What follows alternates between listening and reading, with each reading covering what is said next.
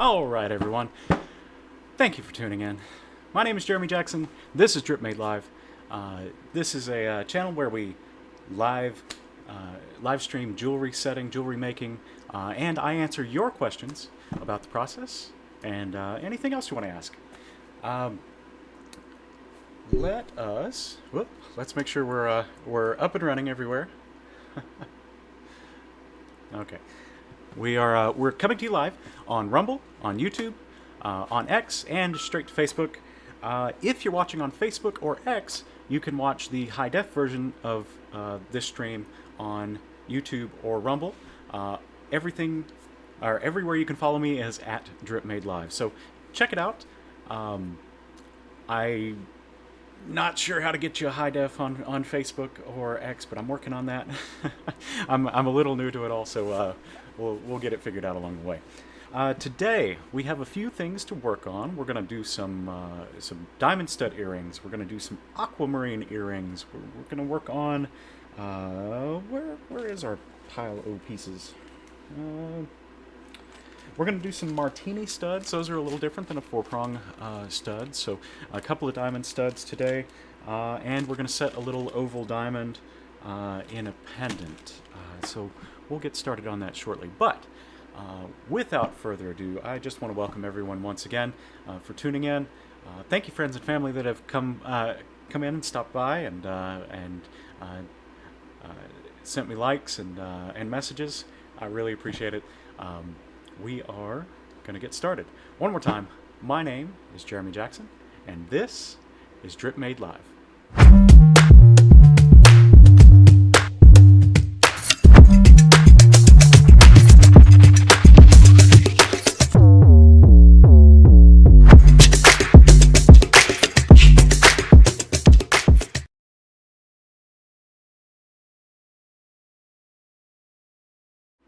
Okay. We have a few things we're working on. Need a little more light here. I'm going to make some adjustments here real quick, so bear with me.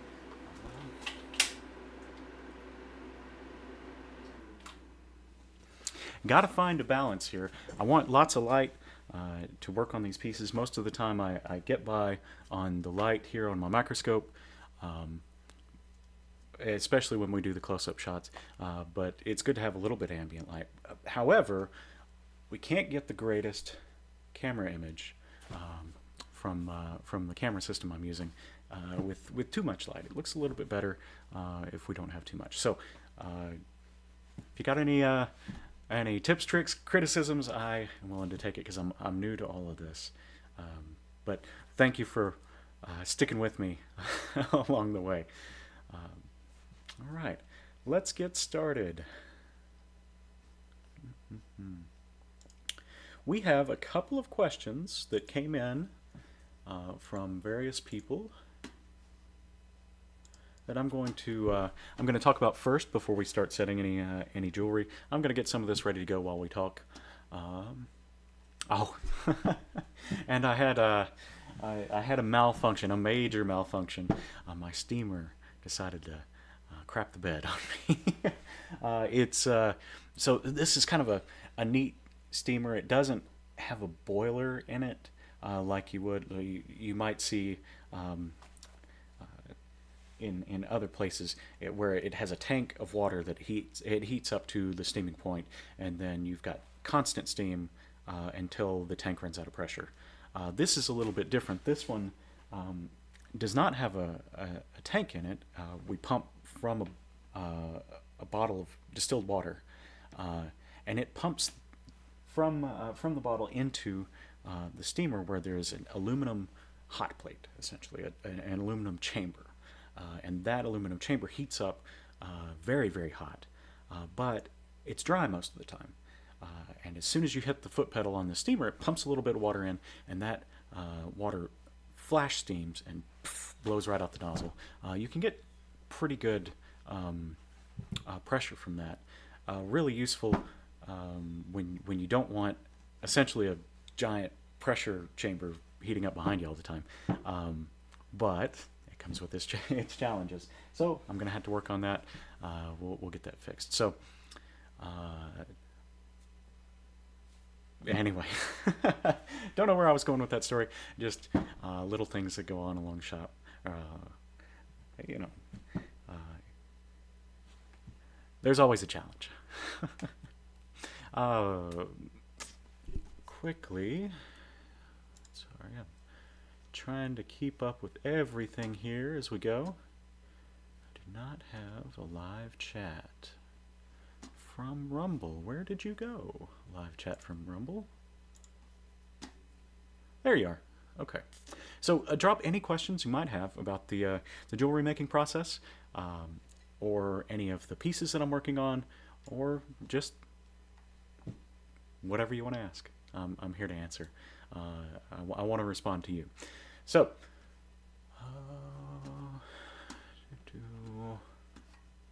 okay. The first questions I have today that were asked by friends. There's my dashboard. Oh my goodness, could not get there. There we go. Making sure we're checking in on all the platforms here. Hopefully you're getting the notifications now. If you didn't, I'm now streaming on YouTube, so if you're familiar with that, follow me there. Hit like on the video, and I think you have to hit the bell now. I don't think you automatically get notifications if you want them when my channel goes live. So hit the bell, turn them on. I never know how that works, because sometimes you may have noticed this. I noticed it every once in a while. I'll go onto YouTube and I'll subscribe to somebody and turn on notifications, something I really want to watch, and then later on I'll wonder why I'm not hearing about their channel. I'll go back and look at the channel and see that notifications are off, and sometimes I'm even unsubscribed, which is really strange. So I don't know what that is. I'm assuming there's a good reason for it, but I haven't had any of those issues on Rumble. You know, just my preferred platform. A lot of cool creators there too.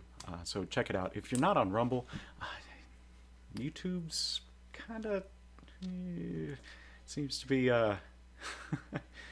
going by the wayside. I think someone new will come along and replace them. And I think it might be Rumble. Just my guess. So some questions we had. Carter, thank you for asking. You had a question about finishing prongs. I'm going to get to that. I'm going to have a good demonstration of that later on in the video. I think the best one we're gonna look at is either when I go to the aquamarine earrings, or this guy, just a little oval pendant that we're going to set. So I can talk you through finishing the prongs on that. It's kind of a visual exercise. There's no really there's no formula for how much you're supposed to cut those prongs down. It just depends on the stone. Sometimes it'll be at the level of the table. Sometimes you want it a little bit below if the if the crown is very tall, and we can talk about that. And maybe I can even sketch a little picture on what I shoot for. Carter, you also asked about the streaming setup I use.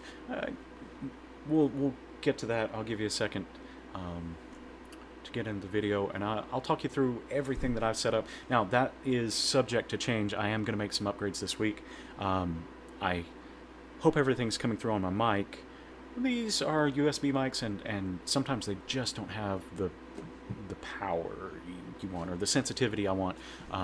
So when I back away, you probably notice it gets a lot quieter. So we're gonna address that. I'm gonna go with a USB mixer and some condenser mics. You'll notice on this guy, I don't have it pointed. I'm not talking at it directly into the microphone. This is a little different microphone style. I had to learn about it. Whoop! Hold on just a second. My lovely wife is calling, so I will be right back.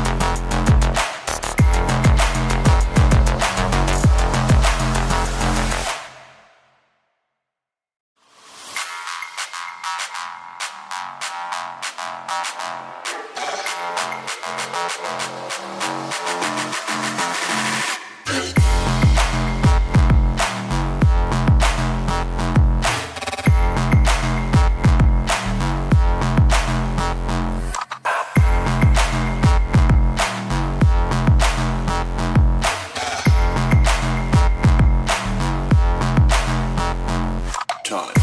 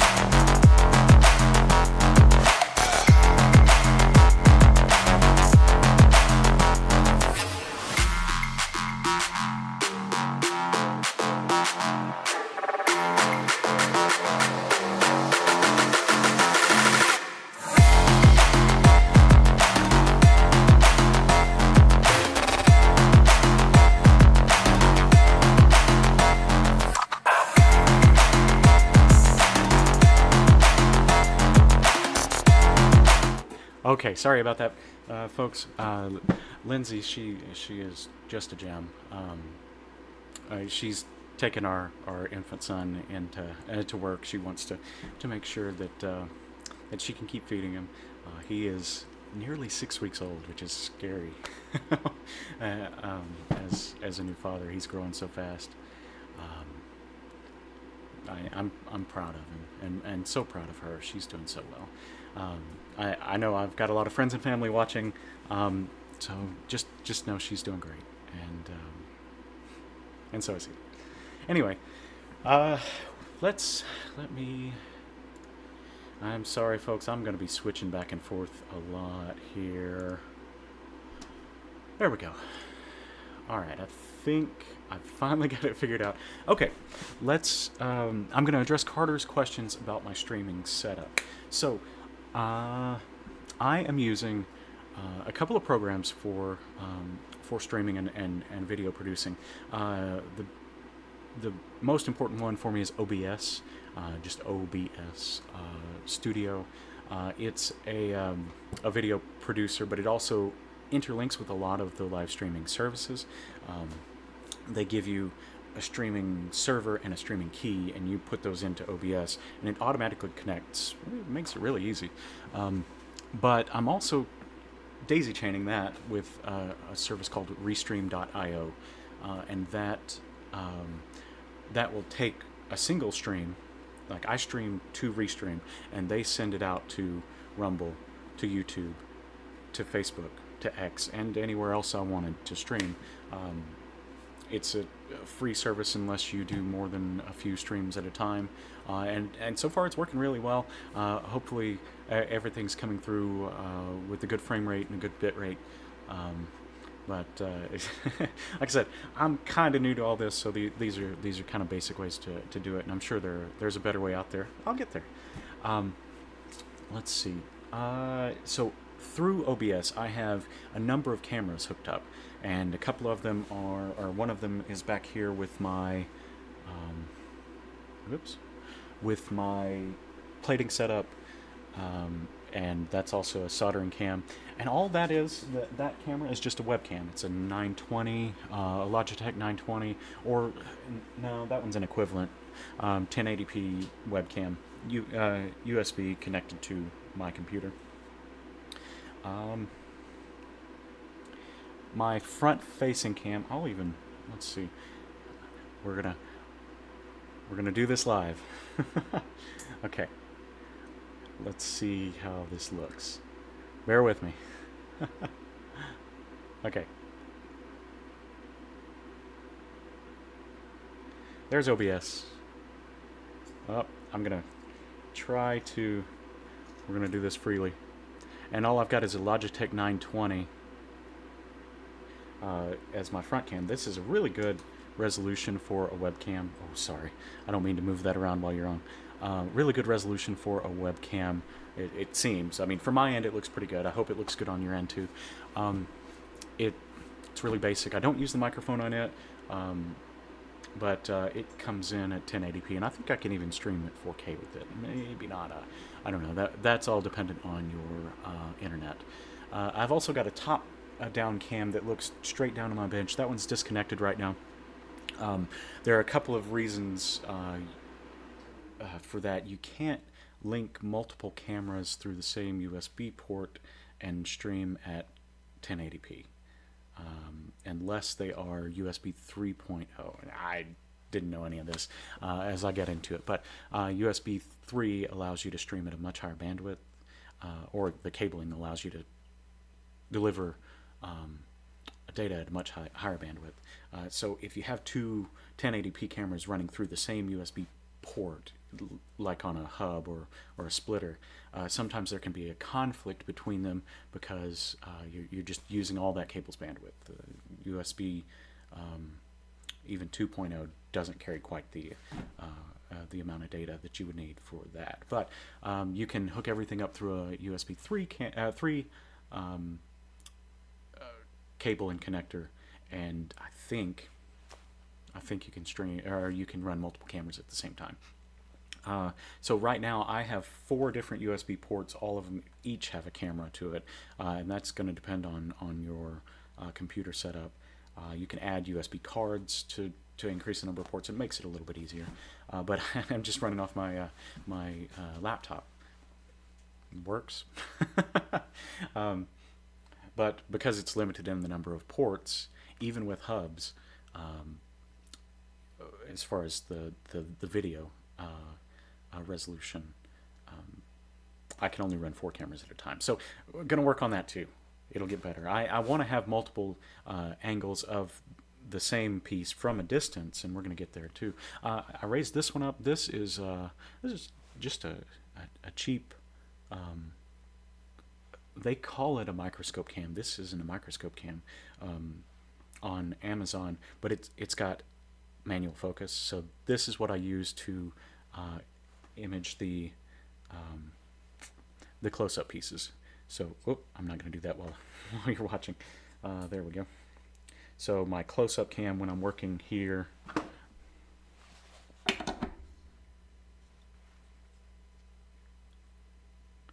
So I can manually focus this, and this works out to be better.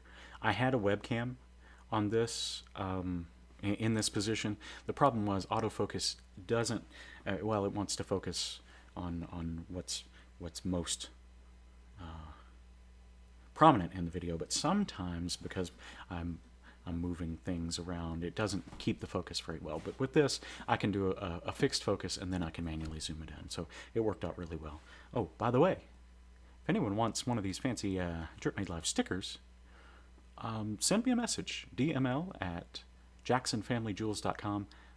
Give me your address. I'll mail it to you for free. So anyway, okay. So we talked about my front-facing camera. We talked about the close-up camera, the other cameras. Microphone, right now I'm just running a USB mic. I do have another one, but also an issue when you only have a single sound card in a computer. You can run a virtual sound card and run both of them, but sometimes there's a conflict. If you only have a single sound card and you're running a USB microphone, Sometimes there can be a conflict. Both of these are the same brand, so it may be a registry editing issue, or a registry issue where it doesn't know which one to use at which point in time. I don't know for sure. I'm fixing that. We're going a different route with the audio now, but these are very useful. Condenser mics.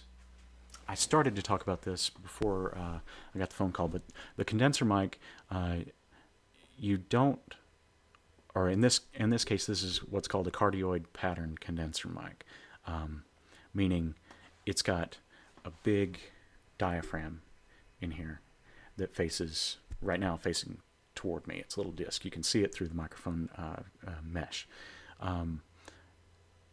So that picks up in a pattern in front of the microphone and around nearly to the back, but not directly behind it. So you don't get a lot of noise from that end. But it picks up well in a pretty good range around it. I can even back up pretty far, and you'll still pick it up. I'm going to speak a little bit louder if I back away, or I'm going to try to remember to. But it works well for my purposes. Now, I don't have to speak directly down into this microphone like you would in what's called a dynamic microphone. Like I said, this is all new to me, so if you already know this, just fast forward. But this, I can kind of point it in my general direction now. It does pick up noise from the rest of the tools, the rest of the room, but I kind of like that. I do want some of that to come through on the stream when I'm working, so you can hear, get an idea of how fast I might be running my burr, how fast I might be running a polishing wheel, that kind of thing. Okay, so that's that. Now, microscope. This is an Amscope microscope with a microscope camera. Now, this is what you'd call a trinocular microscope. So it's a stereo microscope, but it also has a separate port. I'm going to turn this around so you can see it. Okay, so it's got this separate port that basically gives the same image as the left side eyepiece through the top, and you can focus that independently. So I try to get focus in the microscope, and then I make adjustments to that to match it. If it ever looks a little blurry, you can holler at me on chat and say, hey, this isn't focused, and I can make adjustments from there. But this is just a simple USB microscope camera. I got it on Amazon, not very expensive. Now, I did the legwork on this, so I've gone through 3 microscopes. The first one I got, I didn't have the trinocular camera, so I was thinking I was just going to do close-up. No, we don't want that. I want you to be able to see exactly what I see as I'm working. So when I'm on the microscope camera, you are seeing from my perspective what's going on. I like that. It makes it a little easier for you to get an idea of what I'm doing. So I got one without it, so I said, okay, I'll do a trinocular microscope. Well, there are a couple of different types of trinocular microscope, and I didn't know this. I did not get the correct one. This one is what they call a... Oh man, it's going to escape me. I'm going to have to pull it up. We will consult the Google.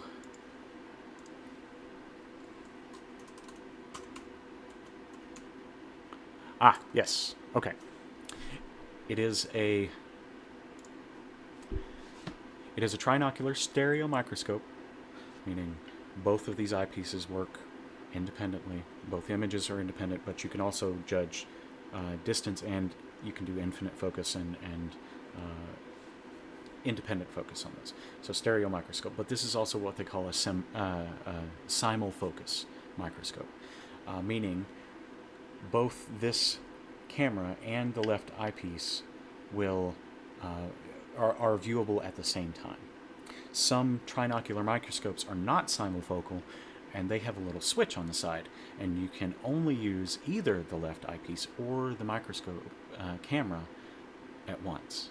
So if I'm working on a jewelry piece, I don't want to be blind in one eye while I'm working. So I went with the simulfocal microscope, so that it would pick up the image at the same time that I'm working on, and I could see a full picture. So just something to keep in mind. I didn't know it. I jumped over all the hurdles for you. So there you go. There's the information that you need to get the right one. Now, the good news is they are all approximately the same price. Just about. I mean, they're $50 to $100 difference between each one. My microscope is an Amscope, not the most expensive brand, but it works really well. I've been really impressed with it. It's a familiar style microscope to what I've been using as a jeweler in a jewelry store, and it's on what's similar to an Acrobat stand. If you know the company GRS, they have their own specialty microscope stands and things like that make it easier to maintain a good image on what you're working on as a jeweler. Like, you can move the whole thing around. You can move a lot of these pieces independently. They all articulate independently, which makes it really easy to get down on the piece you're working on. And in the example that I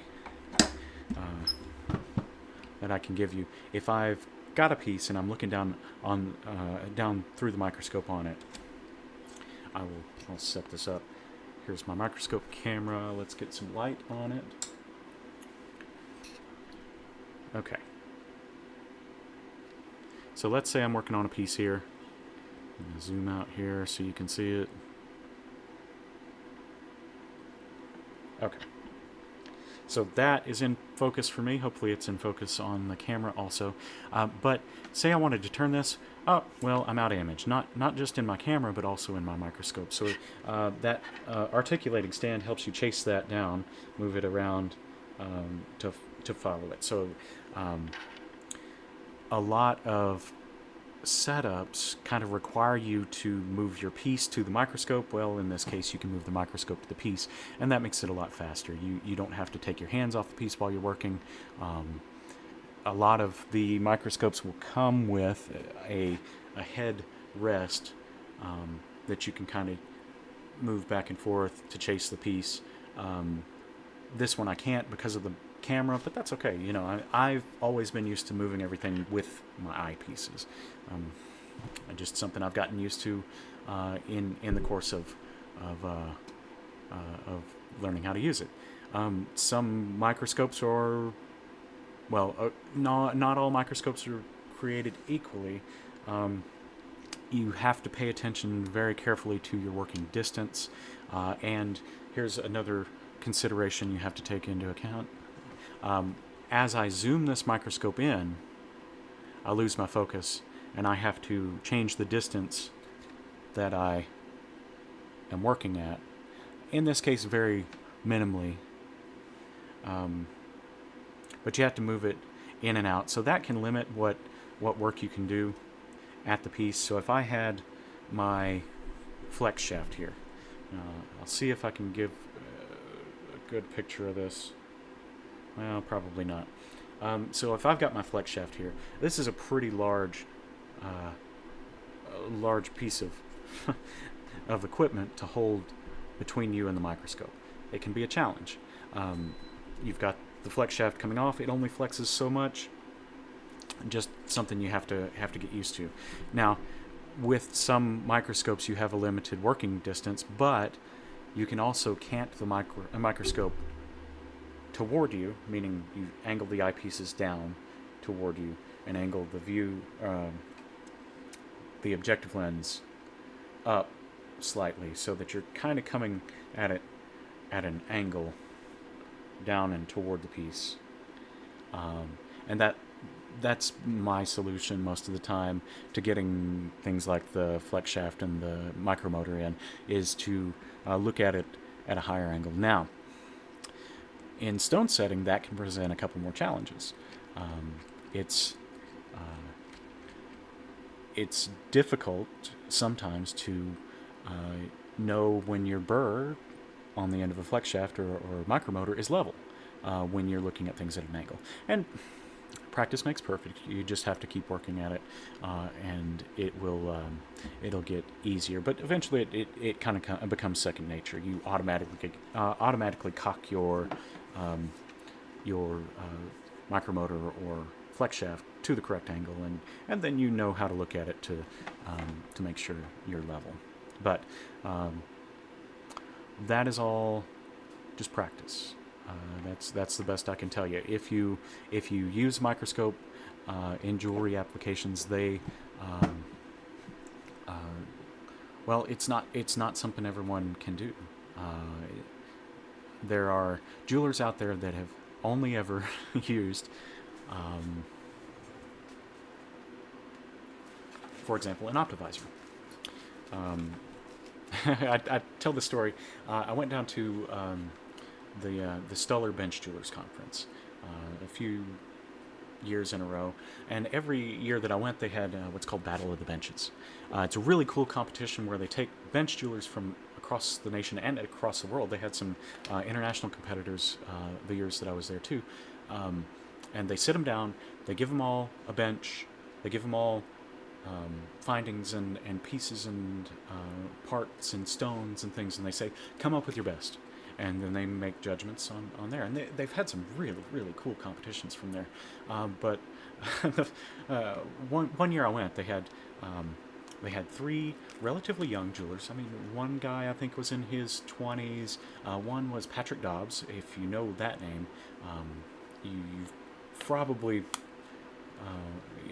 you probably know the kind of talent we're talking about. Patrick Dobbs is just a phenomenal jeweler. He's a CAD designer and bench jeweler, and man, he makes everything look so easy.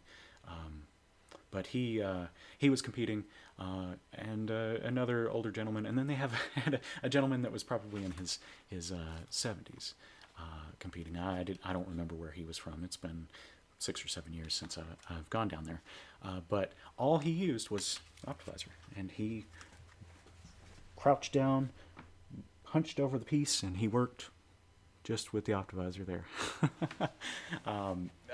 I couldn't do it, but some jewelers are used to working like that. That's the only thing they've ever used, and that's just how they roll. Now, I contend, just my opinion, you can do a lot better work in a microscope. Better zoom. You can really get a good look at a piece, and you're not limited to the magnification on your lens here. Zoom in, zoom out as close as possible. They make even this style of microscope. This one goes up to 4.5 power. They make them that'll go way closer than that. Effectively a gemological microscope, 30 times magnification, that kind of thing. That's in my opinion, more useful. You can see the little scratches that you'll never be able to see in an optivisor. You can cut seats that are so exact that they hug the stone like it was cut out by the stone itself. Just my opinion. I prefer the microscope. Now, it comes with a huge learning curve. So if you're just getting into making jewelry, I would highly encourage you, because microscopes and things like that have become much more inexpensive. I mean, much cheaper to get into. Even the stand was probably 6 times cheaper than I ever would have expected after researching them just a few years ago. I'd start early. Try to get used to it. It takes practice, and it's uncomfortable and weird for a while, but once you get used to it, man, it is smooth sailing from there. And you can You can really get a better idea than say an Optivisor on that. So highly encourage it. If you're just now getting into jewelry making, go with the microscope. It will increase the quality of your piece immensely. But I did see that 70-year-old man with the Optivisor. He put out some really cool pieces too. So talent isn't limited by tools. That's the best way I can put that. Now, tools make a lot of things easier, but they can't replace talent. So, all my opinion there. If you have a different way of looking at things, throw it in chat. I'd love to hear your responses. So, so that is my camera setup, my microscope setup. I've got a couple of lights in here. I was talking earlier about ambient lighting. I love to have lots of light when I'm working, but it doesn't quite come through on the camera when I blind everyone, when it washes everything out. So I'm keeping it kind of dim in here and only focusing light where I need it. I've got a jewelry light right here above me that gives me enough light to work with.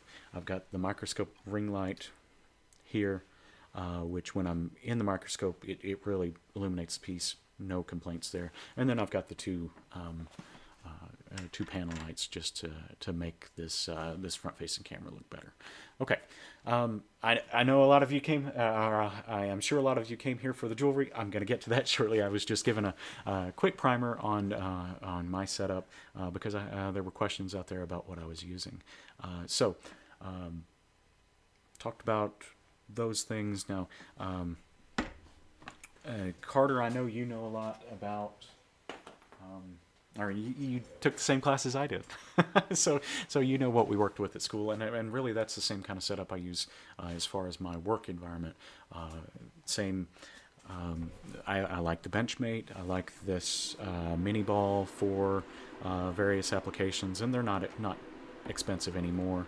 A lot of the GRS tools are cheaper. I use something similar to a Graver Max. It's not exactly a Graver Max, but something similar to that.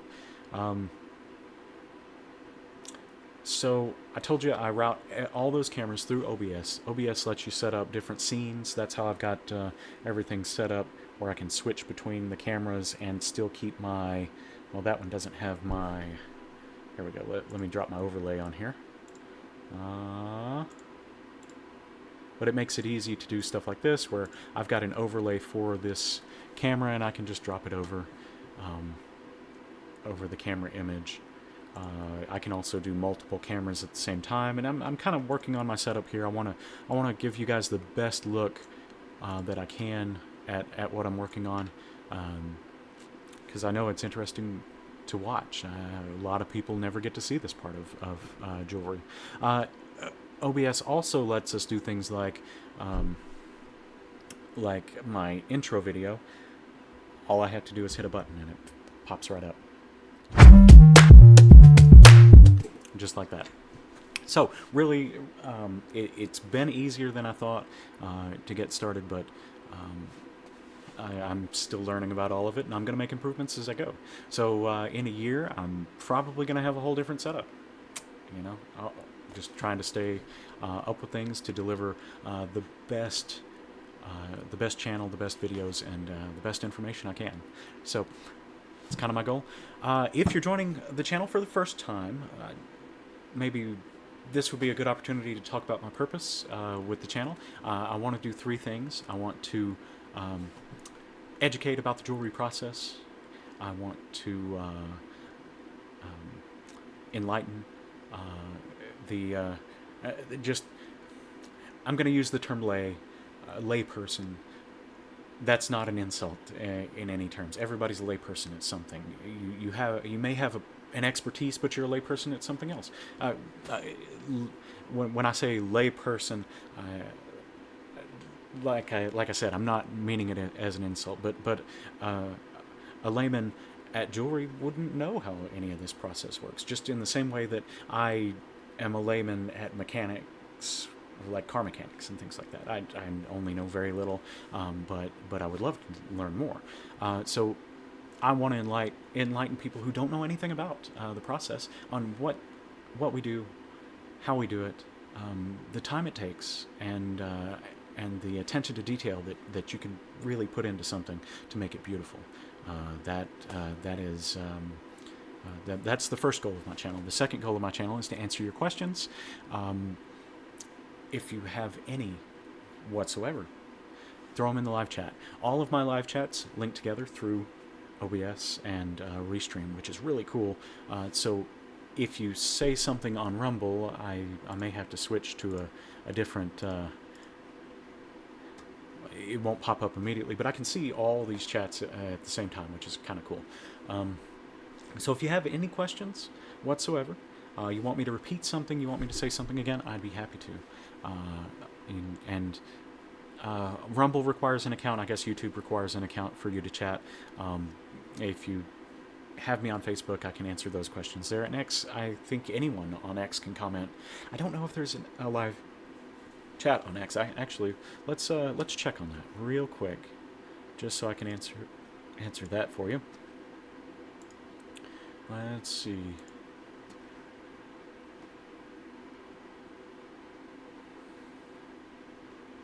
X is Twitter, if I'm sure a lot of people know. Yes, there is a live chat on X, so you can throw me questions there. So number one, enlighten about the jewelry process. Number two, answer your questions, and number three, entertain.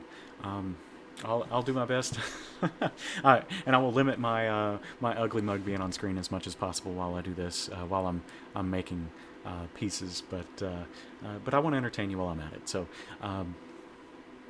anyway, I hope you enjoy, and I hope you keep watching.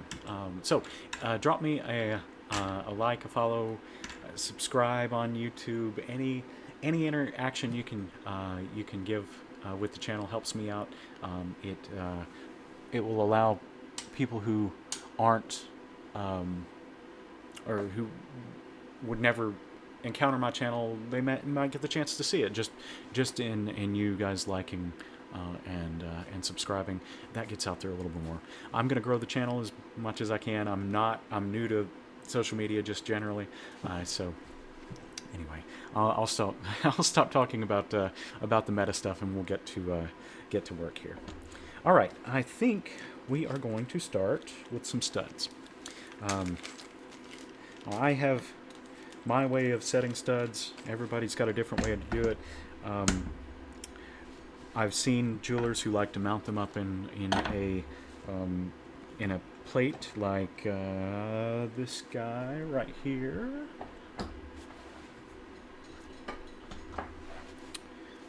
In a gray plate like that, they'll mount them in, and they'll do their stone setting, and then they'll pull them out and throw them in the cleaner. I don't do that usually with diamond studs. I can set them faster and control them easier using a pin vise. So let me get my camera angles back to where they were here. Okay, that's probably going to be good for this. Okay, like I said, I like using a pin vise. This is really useful for setting studs. I won't use these for the biggest stones, and I don't like using them when I have a basket or a halo around a stone. But on little studs like this, we can hold it in place and do all of our work right here on the bench pin. And you'll see through the microscope how easy it is to manipulate this. With a pin vise, you want to make sure that's tight around the oh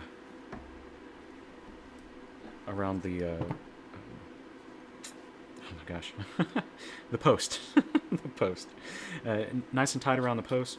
I will, on my pin vise, I like to mount one of these studs on each end. It just makes it quicker.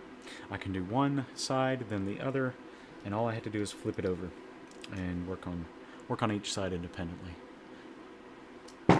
So I've got one mounted up on one side, one mounted up on the other. You do want to make sure, if you're going to use a pin vise, that it comes all the way down or the basket on whatever you're setting, or in a martini, it comes all the way down to touch the top of the pin vise. That just stabilizes the piece, and as long as you aren't rocking it back and forth significantly, you're not going to break the post.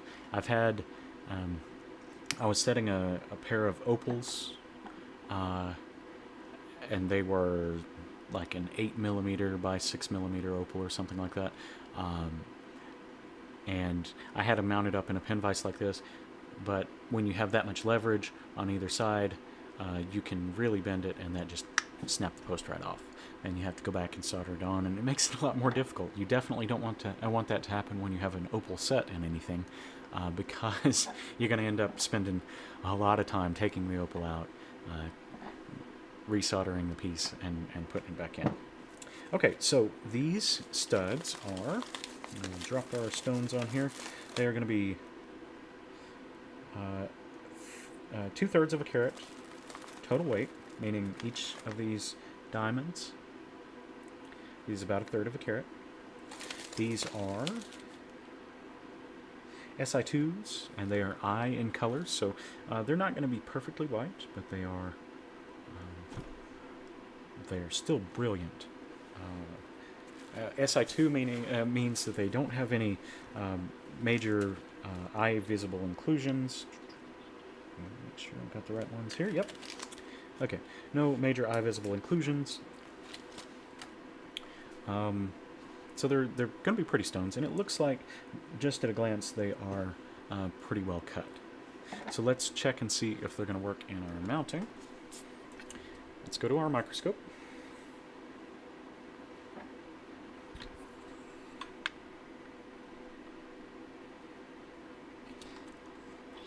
Carter, if you're out there watching live, I hope that was a pretty good primer on what I'm using to stream everything and to video everything. You could use exactly this same setup and video record, and then use a program like Power Director to cut it all up into a shorter video.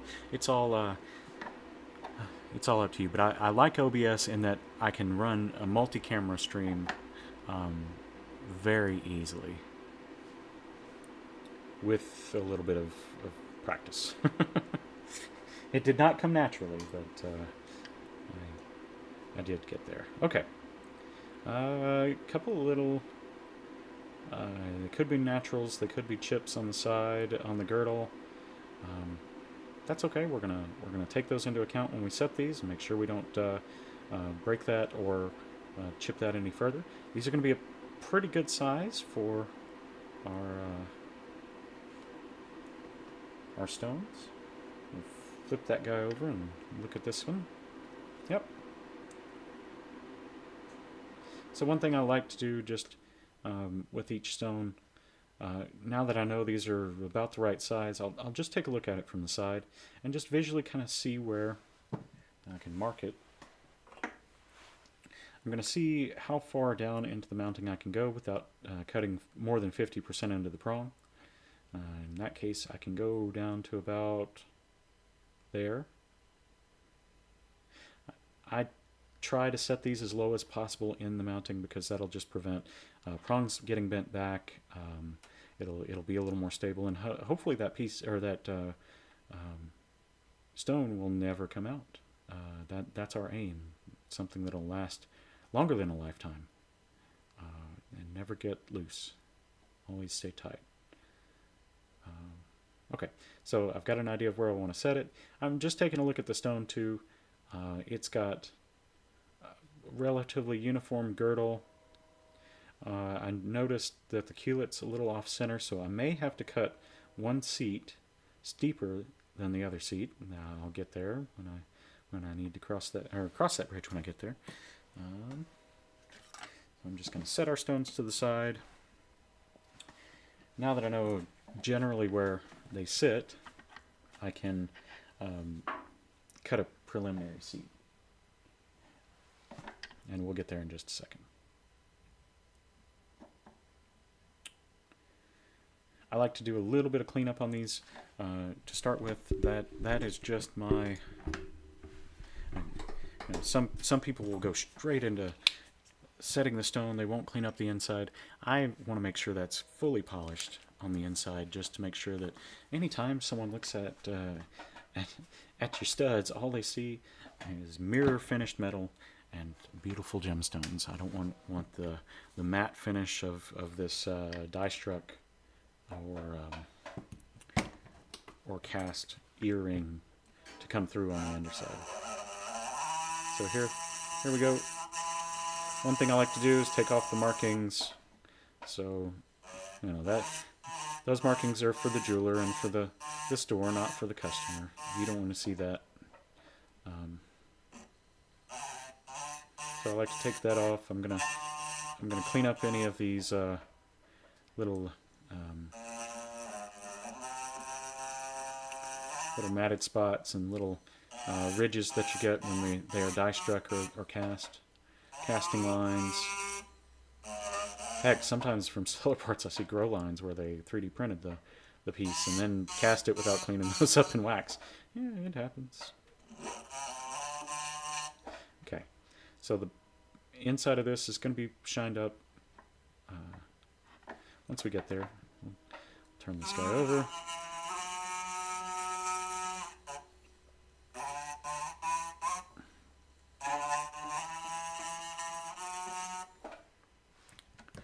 Okay.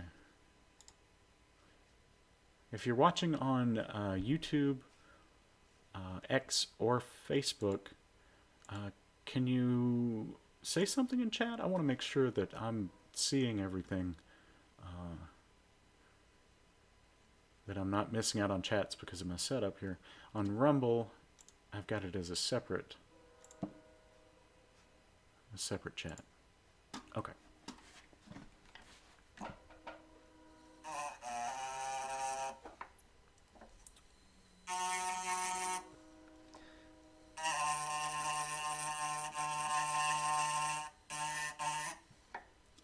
Just cleaning up the nicks and boo-boos here.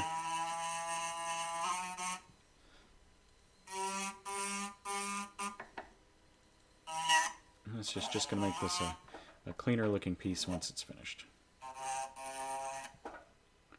Okay. Now the other thing I like to do is take my polished burnishing file.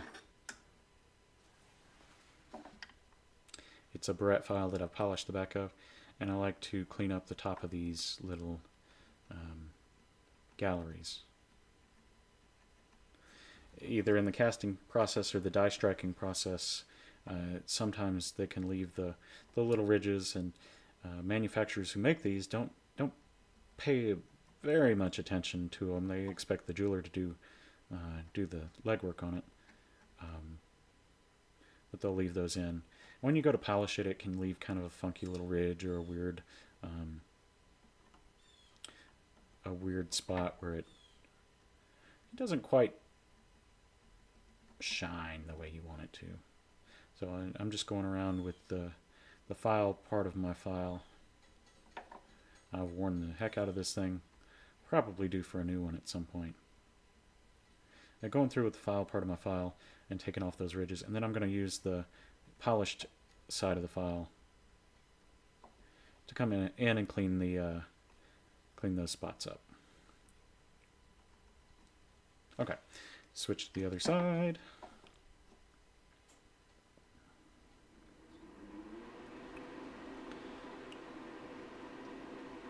Take those guys off. Sometimes just a polish is enough.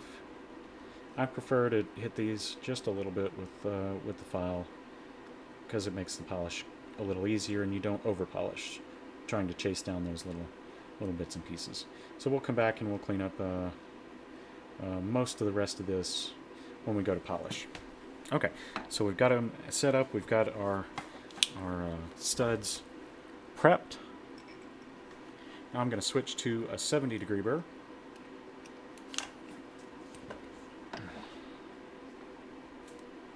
And I'm going to pre-cut our seat. Hopefully you can see this from both angles here. Yep, looks like it. I'm going to hold for a second here. Okay.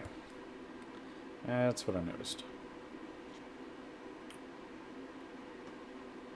My microscope isn't exactly focused with everything else. Let's try to fix that. I'm going to set up just dummy something here. I'm going to get it looking good in my viewport. Okay. Maybe I'm wrong. That looks pretty focused. Okay. All right. Pre-cut seat. 70-degree burr. Make sure we're running it the correct direction. I'm using a micromotor, a brushless micromotor. I really like these for stone setting applications because they don't buck around like the flex shaft can. Now, all I'm doing with this cut, I'm not trying to cut my seat. All I'm doing is notching it as I go around, just to get a uniform height.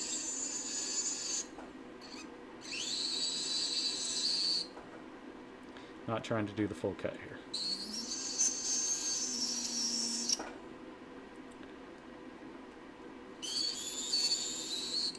I try to show this kind of attention to even the smallest set of studs. I know that's probably not the most efficient way to do these, but a good piece of jewelry should look good, even if it's small.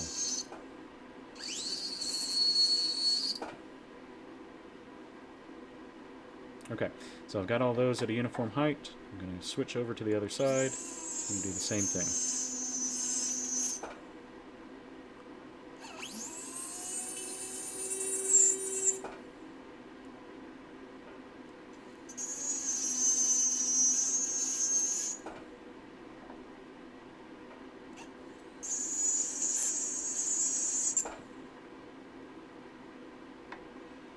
Okay, uniform height.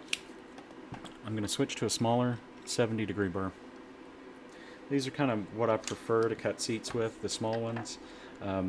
There is a danger of runaround with those, and runaround I mean where your burr catches the gold and it just wants to run around the prong. That is a danger that I'm willing to accept because it lets me cut this seat to exactly the dimensions that I want.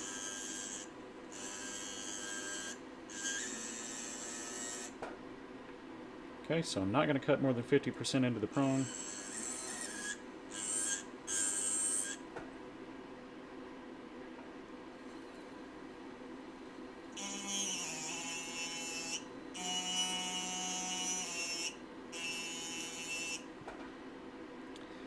Good.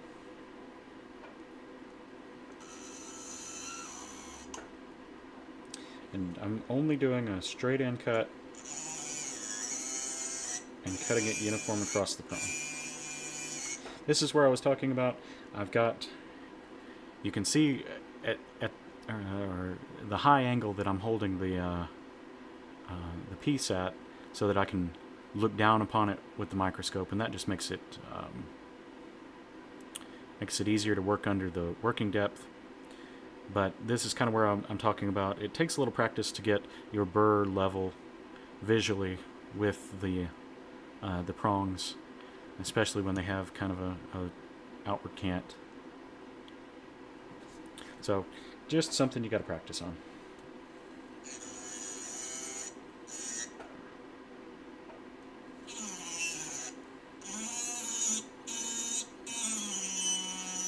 It's a challenge, but not a challenge you can't overcome.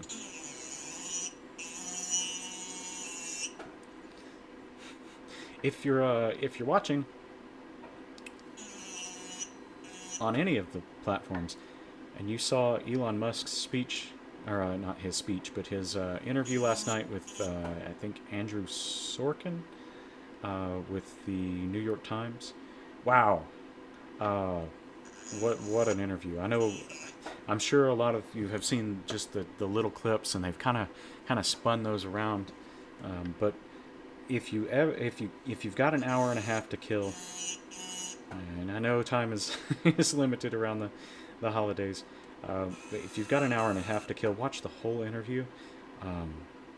Geez, he really goes into into a lot, and you know, you kind of get a feel for the type of person Elon Musk is, and it's not what they're making him out to be today, especially. The big clip is the "go f yourself" to advertisers, and I think he kind of has a good point. Like, if advertisers are trying to change the values that the people on his platform want just by pulling their money, they're essentially blackmailing him and saying our opinions and our preferences are more important than the people who use your service. So we're willing to bankrupt your company just to get our way, and that's you know yeah, that's business, but I don't think that's how things work in 2023. Um, I know that's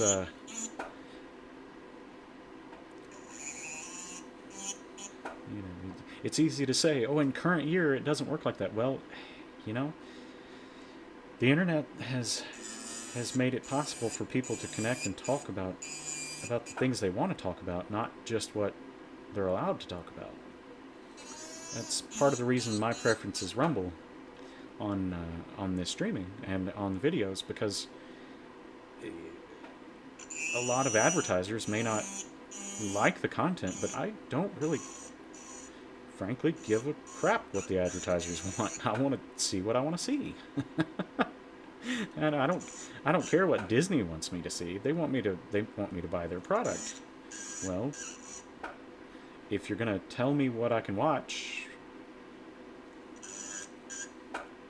only so you can serve me ads on or about your products, well, I don't think you as a brand should have an opinion on that. I don't really care what your social justice values are. I'd like to see Russell Brand talk about his opinion on the state of the world. I want to see Steven Crowder um, rant hilariously about politics. And whether ESPN or Disney or anyone else has the same opinion, well, you know, not your problem, Disney, ESPN. So, and a lot of what their reasoning behind pulling advertising on X was silly. I mean, they kind of spun. Uh, Journalists seem to think they know what's in people's minds, or they want you to think that they know what's in people's minds, but you don't. And saying Elon Musk says this, therefore he's a that. Well, you're kind of making that judgment, and really, that's. I'm going to rant a little bit here. That's kind of my problem with media and journalism now. Instead of telling me the facts, we've kind of got away from that. They want to tell you how you should feel about the facts that they deliver to you. That's not why I watch the news. I don't need to be told how to feel about something. I don't need to be told, well, you should hate this person. Why don't you let me make that judgment? Tell me what they said. Tell me what they did. Action's a little bit more important than the words on something, but don't tell me how to feel about somebody. That's why just the whole cancel everything is driving me up the wall. Yeah. Just personal opinion on it.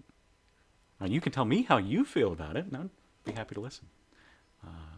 And I'd hope you do me the same courtesy when I tell you how I feel about something. But, I'm not telling you how you should feel about something. And more importantly, I'm not telling you shouldn't or you can't watch something because of how I feel about something. It's very silly. Anyway, rant over. Let's get back to it.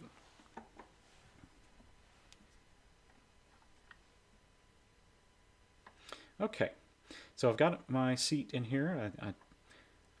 think it's about the right height. I'm going to switch over to the other side and do the same thing.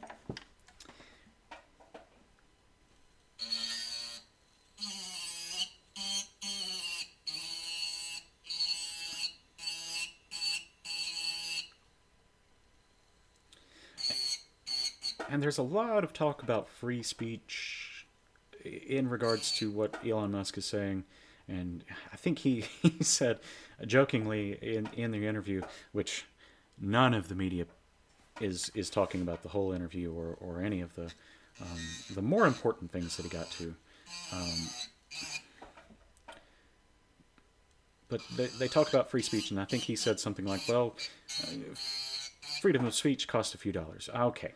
All right, here's the skinny. Let's be realistic about this. When the media talks about free speech, they are selling you a lie. And I've got a reason for saying that. They want you to believe that on one side of the coin, companies are allowed to do what they want and tell people they can't say things they want on their platforms or on their media or on their products or anything like that, and that they're allowed to do whatever they want because they're a private company. Okay, I get it. Private company, do what you want. Consequences may be acquired from said mentality. Well, they're okay with that unless it doesn't agree with their agenda. And then it's, well, this brand has freedom of speech and they should be able to tell you how they feel. Well, okay. The Constitution wasn't written as a limit on the power of the individual.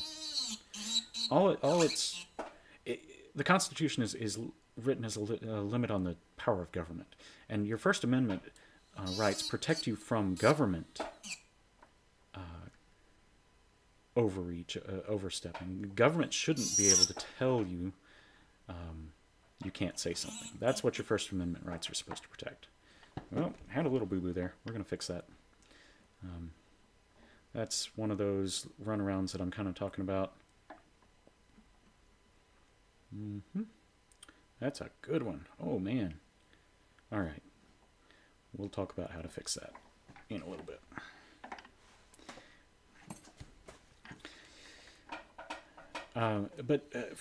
Your First Amendment rights are supposed to protect you from government intervention into your speech. You should be able to say what you want, and the government shouldn't be able to tell you you cannot. Now, over the years, they've tried to use various arguments to say, well, you know, if you say something illegal, the government should be able to tell you you can't. Okay, saying something illegal, we can go into a lot of things about that. But okay, you want me to not say I'm going to hurt you. Okay, yeah, I get that. Government may be able to step in and say you shouldn't be able to harass someone with speech and threaten them. One moment, folks.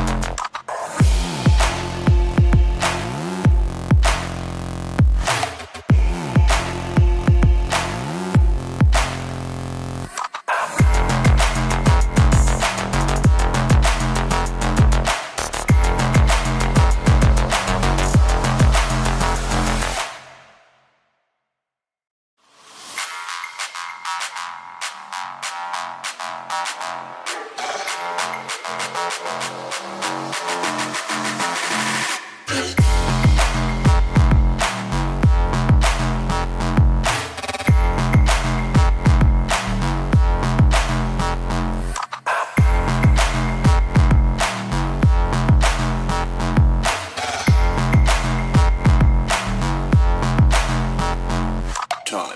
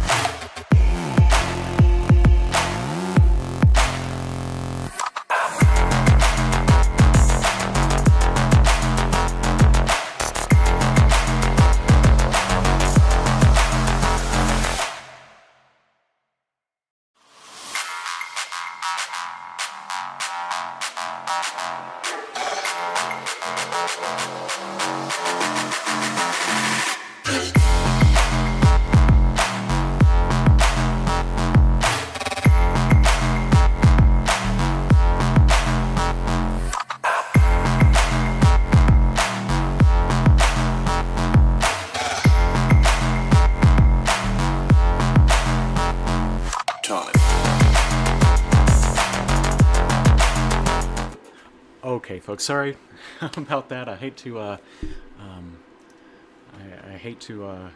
cut that off just randomly, but with an infant, I'm like, I better be there. I better be ready to take those calls. So bear with me on that. Carter Porter on YouTube says, "How did you come up with Drip Made Live as your streaming name?" That's a great question. I don't think I've ever talked about it. All right, drip. Drip is a slang term, and I know,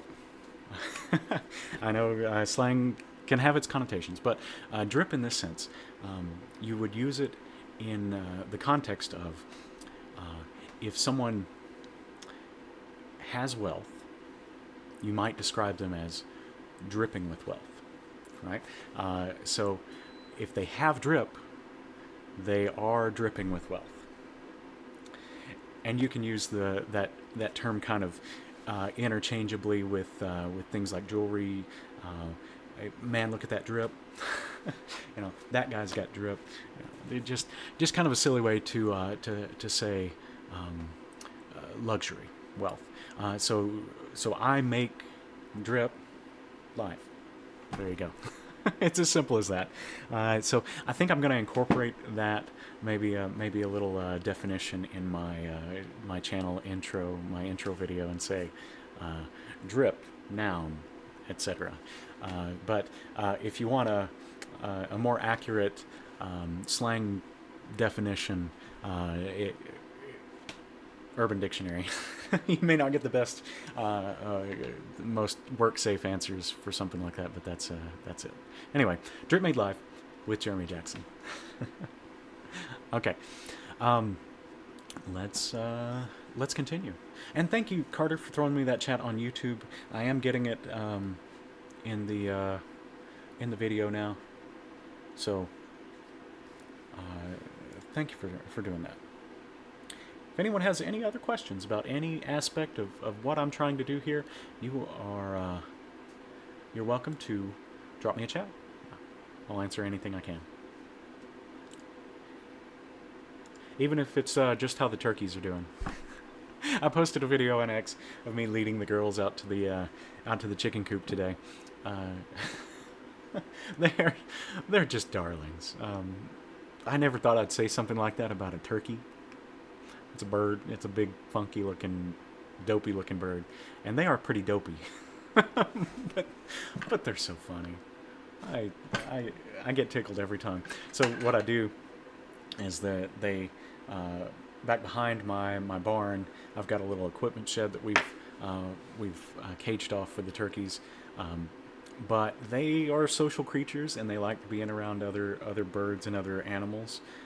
So keeping them cooped up in there, I don't like it. I'd like to let them just roam freely on the property, but we've lost a few chickens this year. We lost 5 in the matter of just a week and a half, which really sucked. I don't know what it was, probably a fox, because it was carrying them off, and we never found any feathers anywhere. So chickens be chickens. So we put up an electric fence around there, and the turkeys were getting older, and they can't fit in the doors of the chicken coop, so we've found them another space. Anyway, so every morning I'll walk them from our equipment barn all the way around the shop and through our backyard, and then up 100 feet, 150 feet up to the chicken coop, and they hang out with the chickens every day. And then at night they decide they're ready to go home. They want to go, so they fly out of the chicken coop. And I've found them in all sorts of different places, but recently it's kind of funny. They have been putting themselves to bed, which I'm so proud of. They're good girls. We got three. Oh my gosh, I'm gonna mispronounce this so bad. Narragansett turkeys.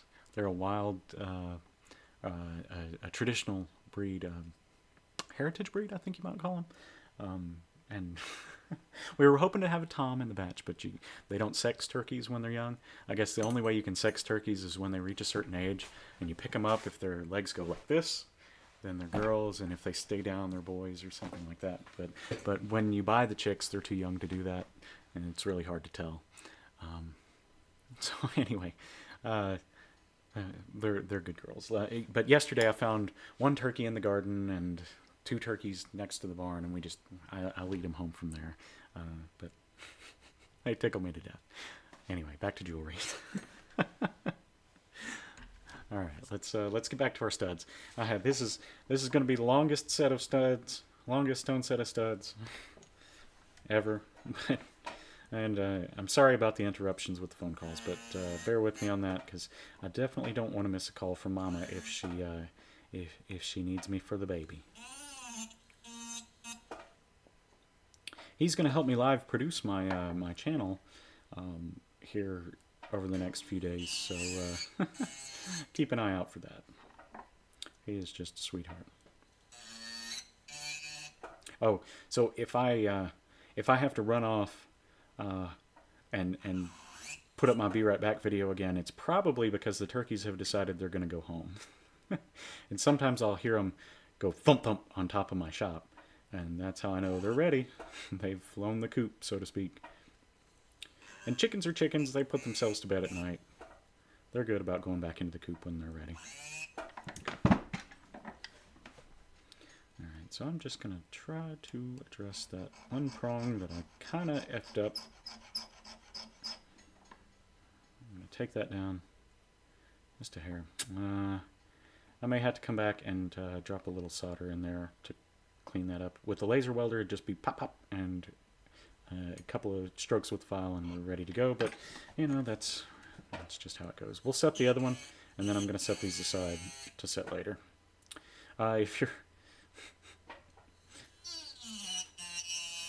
If you're watching this and you have a stake in this game, so to speak, I will not be billing for any time that I'm not working, I promise.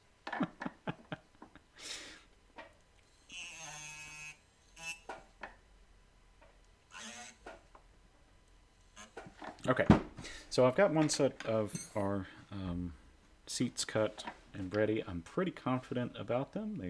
They have a good angle for the pavilion. They've got an appropriately sized girdle, or space for the girdle. So what I'm going to do now is lightly pull back 2 of these prongs. I'm just going to make enough room for us to squeak that stone in.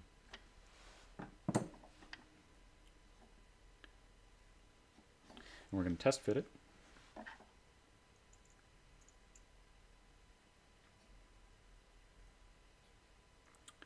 And I like how that fits. The girdle on this is not exactly uniform in height, which is okay, because we can compensate for that in a stud like this very easily. Okay. So, I like our seats.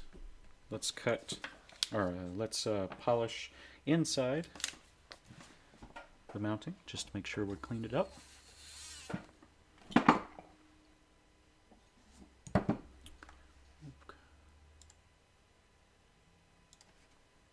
Thank you guys for joining me on YouTube and Rumble.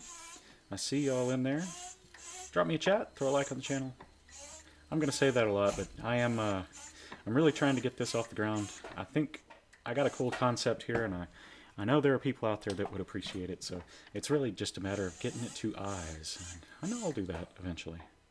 So, alright, I've polished the inside of that. Now I'm going to polish the sides of the prongs real quick.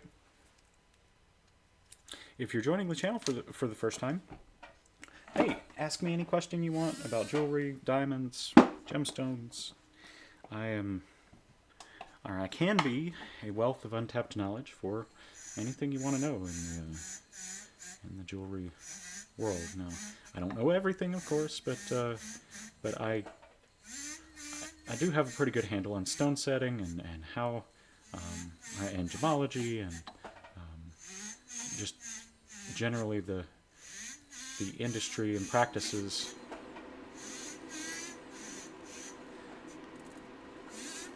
I don't have 40 years of experience in the industry, but I do have enough to be able to say, hey, this is a good way to do it. This is a way I haven't had success at. This is how you shouldn't do it. I can tell you plenty of stories about how you shouldn't do things, because I've probably done them myself.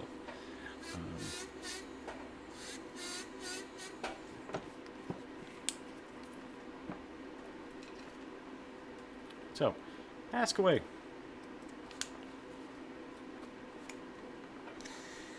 And you're doing me a favor, Carter, in asking your questions, and anybody else that wants to ask, because I don't have to fill dead time with me just yammering. You don't have to listen to my opinions about Elon Musk and X and all the craziness involved in that. I mentioned if you get the opportunity to go watch that interview, it is great. And, you know, he gets asked some pretty tough questions, and I think the answers on a lot of it will surprise you. That man has a philosophy about the world and about the future that I think very few people have the foresight to have. Everybody wants to look at the problem right in front of them, but some people look at problems we may never have and say, we're gonna make sure that we never have them. Like our species getting wiped out by an asteroid. Well, gosh, we hope it never happens, but if it does, we want to make sure that we're on a different planet too. Right? Carter Porter says, "Aren't you going to tell them that you were top in your class?" No, no, Carter. I can't claim to be the top in my class. I felt like I took a lot from school. The school is Texas Institute of Jewelry Technology. Anybody, anybody looking to learn how to do this job, I would recommend that place. It was a great program. It's 2 years long, which is grueling, and it's 8 hours a day, 4 days a week of bench work, which is also grueling. But you really get a good handle on all the processes that go along with it. I wouldn't be able to do this job without them. I could have gone to apprentice with someone if I had decided to go that route, but you just don't learn the same way. You can't learn such a broad amount of things working as an apprentice. Now you get to focus and you get to practice and you get to do the work, but you can't cram all that knowledge into a couple of years. You have to stretch that out over 5, maybe even longer to apprentice well under a good stone setter or an engraver. Gosh, you may practice for 20 years and never be a good engraver. Just the fact of the matter. But TIJT, Texas Institute of Jewelry Technology, kind of gave me the head start that I needed, and then I went to work under some really phenomenal stone setters and got to learn a lot along the way. So I'm trying to deliver some of that knowledge. It's always a philosophy of mine that if I can teach someone else, that means I'm learning more as I'm teaching it. I'm able, if I can articulate processes to someone else, that means I'm solidifying those processes here. So part of the purpose of my channel is learning along the way. I don't have casting equipment. I'm going to get casting equipment. We're going to cast live, but I've got a little experience casting, and I did that professionally too. But that's a challenge that I'm gonna be learning too. And if I can teach you while I do it and make those mistakes and missteps along the way, then you get to learn those too. And you learn, hey, I need to be watching out for this one little instance that may never happen, but when it does, it can save you a lot of time and effort. Anyway, Carter Porter says 2,000 hours of bench time. That is correct. 2,000 hours of bench time over 2 years is a lot, and you learn a lot in the course. And they have a good course set up too. I gave a shout out to Mr. Underwood in the last stream, and I want to shout out Sam Calloway and Serena Amori, great teachers, great instructors, and they really had a huge impact on what I can do now, and had a big impact on my career, which was kind of short-lived in professional in a professional jewelry environment for somebody else, but I'm bringing that to my own shop now, which you can find at JacksonFamilyJewels.com, and if you love any of the pieces that I work on today or any of the other streams, you can go back and watch any of the streams on Rumble. Those will be up on YouTube as soon as I've got the time to move them over. It takes a significant amount of time to do that, but JacksonFamilyJewels.com is my website. It's kind of limited right now, but you can find my contact information there. The holidays are right around the corner. I'm sure everybody cringes when they hear that now, but it's true. So if you want, say, some diamond studs, I can set them for you, and I can do it at a very good good price. So contact me, dml@jacksonfamilyjewels.com, and we'll go from there. Friends, family, anybody just watching for the first time, contact me there. We'll set you up. Anyway, let's get back to jewelry.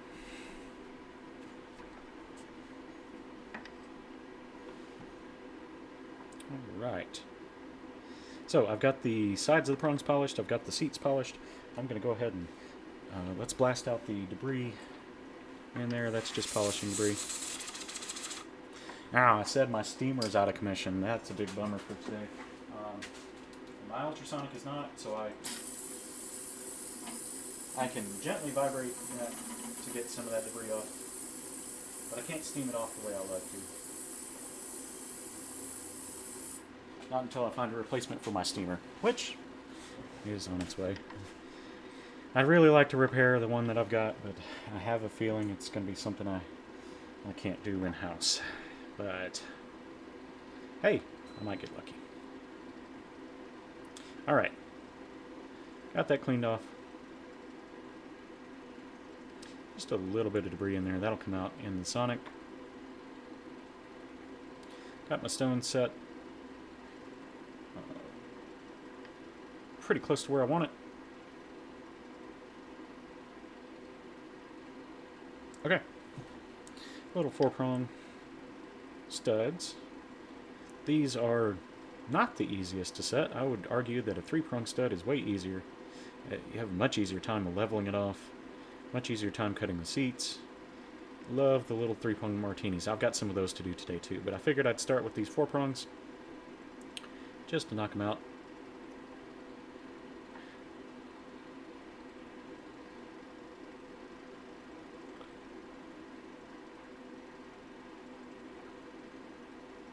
Okay. All I'm doing is holding the back of one prong, bending it over. This is part of the reason I like undercutting a little 4-prong like this instead of using a setting burr. I don't have to pull the prong way over to meet the top of the crown. I just bend it down slightly. And this also makes it easier to clean up the prongs once you go to round them off with your cut burr. You don't have to file a big long prong down. You can just chop this off and go from there. Okay. I like to orient my stones. Some jewelers aren't quite so particular, but I like to have our prongs at 12 and 6 with the star facets on the table. Now you could do that both vertically and then essentially diagonally, but I just like to line those up. Now on a slightly bigger stone, I might do what I call an orientation cut. Blake, what's his name from New Approach School? He has a name for it. But it just helps hold that stone in place. I didn't do it with these because I'm just moving forward with them. Okay, that stone is set, level. Now let's switch to, and I've done a lot of talk today and not a lot of jewelry. I promise we're going to get to a lot of it. But I do think I can tell you a lot about the process if any questions are there. Okay. Cat Jack 9. Yes, they are doing wonderfully. She's making it. And Cat Jack 9 asks about the turkey names. No, I don't want to name them because while they got a pardon this year, they may not get a pardon for Thanksgiving next year. Yeah, so. And thank you for the comments from Rumble. Okay. Alright, so I have a sanding disc in my... Usually I do this with flex shaft. I've got it on my micromotor right now. So all I'm going to do, if we take a look at this from the side, I'm just going to cut this down to approximately, maybe just a hair higher than the table on this stone. Now, I could take it all the way down to the table, but visually what I see is, what I like to imagine is just a little bead here. When I say bead, I mean a half sphere over the top of the girdle of the stone. So looking at that, it looks like I will have enough metal, if I cut it down to the height of the table, I will have enough metal that my cup burr can create a full half sphere, a half sphere over the top, or out of that prong very easily. If I cut it any shorter than that, I'm going to have a hard time getting it round on top. It'll be flat because my cut burr can't cut down far enough. If I leave it too long, I'm going to spend a lot of time grinding away metal with that cut burr to get down to the level that I want. So on a diamond, you can pretty much shoot for, or as long as it's a proportionate diamond, meaning it's got a good proportion of table to crown, you can use the table as your guideline and just cut the prongs off there. A couple of different ways that I like to do it, I'll snip these off, I'll use a saw blade, or if I'm not taking a lot off, I can just use a sanding disc, like so, and take that down to just a hair above the table level.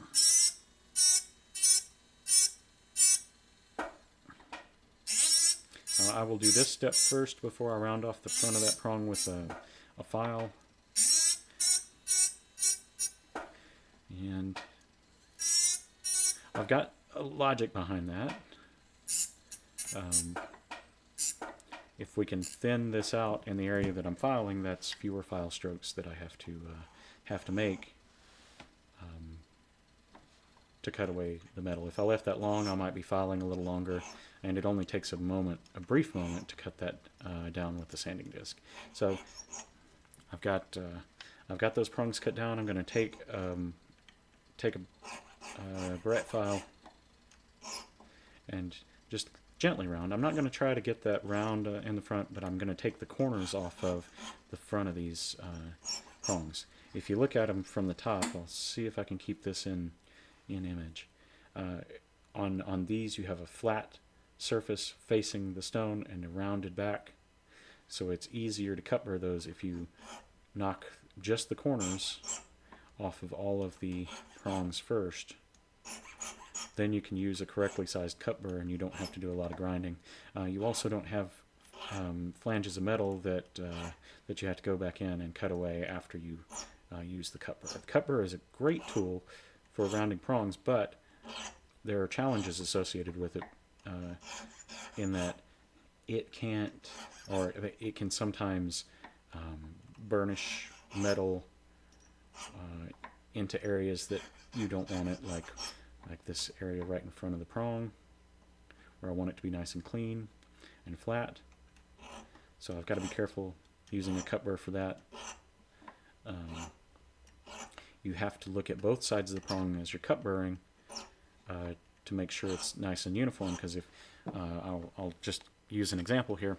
If I were not the experienced jeweler that I am, and I came in here, I might decide, okay, I'm going to cut burr these prongs. I'm going to hold it here with my micromotor and cut burr it, and then I'm going to turn just to save myself some time and cut burr it here, and then I'm going to turn and cut burr it here, and I'm going to turn and cut burr it here, and that's done. I can throw it out the door.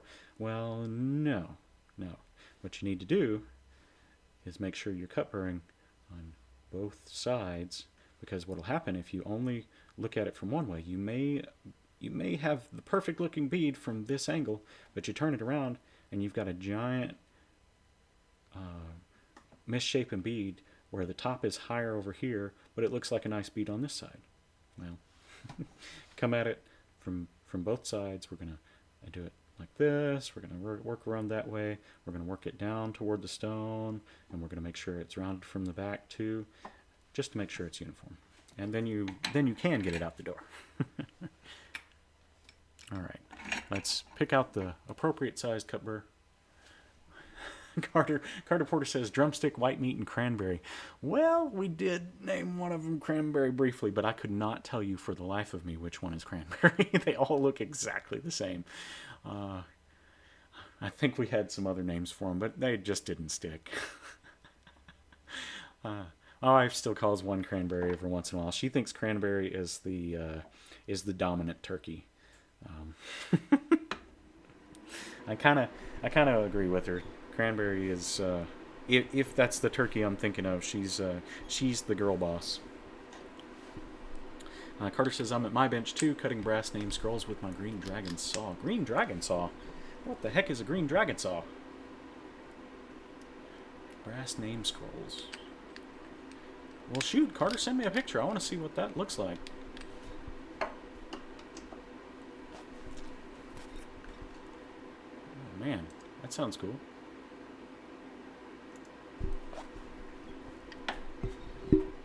Okay, let's cover this. I'm going to set one aside to work on later, because I'm going to have to add a little bit of solder to that one prong where I slipped. You get to watch both my successes and my failures on this channel. I'm not gonna be one of those cheating channels where they only show you like one file stroke, and then where you get a brief image of a cup, me cup burring, and then all the cup or all the prongs are perfect, and you know, you get to see it in real time, live on this channel. Laugh with me along the way, because heck, I'm gonna make mistakes, and I like to laugh about them.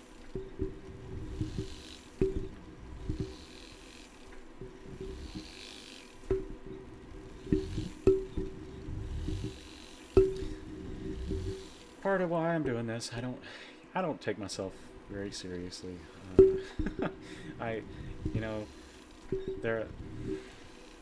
there's a lot of image when it comes to a jewelry store, and you know, that to each their own. To each their own.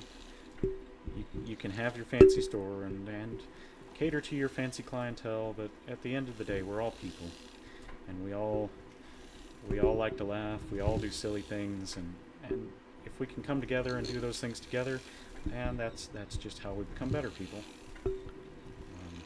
So that's part of the reason I named my business Jackson Family Jewels. That's my namesake and my heritage that I hope to pass down one of these days to my son and my future sons and daughters, and ultimately that's part of the reason I'm making this channel. Gonna get serious here. One of the biggest reasons that I doing this and doing it on video is I want to leave something for my children and let them take some of my knowledge. I hope I can be there to give it to them directly. But this just part of the reason I wanted to do this is they can always come back and watch Dad, even in his silliest moments. And the internet's forever, right? Okay, I'm gonna get away from this front camera before I start tearing up. So yeah, this is a thing I'm doing for myself, and it's also a gift to my children. And heck, if I can make a good go at it and make a profitable business out of it along the way, then heck, I've done right.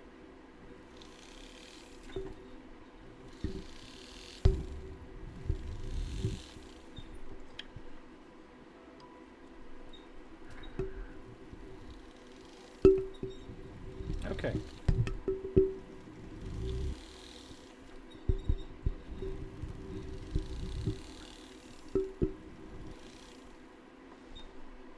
So I've got all the prongs. They are pretty well uniformed. I do want to make sure I clean them nicely on the backs. There we go. Just making sure they're nice and round. I'll come back in here with a graver real quick.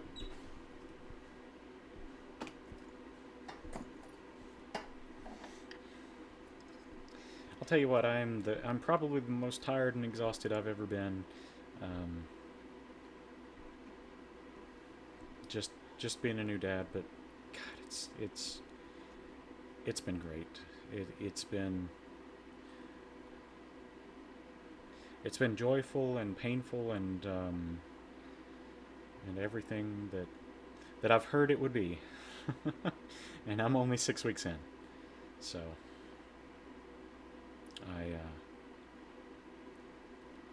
my wife is such a trooper with all of it. She had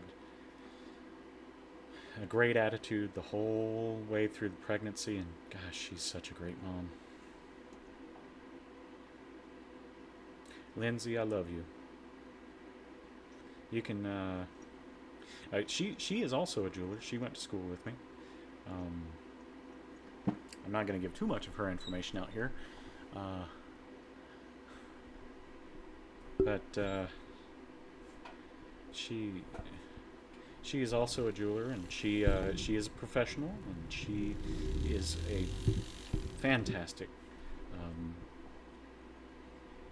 stone setter and goldsmith. And, she has a touch with jewelry that I just don't have sometimes. I am cut and dry and precise, and I want to make sure I get things all uniform and standard and looking great. But she's got the touch with things like this, that it's that eye for beauty that I can't replicate. So I promise I'm not going to be so sentimental all the time, but Lindsay, I love you, and you're doing great. You're a great mom.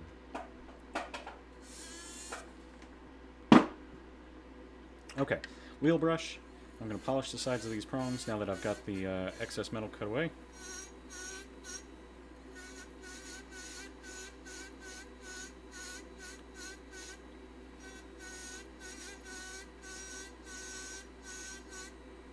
Okay,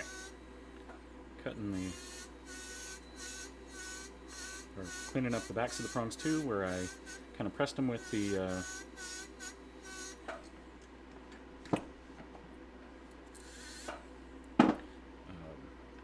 pliers.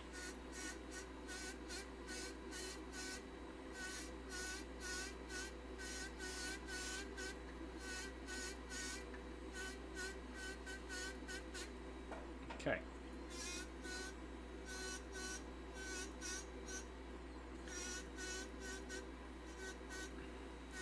Always on these little manufactured findings, they don't do a particularly good job of polishing the sides of the prongs on the inside of the basket. So pay attention to that. If you can, you can really make a piece look so much better when you put that kind of attention to it.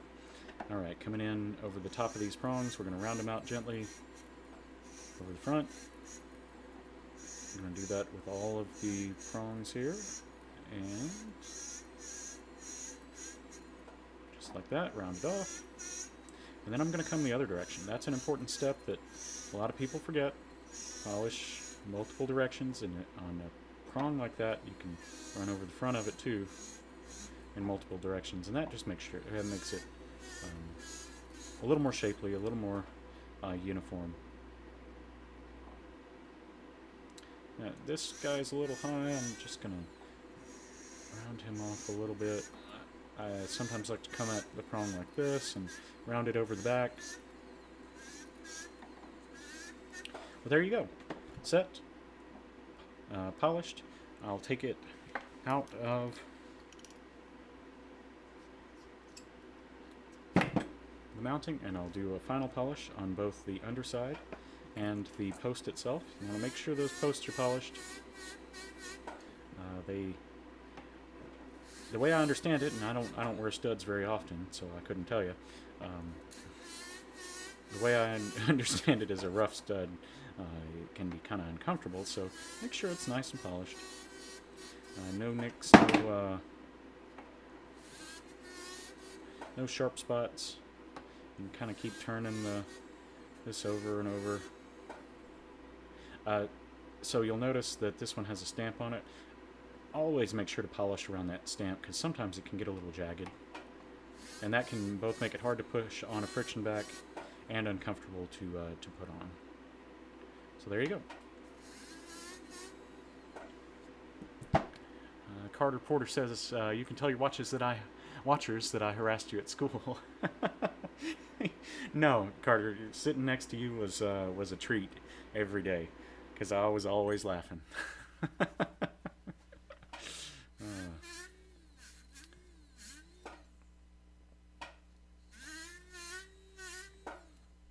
Alright, that guy is good to go. We're going to get it out of here. I'm going to set the other one aside until I can go back and repair that little boo-boo. And we're going to move on to something else for the moment. So, I'm going to stick this one in my ultrasonic cleaner, get it nice and clean. Find my basket.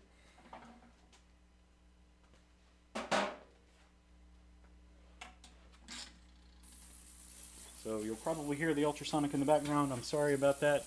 As I upgrade my audio here, we should be able to limit some of that noise and it won't come through onto your side. Okay.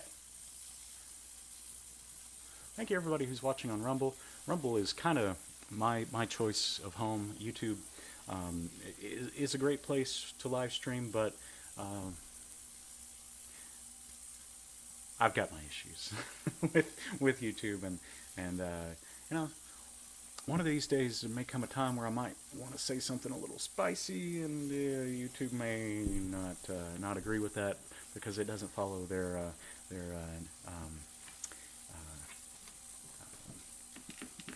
agenda. Not that it won't follow their terms of use. I'm going to follow those to a T, absolutely. But I don't. Rumble doesn't seem to want to tell you what to say or what you can't say. So, just my opinion. You know, I hope I don't get banned from YouTube for saying that. Okay, because it's a really early channel to get banned on. Yeah, well. Anyway, let's move on. We are going to work on. We're going to work on this little oval. Whoop, wrong side. Little oval pendant. Oh, Carter, you were asking about the setup earlier. Real quick, I'm going to turn my camera. Okay. Okay, I've got this program called Touch Portal, and it's let me take a tablet and I can set up all of these macros for switching. So if I wanted to go to my microscope cam, I just tap it, and it shows that. Go to close-up. My detail is my soldering pad, and my front-facing camera's there. But this has made it really easy when I'm making videos to switch cameras back and forth. I can even drop into my intro video and my Be Right Back video from here, which is kind of cool. Yeah, there you go. You were asking about the setup? There it is. Okay. Let's get back to jewelry. Okay, for this one, I'm going to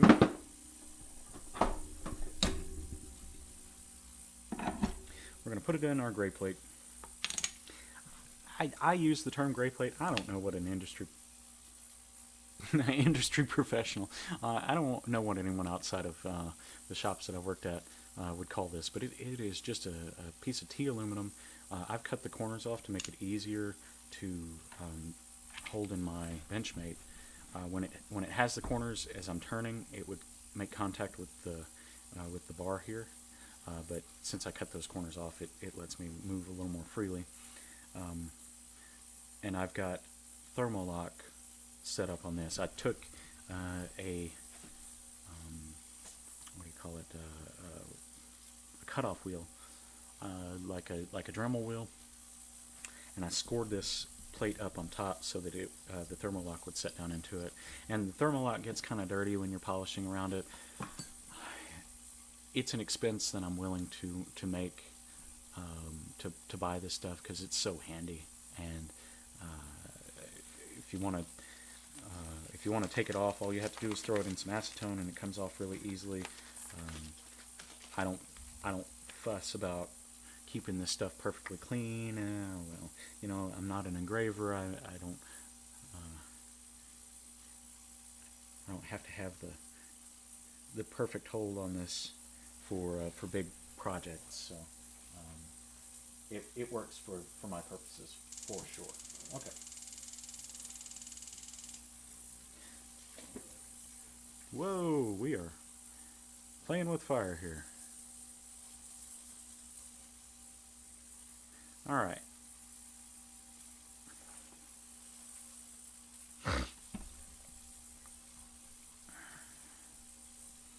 All right, I'm just going to gently heat the Thermolock. Now, as polish gets built up here, it wants to ignite and get all dirty. Well, you know, we can always take this Thermolock on and cut off a little chunk and go from there. The stuff can be kind of expensive per pound, but at the volume you use it in this application, a pound will last quite a long time.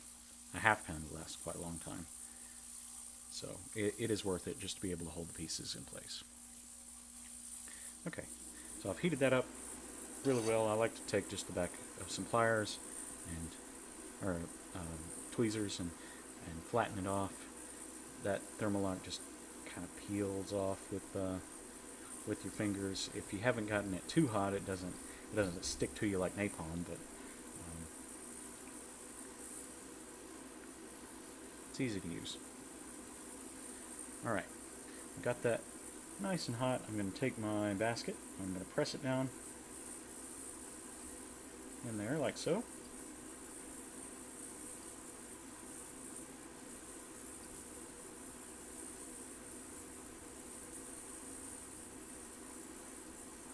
Oh, I heard something. I think my turkeys are on the move. I don't see them out there yet. Oh, yeah, I see my girls. They're on the move. Okay, we'll be right back. I gotta go trot these turkeys.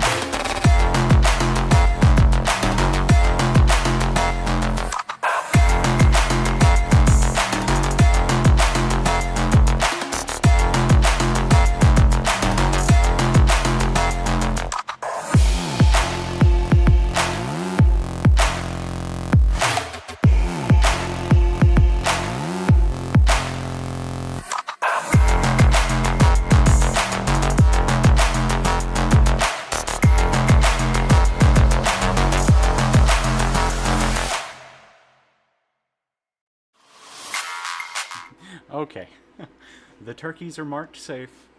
They made it home. They were waiting probably 50 feet from the equipment shed, and they were all together today. I didn't have to go chase one down in the garden and chase one down in the backyard, and shuffle them all together and then into the shed. They kind of went there themselves, and I have a feeling if I had just waited a few minutes, they would have walked in on their own and roosted. I don't know why they make me laugh so much. It's So they got some treats and they're happy now. So if anyone was concerned, turkeys are safe. All right. I gotta shift my microscope camera around just a hair here. Okay, there we go. Alright, I may have to heat this thermal lock back up, but I've still got my torch running. What we have here is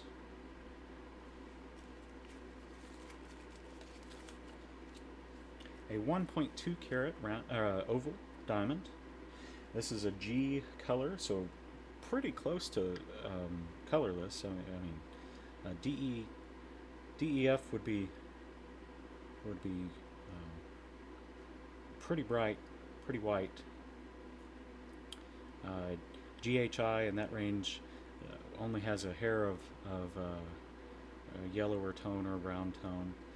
This is an I2, so it does have some visible inclusions, but it's a pretty nice looking stone beyond that. If I'm holding it at like a conversational distance, an I2 stone is still really pretty. I mean, there's a big variation in the class or the clarity of the stones. An I2 stone with the big inclusion right there in the center of the table is going to look different than an I2 stone with just a few little inclusions in the center and maybe a big one on the side. So you can't always, and I want to caution anybody who's buying a diamond, you can't always go by that clarity number to get an idea of how it's going to look in person. Some stones that might have exactly the same statistics will look drastically different because of the position of the inclusions. That's something that you're not going to get that kind of information from an online diamond seller because you can't see it in person, which is a challenge. But they might call something an I1, which would be an I1 if you sent it to GIA. But an I1, like I said, with bigger inclusions in the center, might have a different look to it than an I1 with inclusions elsewhere. So it's a good idea. I'm not saying you have to see every stone in person before you buy it, but be particular. You can look at GIA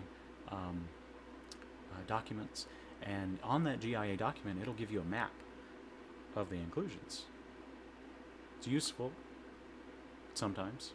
Now a lot of gem dealers will take a video of that stone spinning around and post it with online seller, of course. Post it with the stone. That way you can get a better idea of how bright it looks and how clear it looks. But I'm holding this stone at a conversational level, meaning if someone were standing at a distance and I'm having a conversation with them, I mean, it's bright. It's got a great color. And you can't really see those inclusions that we're going to see in the microscope. So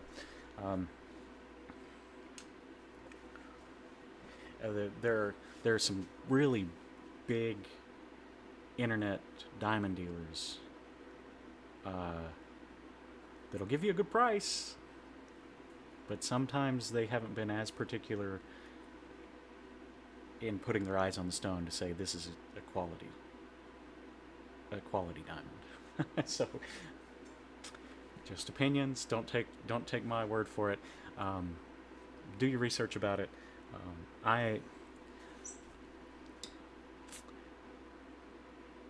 Okay. We'll just leave it at that. How about that? All right. So this stone, love it. It's got a good look to it for being an I2. That I2 can be scary. Seeing that on a page, you're going to think, oh man, this thing's going to look rough. Even an I3 can be scary looking at it, but you see the stone in person, or you see an image of the stone, and okay, this is a good looking stone. Not all diamond buyers are equal. Maybe I'll leave it at that. Okay. All right, let's take a look at it in the microscope.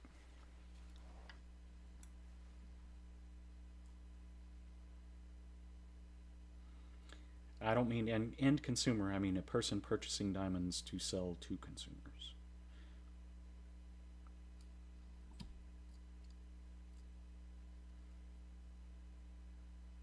Okay, so it looks like this basket's going to work relatively well.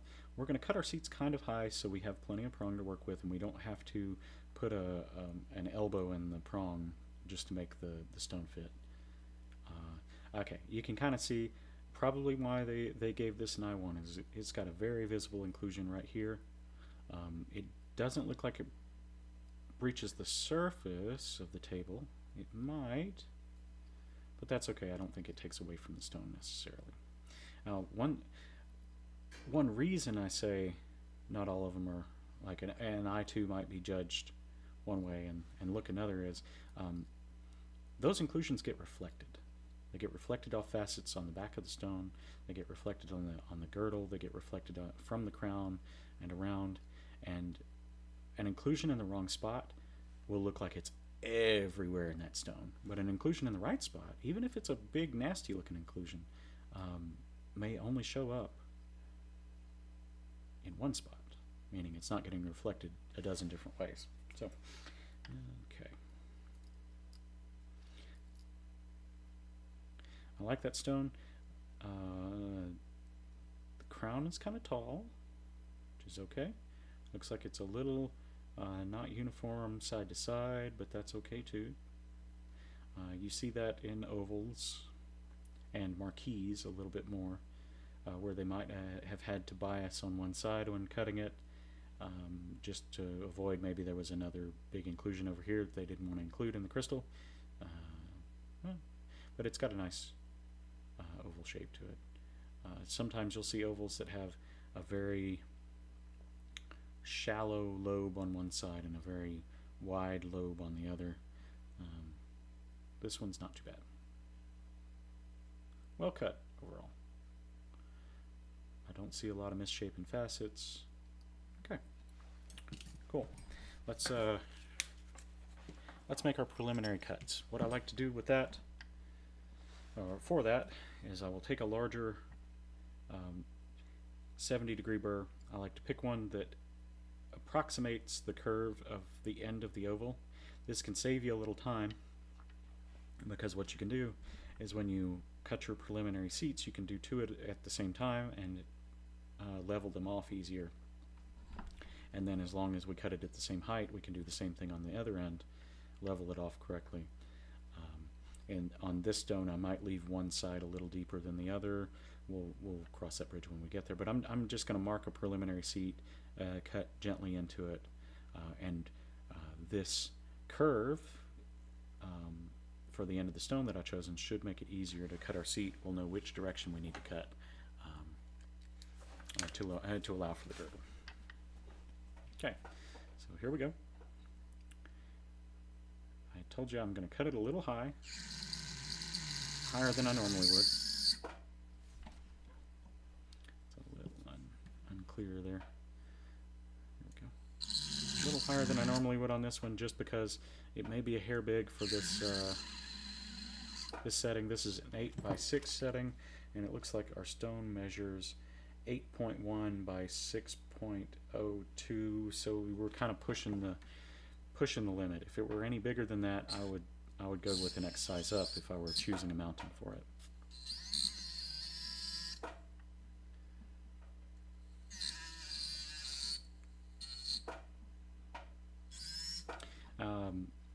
When choosing a mounting like this,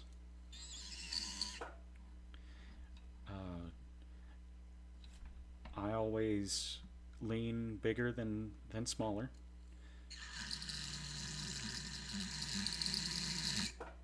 Because we can always cut a little more of a seat to set the stone deeper. But if we run out of prong,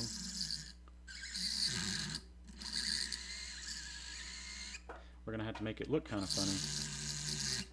to fit in that space. I did a little basket pendant last week where I kind of had to do that.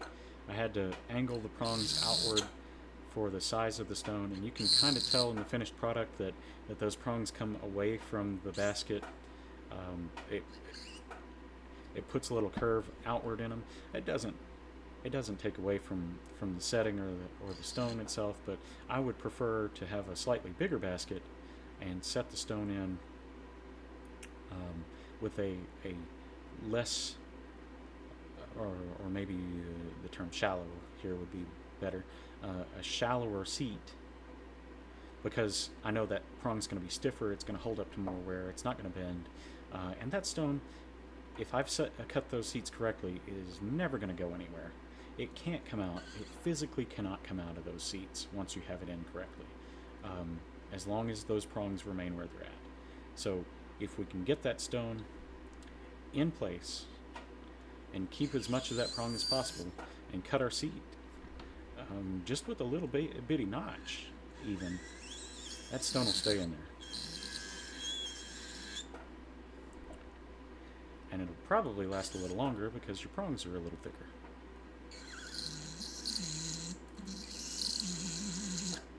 It won't wear down as much. All I'm doing now is, because I know the girdle is kind of thick on this, I'm just doing a little pre-cut. I'm not trying to be exact here on heights. I'm just getting the general shape for the girdle into those prongs. What time have we got? How long? Oh, 4:20. We've been going for 2 hours. Wow. All right.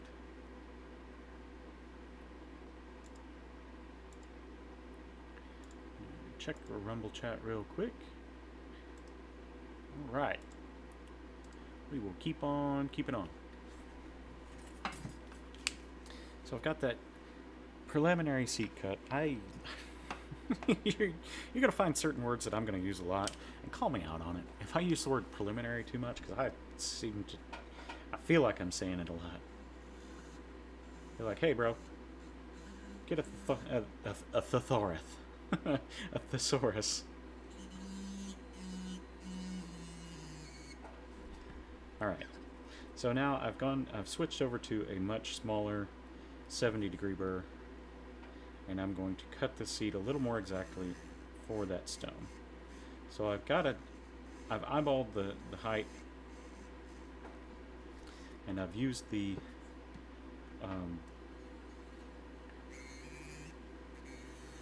that larger 70-degree to get these prongs, or the seat cut at the right angle. And by right angle, I mean the stone, for its shape, is not, or almost never, going to line up where you're going to cut the seat evenly back into the prong on an oval.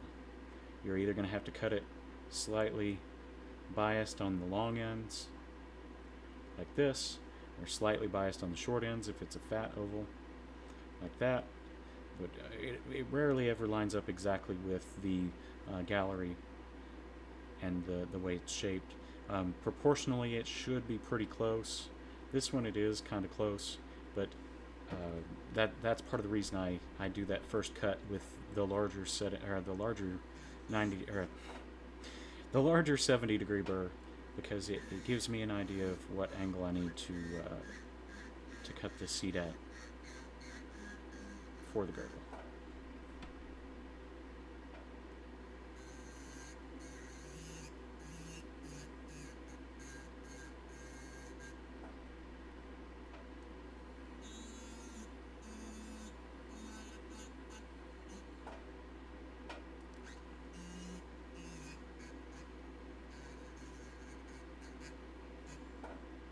I got the question a while back of why don't you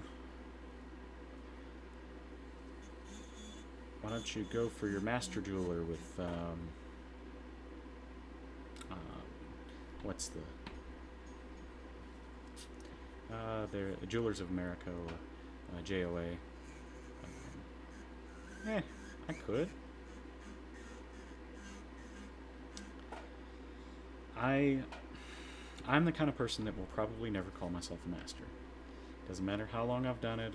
Probably never use that terminology for myself because mastery implies a lot of things.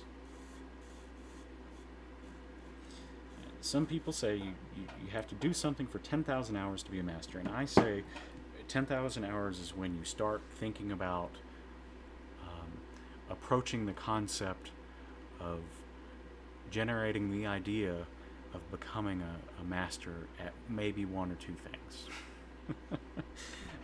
Mastery, I don't think you can judge mastery by number of hours you've done anything. And someone may disagree. I have worked for another jeweler for 10,000 hours. Probably a few more than that, even in just the 5 years that I've worked. Would I ever say I'm a master at stone setting? No, not by any means.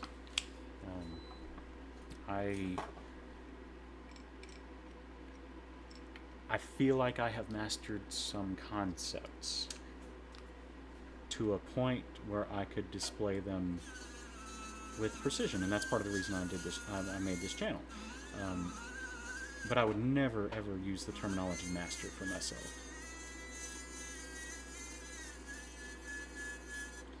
I think there's an arrogance to that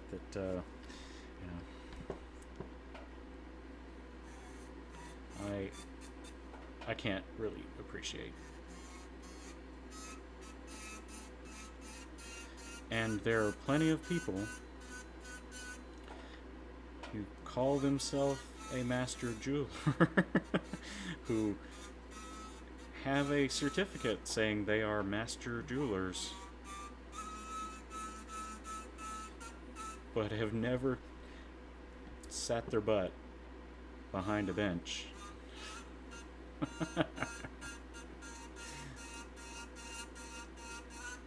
So be aware that goes on.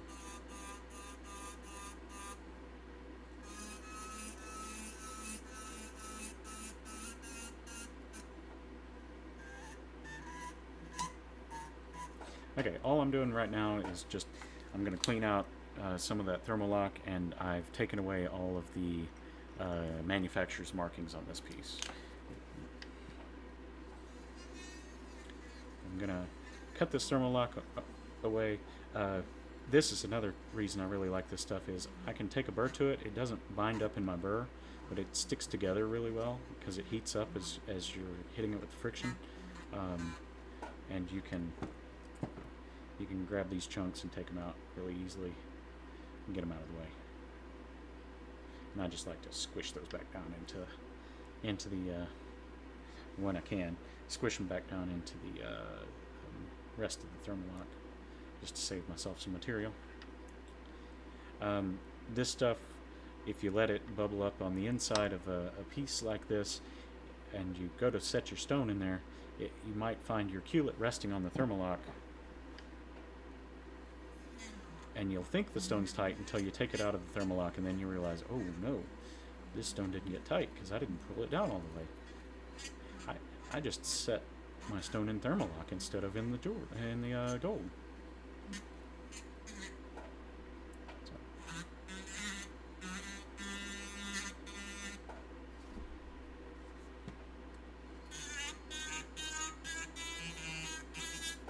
Okay, got seats pre-cut. I've got the inside cleaned up. I'm going to take my burnishing file and here's a good example of what I'm talking about on these manufactured heads. It's got a little ridge of metal where they probably pulled it out of the die striking machine or the casting mold.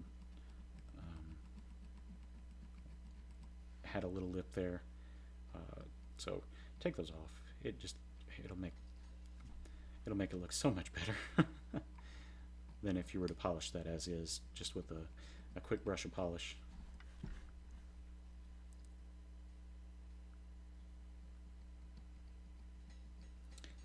I like this file because I can get in these tight spots with the very end of it. I've broken many of a point on this, but these are really easy to sharpen back up to. It's just a piece of steel. All right.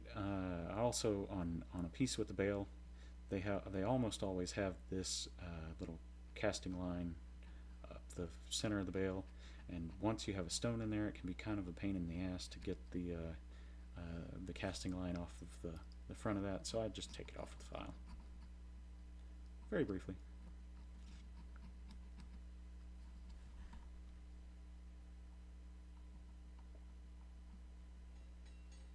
Little touches like this can make the difference in your piece between it looking like it was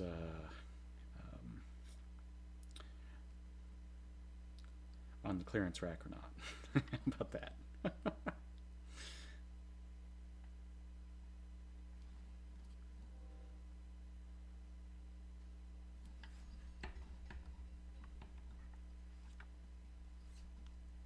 Okay. We want jewelry to look luxurious, so we want it to look finished. So on a big head like this, I might take this burnishing file and get down right where the prong meets the gallery and just give it a little burnish and stroke the file across it just to brighten that spot up, and that way when I hit that with polish I get a nice sharp angle there without having I don't have to chase it with a bunch of polish and over polish it, which can very well happen.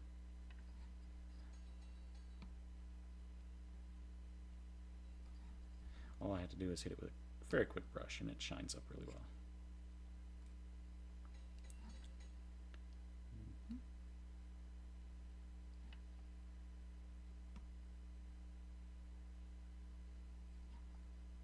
Okay.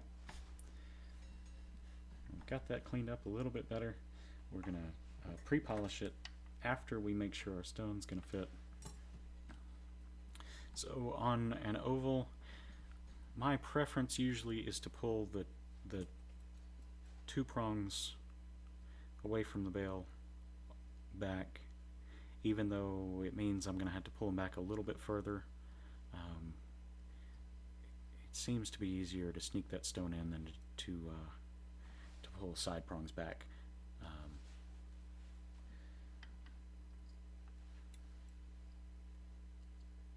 And get the stone level again. This way we keep the level side to side, and we can make adjustments to the level front to back, which is usually a little easier on the eyes. You can really tell when something's set on level in some of these. Okay, so note here, I'm not pulling the whole prong back. I'm not grabbing the whole prong down to the gallery and pulling it back. Because I've undercut this, I'm just grabbing the top edge of the prong and pulling it back. Now we cannot bend that many times in white gold, because as we do that, we're work hardening that, and we've already thinned it out by cutting that seat into the prong. You've got a thinner space here, so as I work harden that, it's going to want to break right there. So I only want to pull that back once, and I want to push it forward once, and that's all I'm going to do. And that'll be about enough. It'll still be malleable. It won't be brittle. But if I were to pull it back again and push it forward again, and one more time back and then forward, I might work harden that to the point where white gold becomes brittle. White gold is malleable like yellow gold, but it doesn't. I mean, it work hardens faster. It can become more brittle, and sometimes, depending on the casting process, can already be a little bit brittle if they quenched it, which they shouldn't. So pull them back once, push them forward once, get that stone tight, and get your hands off of it. If you're pulling those back and forth, back and forth, back and forth, you might break one, and then, oh man, does that become a sour time as you have to reprong something with wire stock, or you can't just laser it back on, because lasering white gold can be pretty brittle to begin with. So you basically have to cut the whole thing off, and you have to solder a new prong on. And on a piece like this, man, you're going to waste a lot of time in a not very expensive mounting. It's almost better to just ship that thing off to your refiner and get the money back for it, and get a new basket and start over. Almost. Carter Porter says, "Okay, but you're damn good." I appreciate that compliment, Carter. It means a lot. I have a lot to learn still, but I'm willing to do it, and that's my attitude toward it. We are learning something new every day, whether that's how to do something just a little bit better or how to do something entirely new. We learn something new at this job every day.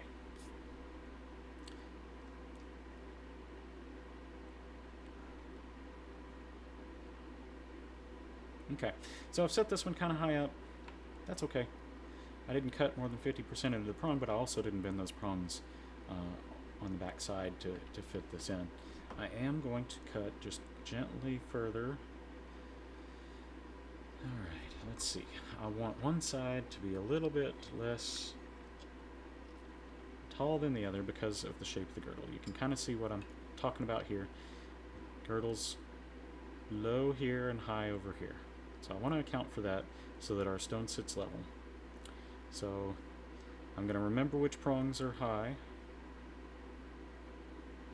I'm going to remember which prongs I'm going to cut lower, and then I'm going to set the stone back in the same spot when I go back in to fit it. Now, here's another thing. Table, flat. Girdle, not flat. It's going to look a little off from one side, but our table we want to be level with this gallery, which we're going to accomplish. This side looks a little bit better. It still rises up just a hair, so we're going to cut this prong just a hair deeper, this prong just a hair deeper than that, and then that table will sit level with the gallery and will be in the seat here. Right now, as that stone's sitting, you can see it sits a little high on that seat, and maybe I'm not zoomed in enough for you to tell.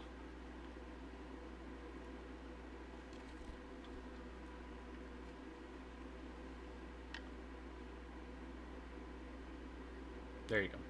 So you kind of see that that's sitting out of the seat. So we're going to cut this one a little deeper, and that one a little deeper.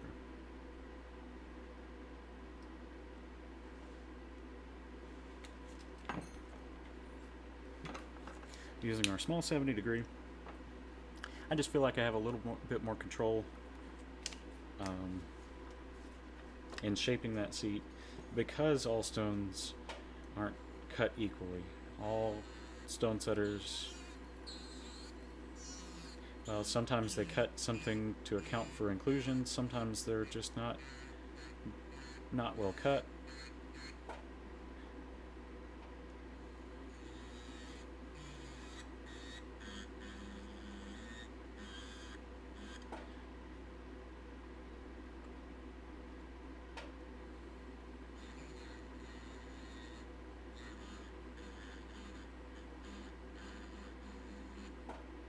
I'm thinking on this one there was probably an inclusion on that side, and they wanted to salvage as much of that stone as possible, which is really the diamond cutter's goal, is to use as much of the material as possible, as clean as possible, to give you the best looking stone. So they probably cut off an inclusion on that one side, but because of the way the facets work on the base of it, that kind of left a little lean in the girdle.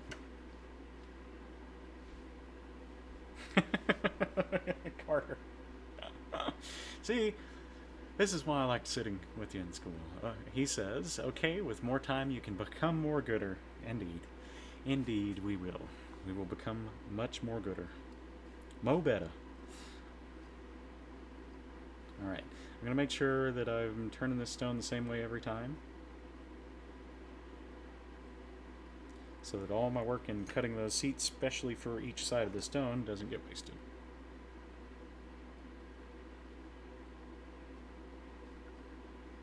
Oh, if anyone wants to watch that Um, the video of me leading the turkeys around, which is, I mean, I can't help but giggle every time I do it, like a schoolgirl, I guess.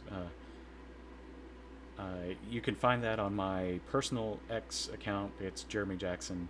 I think it's Action Jackson, AKSHNJACKSN. Um, if you already follow the Drip Made Live Twitter, you can find my personal account under the followers there. But go watch that. It's pretty funny. I may put it on the Drip Made Live channel too. Okay, I like how that sits in there. It looks like our table's going to be level with the gallery, almost. I think I'm going to have to do a little bit of a cut here. Yep, a little high on this guy. I'm going to cut that away gently. You'll see that sometimes where three of your seats, or three of your seats, where they position are matched with the girdle, but one is way off where they cut the girdle a little high or a little low, and it makes the stone a little unlevel when you try to hold it in place. This is why we cut all these individually, and we cut them for the stone instead of just slapping a seat in there and pinching the stone in and calling it done.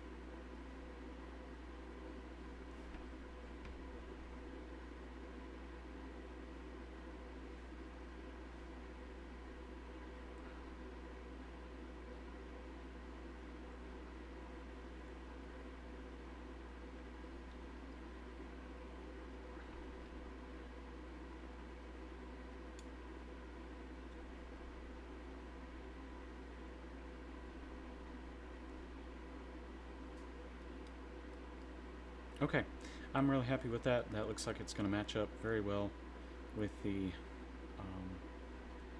gallery wire there. Seats are cut for that stone. So let's pre-polish that. We're going to do it with a wheel brush.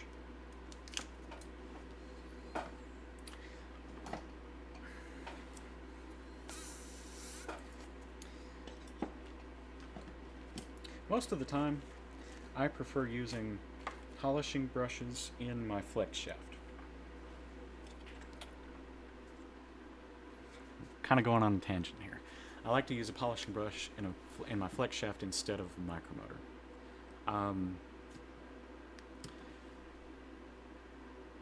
With the caveat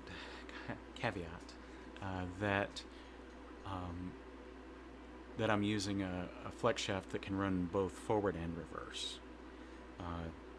That's an important feature. If you're buying a flex shaft, get the one that does both, forward, reverse, and off.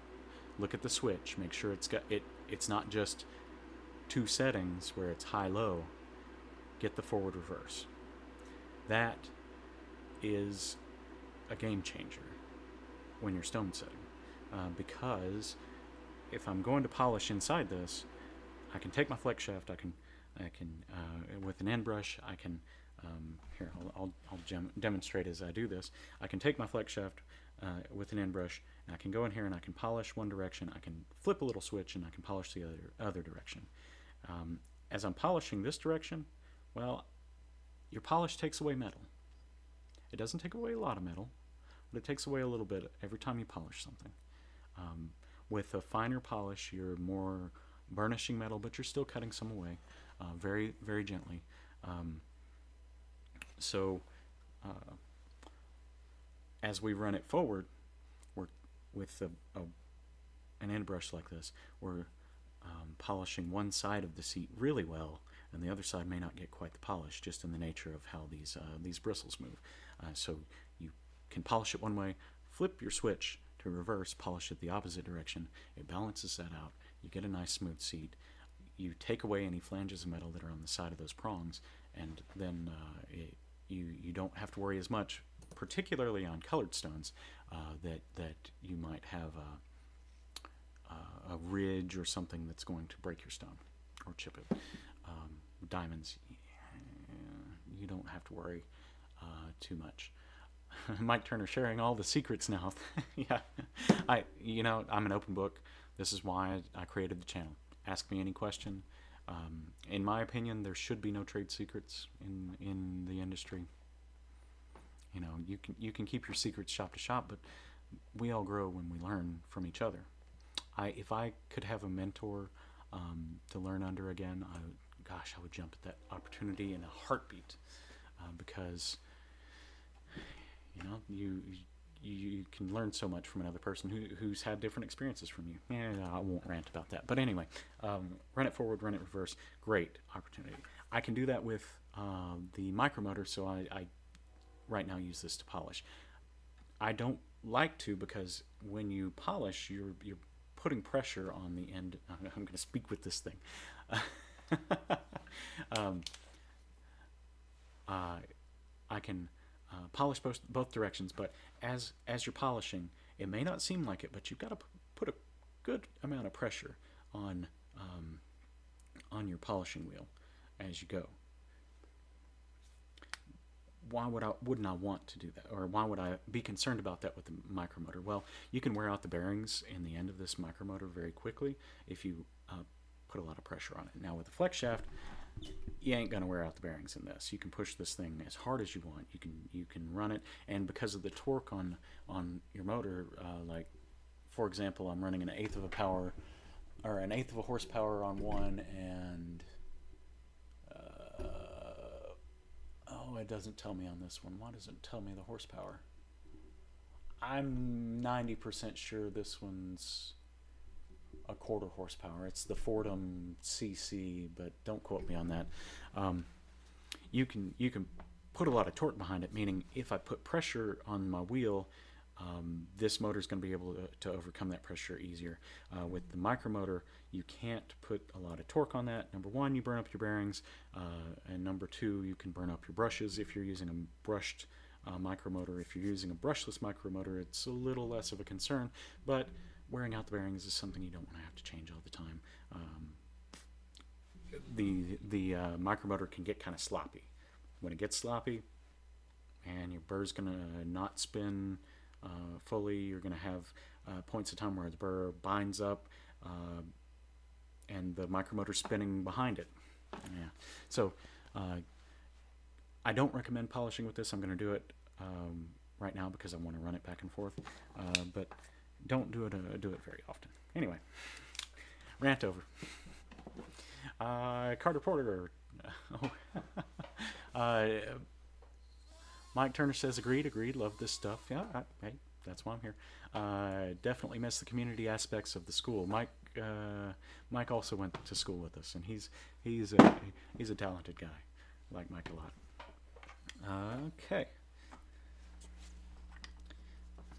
A many-faceted guy, Mr. Turner.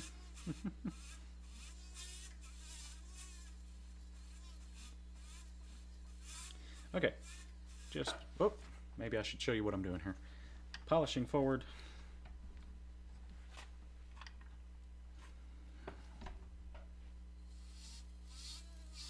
Turning that brush forward on this. I'm going to turn it around. Good benefits of a micromotor is you can, with the button press, do a lot of things. And it's a quick change. Love me the quick change. Alright, so I've gently polished my seats. Let's see if I can get a good picture of it there. Gently polished the seats, and I'm polishing on the inside of my basket here. Want that nice and shiny, so it looks like it's all polish, all mirror, even on the inside. Okay, don't want to take away too much metal. We don't want to round this seat off, but we're going to be kind of gentle here. Okay, Um, I don't have my steamer anymore. Kind of makes me sad. Gotta get a new one. Working on that now.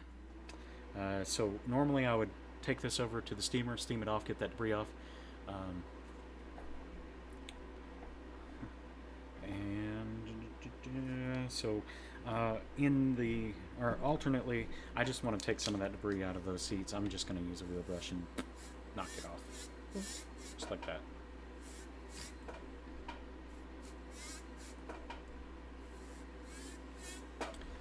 Just as easy as that. Okay, I am going to take my wheel brush now. I'm going to polish the sides of the prongs.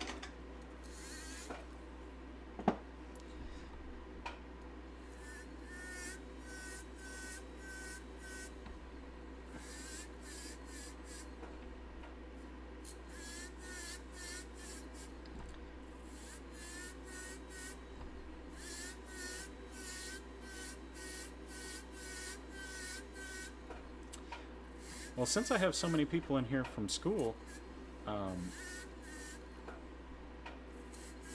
won't say his full name, but has anyone talked to Big Mike? I don't I don't know if I've got his number, but I hope he's doing well. I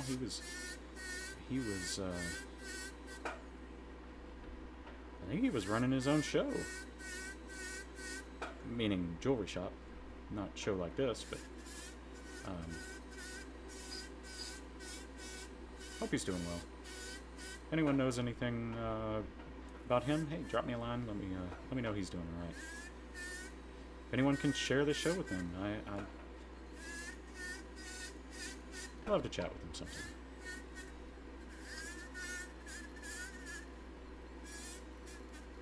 Okay, I've polished that up really well.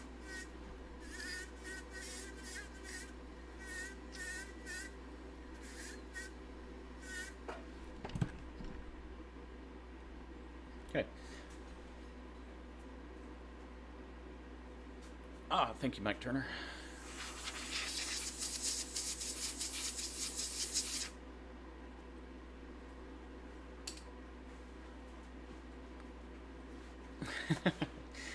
Carter, I appreciate the comments.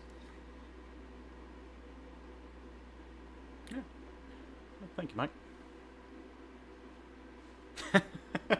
Oh, man. I'm having my first chat fight. Gonna have to get some moderators. I don't think he's a certified nutcase. You got to go through a long certification process for that. Lots of classes. Amateur nutcase. How about that one?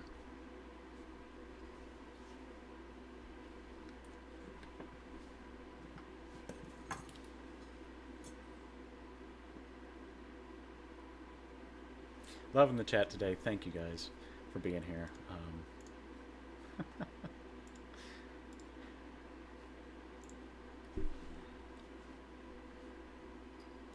I have not reached out to the school to let them know that I'm doing this. I sent a message to Sam, and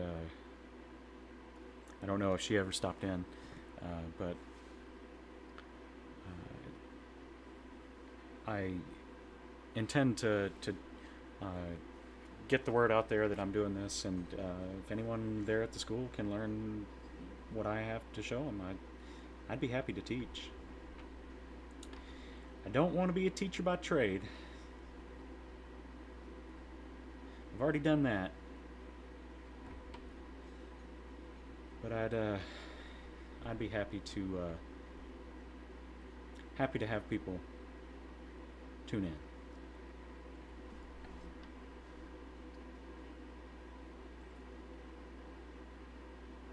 I can teach them about the triangle beading tool and the orientation cut and all the little things you don't learn in school that can make a big difference in your stone setting. Okay, got my stone in level, using my favorite set of setting pliers, which is just a set of parallels. Love parallel pliers for stone setting. Absolutely love them. Some people will use the fancy stone setting pliers. I like those. They have their application. Parallel pliers I find myself using a lot more because I like to be able to grab a prong and know that it's not going to slip out. With hinged pliers, you can't do the same thing. Sometimes you'll squish the back of the prong, sometimes they'll slip right off and mar up the prong really bad. Love these because I can grab the back of a prong, I can grab the sides of the prong, I can twist and turn them into place, and know they're not going to slip. That is only a function of my stone setting style, where I undercut, and then when I bend a prong, I don't bend the whole prong. I just bring the crown down onto the top seat down onto the crown. Different jewelers, different processes. Some will say you've got your crown here. They want to bend the whole prong over to meet stone setting pliers that you get from Stellar. Great option for that. Because of the angle that it bends.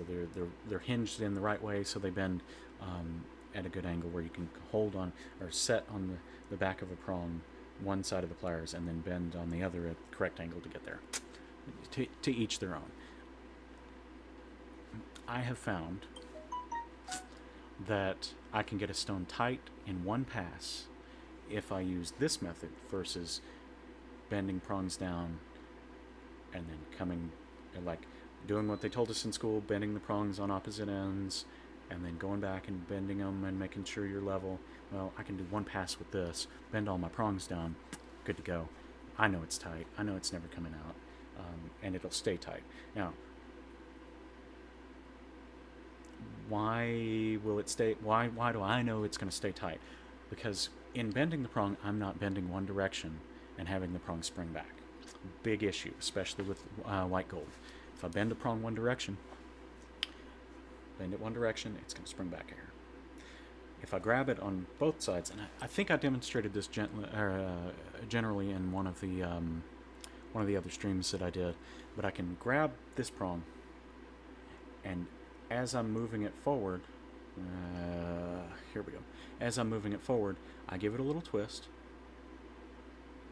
just a gentle twist, as I'm going, and then I can let that go, and it's not going to spring back. My finger did, but the prong won't. Because I'm essentially doing what we did in school, vector tightening, as I'm moving just the single prong. I'm twisting a little bit, so I'm turning the prong one direction, I'm turning the prong the other direction, I'm turning it, turning it, turning it, and then it's in place. I haven't bent it in one direction where I have work hardened both the inside and the back end of the prong. Remember in school where they taught us to break the back of a prong? You don't have to do that if you learn how to set a certain way. Breaking the back of the prong to make it more pliable, more flexible, and stay in place instead of springing back. If you use the method that I'm talking about, you can grab the prong, essentially vector tighten it as you go, and I will demonstrate here in just a moment. It won't spring back, and it's going to be on top of the stone. Great little tip if you can apply it. That was my chair, by the way. Okay, so let's go to the microscope, and I will show you what I'm talking about, hopefully with a clear image. Okay, this prong is bent back the most. We're going to start here. I'm not going to tighten this one down. I'm only going to move it forward, so I will demonstrate that process, that method, in just a second. All I'm going to do is bring the prong back up to the stone. And I'm kind of doing the thing as I'm showing you. Okay. So now let's do it with this prong. I'm going to grab both sides of the prong. I'm going to give them a little twist as I'm leaning it forward. Now watch the prong. Stays in place. Doesn't bounce back. That stone is already tight. I can do the same thing on this one. I have matched the angle of the crown with the top seat. I've matched the angle of the pavilion with the bottom seat, and now I've pinched that in place, and that stone is tight. All I'm going to do on these other two prongs is gently bring it down.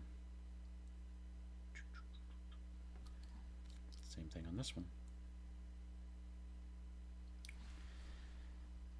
And I wasn't tightening the stone there. I was just bringing the seat down to meet the crown. And now this stone won't go anywhere. It physically will not come out unless you bend one of those prongs out. Tips and tricks with Jeremy Jackson. All right, so I want to lean this one in just a hair more because it doesn't meet it. But there you go. I am level with the basket. Same here, level with the basket. There you go. The girdle of the stone is kind of, it's a roller coaster, but that's okay. We've accounted for it in the height of our seats, and now we have leveled it off. And it will look like a level stone from the top, which is the most important. It will probably never look like a level stone from the side, and that's just how that goes. I'm going to bring this guy down just a hair more. Just the nature of it. There we go. Now I know we're level.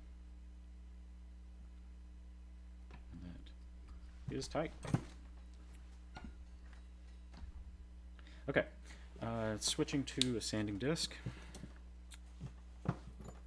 If I had really long prongs, I would cut them off with a saw just to retain as much of that metal as I can.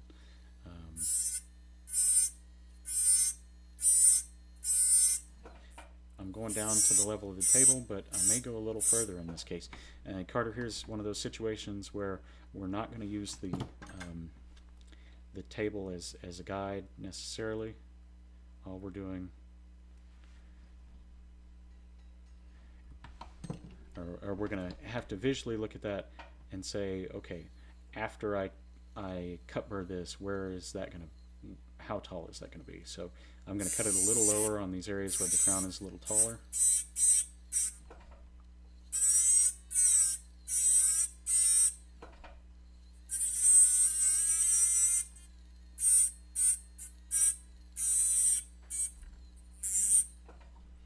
So it's going to come, well, it's going to depend on your stone. Now, I'm not going to say wouldn't. I sometimes use the sanding disc when I'm around a colored stone, and I'm just careful not to let that slip and touch the stone at all.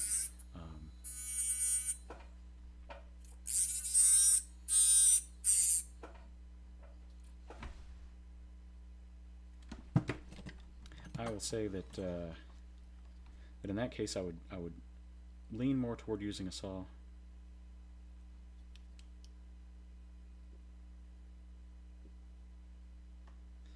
If it's a diamond, I might go in with the long prong and just snip them off, as long as I know there aren't any nasty inclusions under the prongs. Okay. So, but especially in this case, I want to make sure my prongs are uniform heights, even though my girdle is not a uniform height. So I may leave one of these that's opposite the tall portion of the girdle a little taller so that it matches up with the other. You know, just little considerations, little things you get to think about when you're doing this. All right, that's going to be the right size cut burr, so we're going to set that guy aside. I'm going to take my file. And I'm going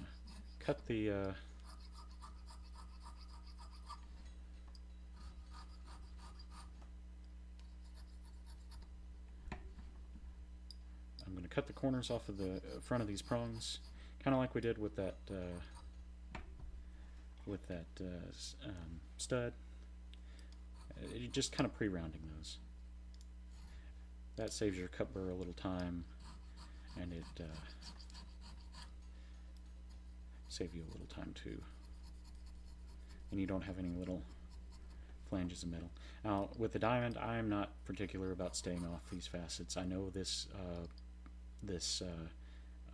file is well polished on these edges, so I'm not touching it with anything that could potentially abrade the facet junctions.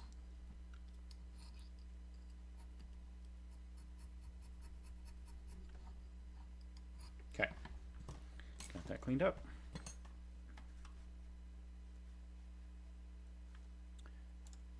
Real quick, Cat Jack 9 says that's a beautiful piece. great information. Thank you. Yeah, it is a really nice stone. Even being an I2, I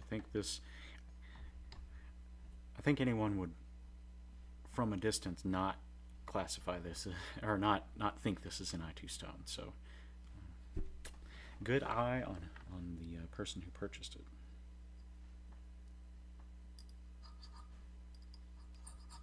Okay.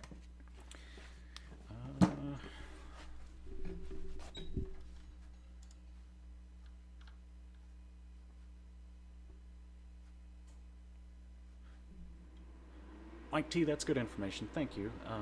Yeah, I'll look back and see if I can reach out to him at some point. Okay, we're gonna cut burr these prongs, and I usually start on the front edge and work my way to the back. I just want to make sure that the metal is down on top. Now, one of these days I can teach you a neat trick which involves setting a stone with a cut burr. I'm not going to tell you the secret right now. You'll have to stay tuned and pick that one up later. I hope anyone that's tuning in that does this professionally, that just sent all their hands up. They said, "What the fuck? Sorry, what the F are you talking about?" Alright. Just a little trick I learned over the years.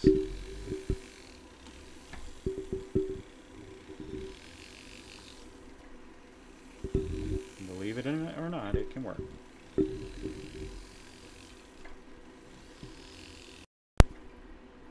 Alright, I'm kind of going to fly through these,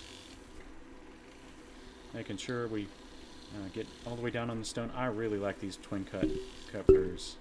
If you're not using the twin cuts, you're probably burning up more burrs than you need to.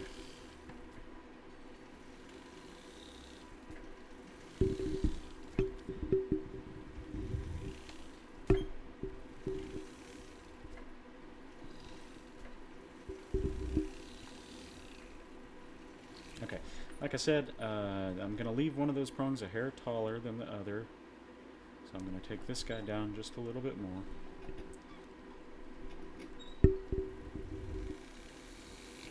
I hope I'm not making anyone seasick moving my camera around a lot, or moving around the piece in the microscope.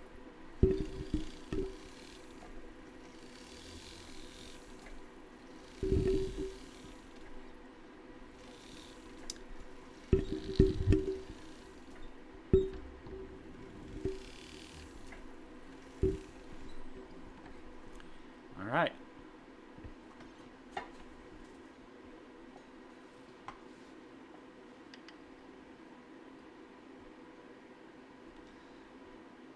Just going to use a sharp file.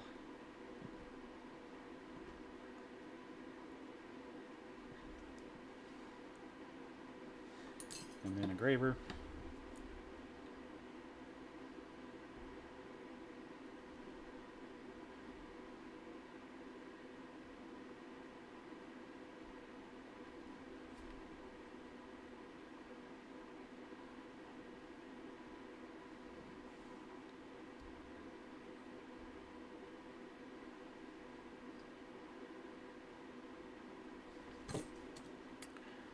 Okay.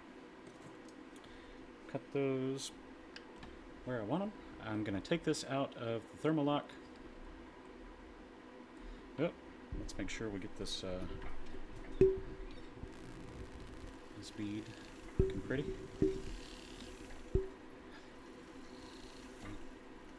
You gotta do what Sam Calloway says.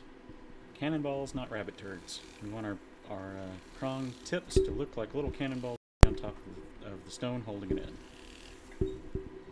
If they're long and skinny and a little bit round, then they kind of have the character of of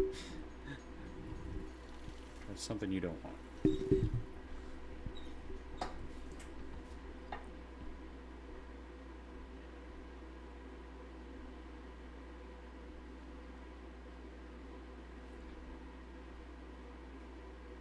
Do you guys know if they are if they're still running classes at TIJT? I can't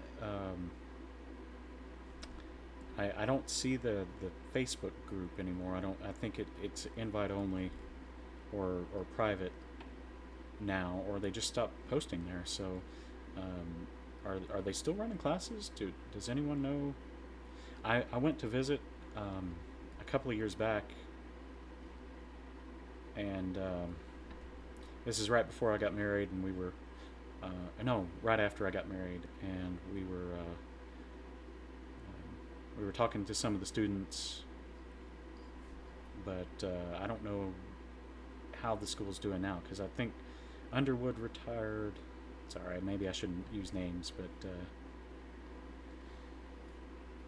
I really don't know what's going on there anymore. Mike says, I'm pretty sure I know what you're talking about and look forward to the stream to see what you think. If we're thinking the same thing. Yeah. it's a different kind of process. But one of these days I'll show it. That may be a trade secret. Really, it's just one of those things you don't want to do unless you absolutely have to. But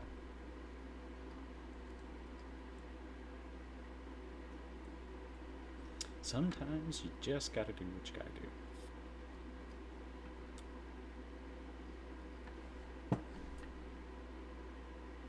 Okay, I like this, I like where this is at. I'm gonna take my torch. Oh, okay, Mike. Oh, I got you. I knew she was going to. I knew she was ready, and I don't blame her. She put up with a lot more than I think she. I know she put up with a lot more than I would have. Holy cow!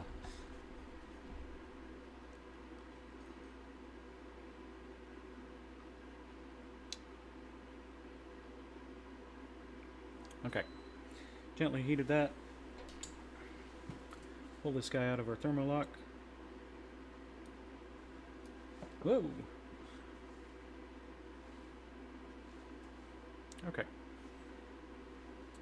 So, we're going to throw this in acetone now and eat away any of the remaining thermolock.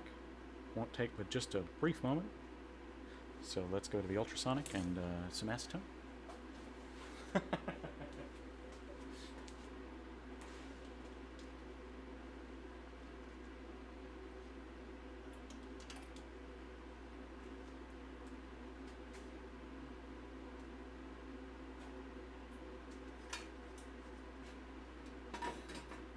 Got a mess going on here.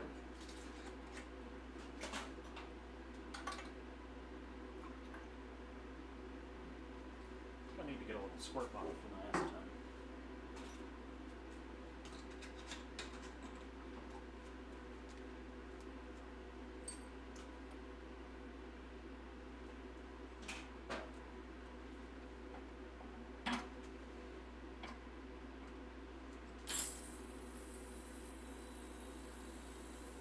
Okay.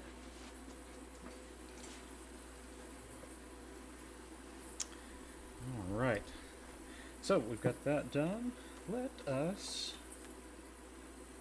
set some cushions. I like cushions. Some people find them very difficult to set. It's easier than you think. Yeah. Let's go with the cushions next. We're going to set some cushion aquamarine studs. So we are going to use our same gray plate. All right. Dropping things.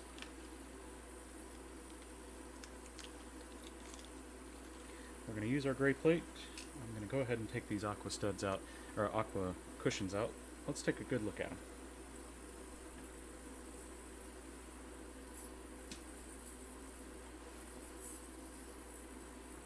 There are a couple of popular, jewelry trends come and go. Aquas seem to be kind of popular right now. Oval-shaped stones seem very popular right now, at least in the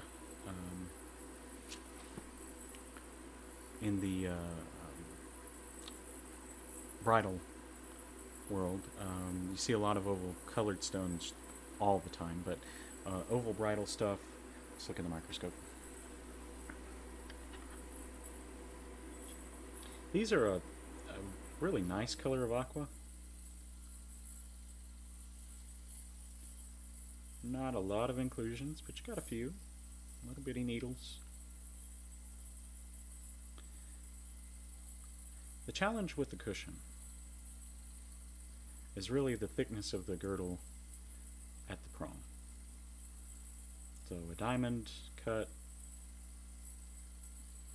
into a cushion will probably have kind of a uniform thickness. This one, the colored stones almost never have uniform girdles.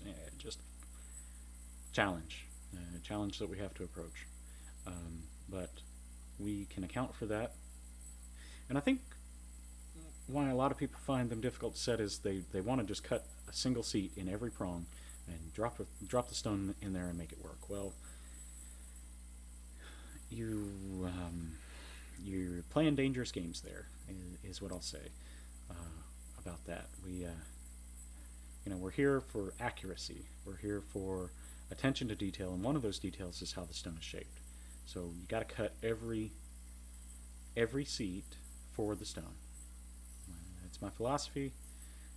It may not make me the fastest jeweler, but I am confident in the quality of my work when I can do it right. Right? So I really like the color on these. They are going to look really nice in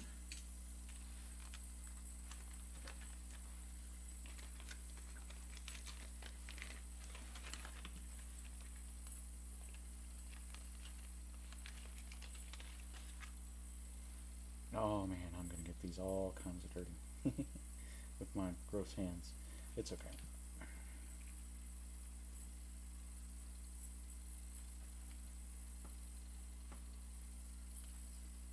It is not a clean job. Before we get into this, I'm going to test fit this. I don't want to cut the tags off if I don't think they're going to work. Nope, those will work fine. Okay. I should have done this before stream, so pardon me. I'm going to cut these tags off.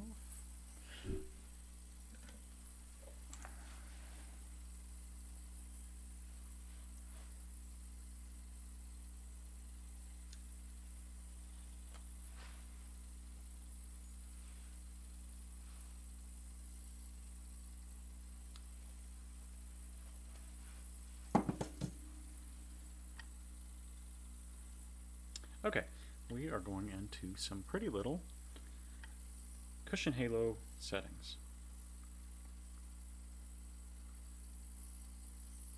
Got nice little filigree-esque scrolls on the side. Those will be pretty little studs when we finish.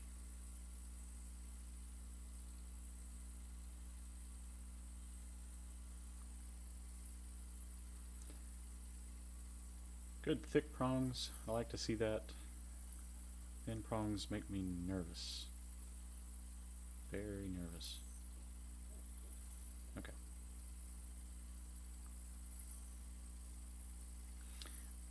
The total weight on these is going to be a quarter of a carat.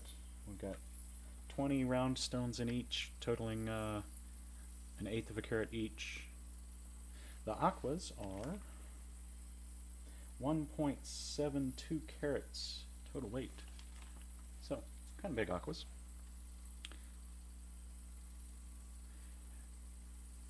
I'm going to briefly criticize the mounting here. I'm going to do my best to make this look good, but I do not like how thick they make these undergalleries on some of these pieces. All they do is make it harder for me to set the stone. I'm going to cut a lot of that out anyway, and it just adds time. The other thing I'm going to criticize is when these are set, the jeweler should clean and polish the areas under the melee stones. Now, that could be intentional in this part to give it a little bit of a matte finish behind the shiny stone. I'm not going to say one way or the other, but attention to detail like that can make the biggest difference. But I'm gonna do my best to correct that a little bit. Okay, but these will be beautiful earrings after they're finished.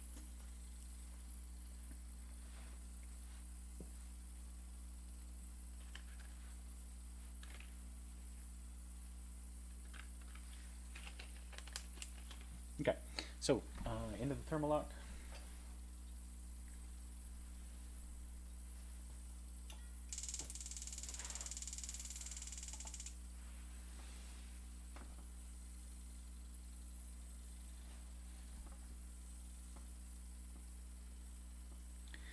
So I've already got this plate drilled, so I can just drop those straight into the thermal lock. I've got the plate marked, so I know where my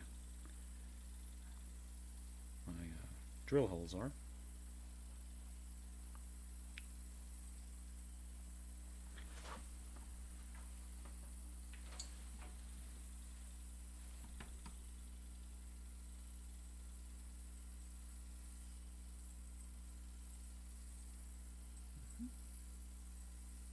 Just press that in place.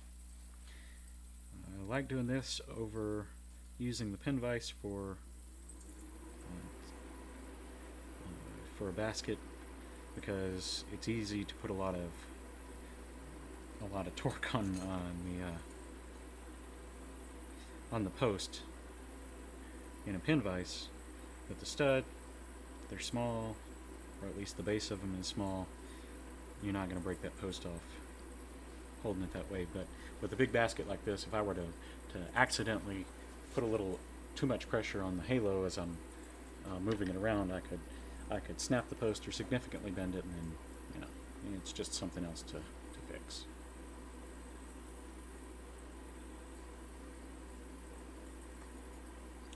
Thermal lock's still warm, so I'm going to press it up into that filigree, and that'll hold these nicely in place.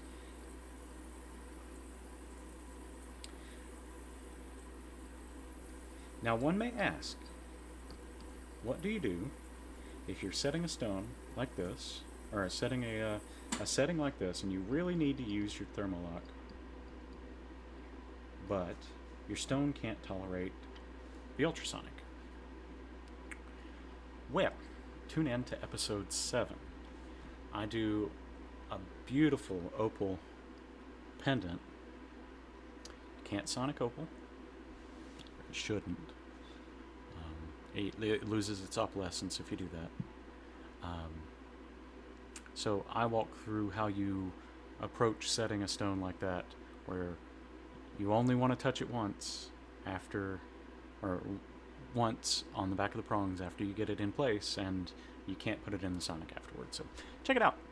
Episode 7, I think it's the last thing I work on, but that piece turned out fantastically. And I've got another big opal we're going to set in another big pendant coming up soon.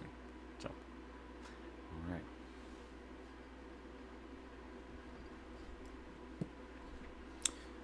One more shout out to the guys that are chatting with me. Hey, I love it.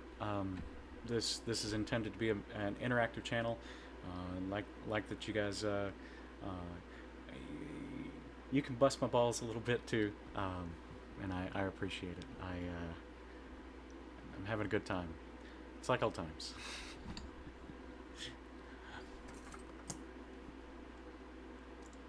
Okay. CatJack9 says, I really like those. Yeah, those aquas are really nice, and the earrings are going in. So hopefully these are going to go pretty quick. We'll get them out today. If I'm gonna shield my store a little bit here, or my business a little bit here. If you want any of the pieces you see me work on this channel, including these aquas and the pendant that I just threw in the sonic, contact me at dml@jacksonfamilyjewels.com. dml@jacksonfamilyjewels.com. Get in touch. I can get you information on how we can make that purchase happen. So these are everything I've worked on thus far on the channel is available for purchase. All you have to do is contact me. I can't put or I don't want to put them directly on the website. Just the nature of the relationship there. But contact me. You can purchase them. DML one more time. DML at jacksonfamilyjewels.com. Thank you for bearing with that. All right.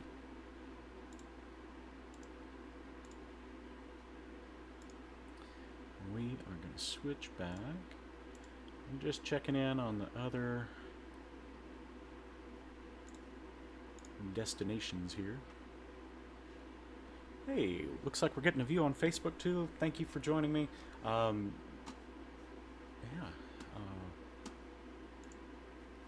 I can't always see who or how many are watching live, but thank you for coming.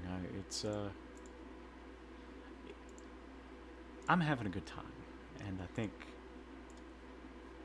think it's going to be easy easy to make this work because of that. So thank you guys for watching. It means a lot that friends and family are showing up, and not friends and family. I've had a few drop in that are finding us through Rumble, through YouTube, and through X. Thank you. We're gonna keep on keeping on. A year from now, I hope we're watching episode 300 or more. I'm not going to try to work every day because I do have an infant. So I'm going to take some weekends. But I'm going to keep on pressing forward. And hope the channel grows with me. I intend to grow with it. Okay. Here we go. Let's take a look at how the aquas sit in here.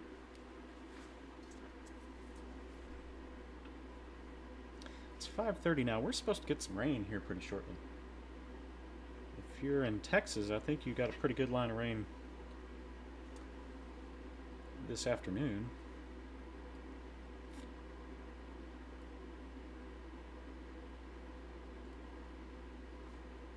Okay, I like how that's going to sit in there. We're not going to have to cut the seats very deep for these, but we'll have enough prong over them. Now one may ask, Jeremy,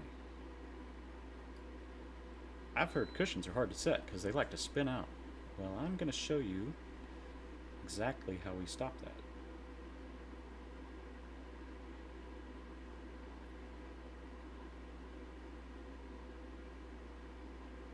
Cool. I like how that's going to fit.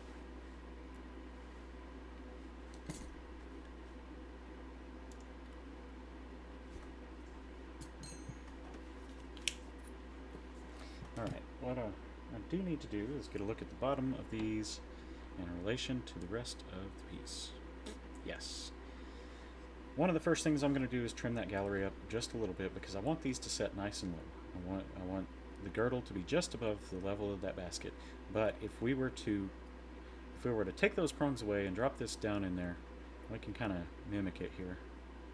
You'll notice that it's sitting on the pavilion in the basket. It'll still do that even if those prongs weren't turning the stone out of the way.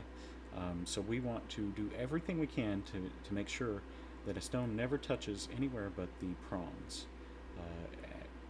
at the girdle. On very rare occasion do we want to touch anywhere else on that stone, and that just prevents us from overpressuring on facet junctions, chipping portions of the stone away, and it'll keep that stone tight for a lot longer if you only hold it with those prongs. Interestingly enough, it doesn't sound intuitive, but it is true that you will keep that stone a lot tighter for a lot longer. Heck, it may never get loose if you're only holding it, in this case at 4 points, only at the prongs. If you try to set that that pavilion down on top of the basket and then bend the prongs over to hold that in, I I'm not going to say guarantee because there are plenty of situations where that may not happen, but you're just you number one, you're taking a risk and breaking the stone. Number two, it's just not going to hold the stone the same way.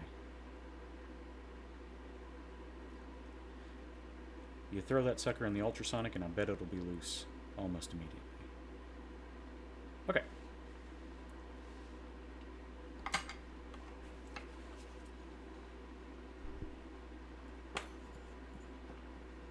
That's my own personal experience talking. If a more experienced jeweler wants to come in and say, "Hey, you're okay, dum dum," that's stupid. I definitely I want to hear that too. Okay.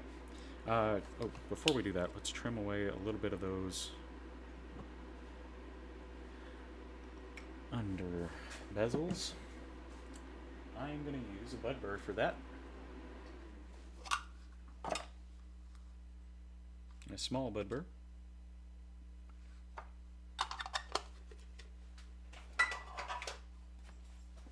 Hey, it's after 5 o'clock. Let's crack a beer. Just kidding.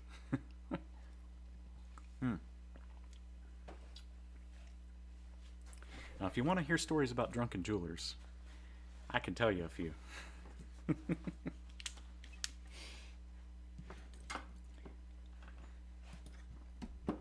I would much prefer to have my faculties when I'm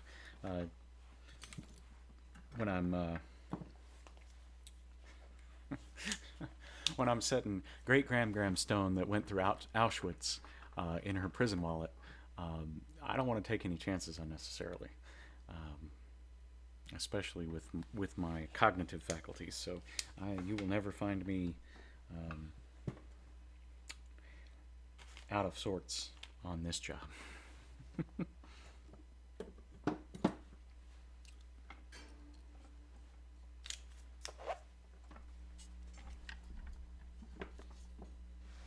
Oh, I said I was going to use a small bud burr. Let's actually do that. There we go.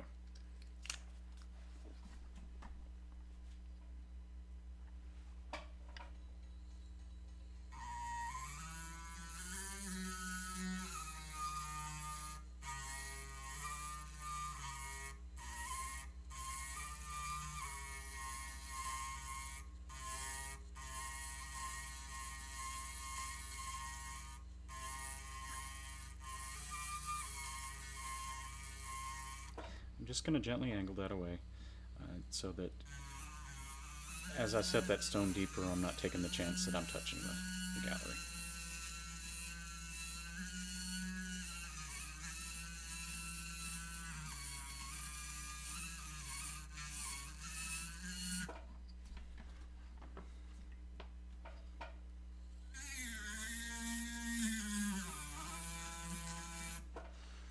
If you're coming new to Rumble, and I get nothing from this at all. There are a couple of people that are worth following because they are hilarious. So if you're on Rumble for the first time, some of these people are just on Rumble, and holy cow, they are worth following. One is Nick Ricada. He, I think, dual streams to YouTube and Rumble. Hilarious. He's a lawyer in Minnesota. He will make you cackle. And the other one on Rumble that I would highly encourage you to follow is Camelot 331. Not everybody's humor. I'll give you a warning on that, but he's a race car driver living in Alabama who streams, talks about dating. He worked for like 9 years at GameStop, and he's always got something to say about retail. Hilarious guy. I will give him a free endorsement anytime. I've spent a lot of time on his channel because he just makes me die laughing.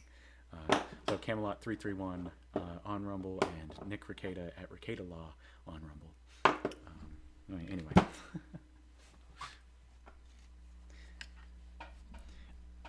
I know a lot of people I know are only seeing Rumble for the first time because I have encouraged them to do so. But Rumble is a platform that I think one day will be coming to as the new YouTube. Just my opinion, just my instinct on it, but it's a growing platform. It's growing fast. A lot of creators are moving there from their YouTube channels or dual streaming. Steven Crowder is one of the ones at with Louder with Crowder. He streams half his show on YouTube and Rumble, and then moves it to Rumble afterward, where he can, he says some spicy things. So he can't always stay on YouTube.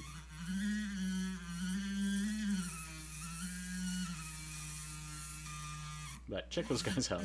You won't regret it.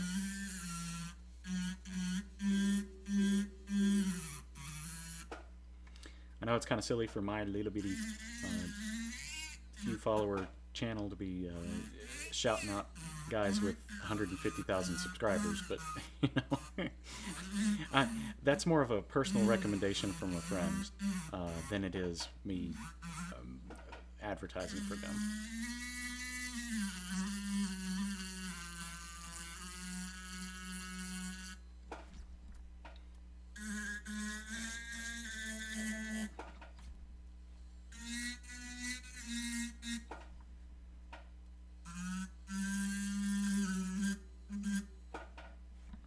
Okay, got those away.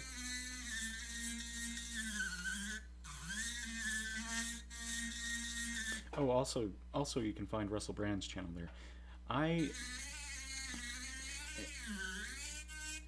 If you had told me 5 years ago, well, you might like what Russell Brand has to say on his podcast, I would have looked at you like you had 3 heads.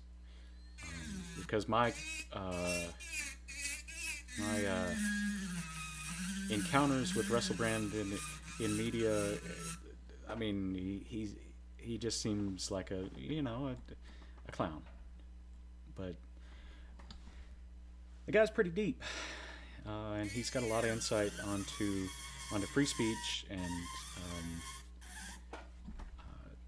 a lot of insight into goings on in the world, into current events that you wouldn't expect from a funny guy from Get Him to the Greek. And forgetting Sarah Marshall. So take a minute one of these days if you get the opportunity and listen to one of his shows, and I think you'll be kind of impressed. He has a way with words and a way with he's got a philosophy about himself or about the world that I wish more people had. A philosophy about government and overreach and the way governments should be treating their citizens, that and just political commentary in general that I don't think people would initially give him respect for, but he's certainly earned my view.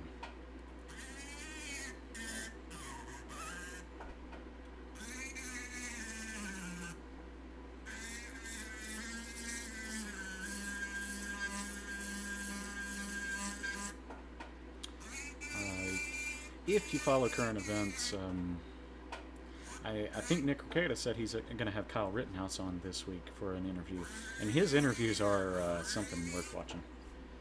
You won't get your typical questions from the drunken lawyer on Rumble. Okay, I think I've trimmed these up enough. I'm trying to keep them pretty much the same all the way around. These prongs don't exactly line up the same on the galleries. That's just the nature of the casting. Probably their model that they did. A lot of the times.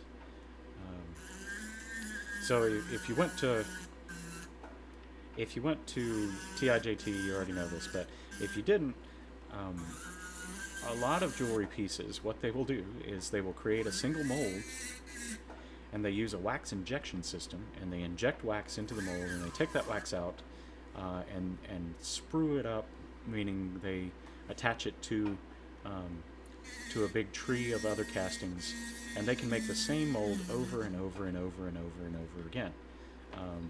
So it's more efficient at scale than say 3D printing every model. But you do get challenges, like in this case, where the mold that they're pulling the wax out of is flexible, and sometimes that can bend. And sometimes it'll bend the wax a little bit, or the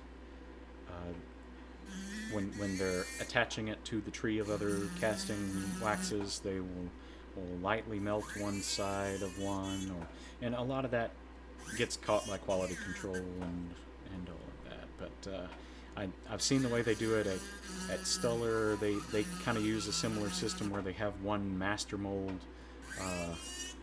that they wax inject, and they use metal molds instead of flexible rubber molds.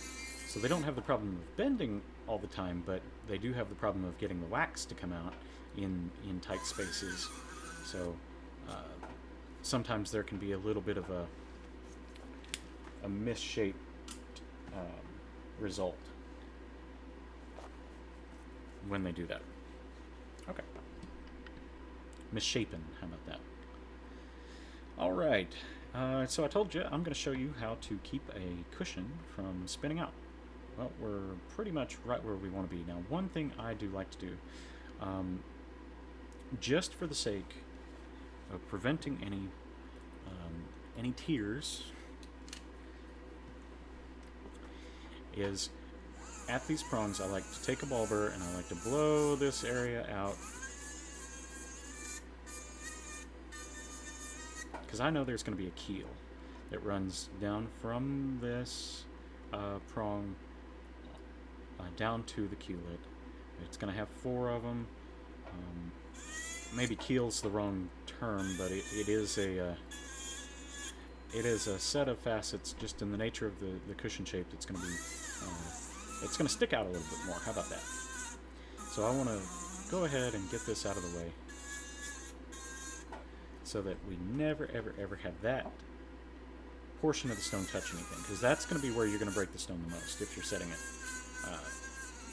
in a basket like this. So preventing further tears at the cost of just a little bit more work.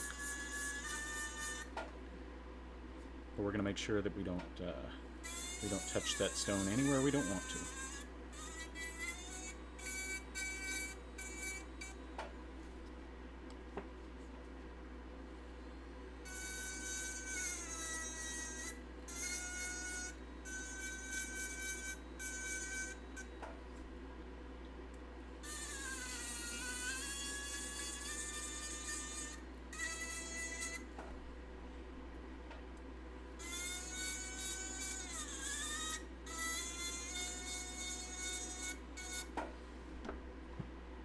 Cool. So that's ready to go. Now, here's my secret cushion setting trick. Nothing held back here, folks, except for maybe my my rare process on setting with a with the cupper. Okay. So what I've got here is a very small 70-degree burr. It's not the smallest, it's like a 1.6, but what I like about it is it matches, and I can go through a series of these. I've got a few different sizes, a bunch of different sizes, but what I want to do is to match just the curve of this cushion where it meets the prong. So it's gonna meet the prong about from here to here, but as long as my 70-degree matches that, and we'll do 1 or 2 other things to prevent any spinouts. As long as I have that matching, what I can do, I'm going to do all these at the same height, and then we're going to cut the top seat. What I can do is on a round stone. If I'm using a little bitty burr like this, I'm gonna run it across the prong. I'm gonna try to keep the seat flat because I know where it's going to contact the stone. It's going to be relatively flat, and then there may be a gentle curve, but it's not going to be a lot of curve to where the girdle meets the prong. With the cushion, I want to do the opposite. I want to take this burr and I want to go straight into the prong. I don't want to move it back and forth. I want to keep it straight with the prong.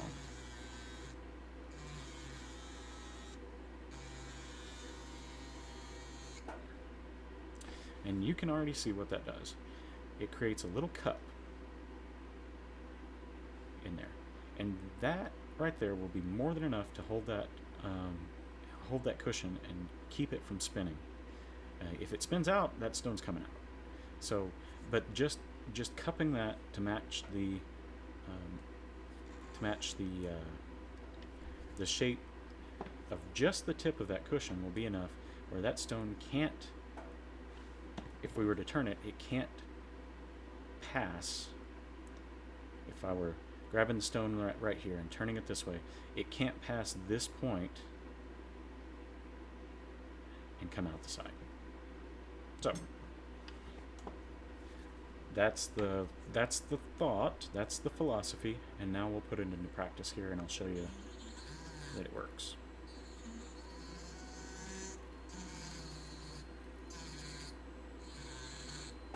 Making sure I maintain that the curve in the prong straight in. There we go. I think I cut that one a little deeper than I did this one, so I just want to keep them pretty well matched. I'm going to go ahead and do all four, and then as I make adjustments for each particular stone, we'll make sure it matches where it needs to. 545.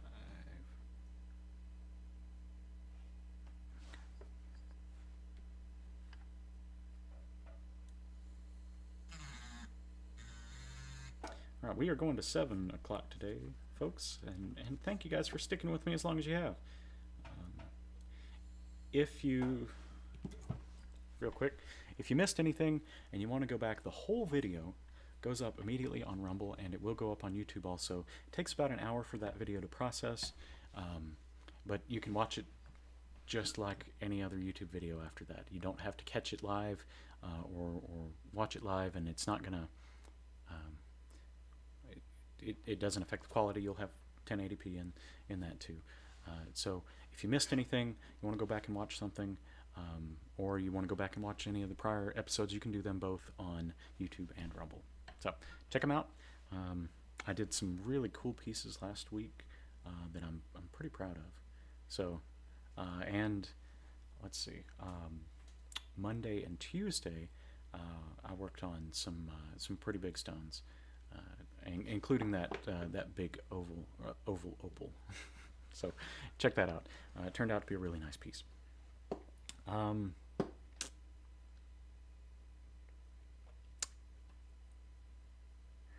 Streaming schedule. Let me get that out right now.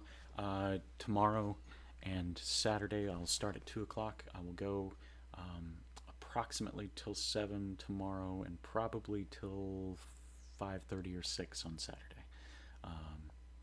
So tune in if you can. I'd really enjoy having you here, and I always appreciate the questions. Oh, it looks like we are getting a good bit of rain right now. It's supposed to rain all night tonight.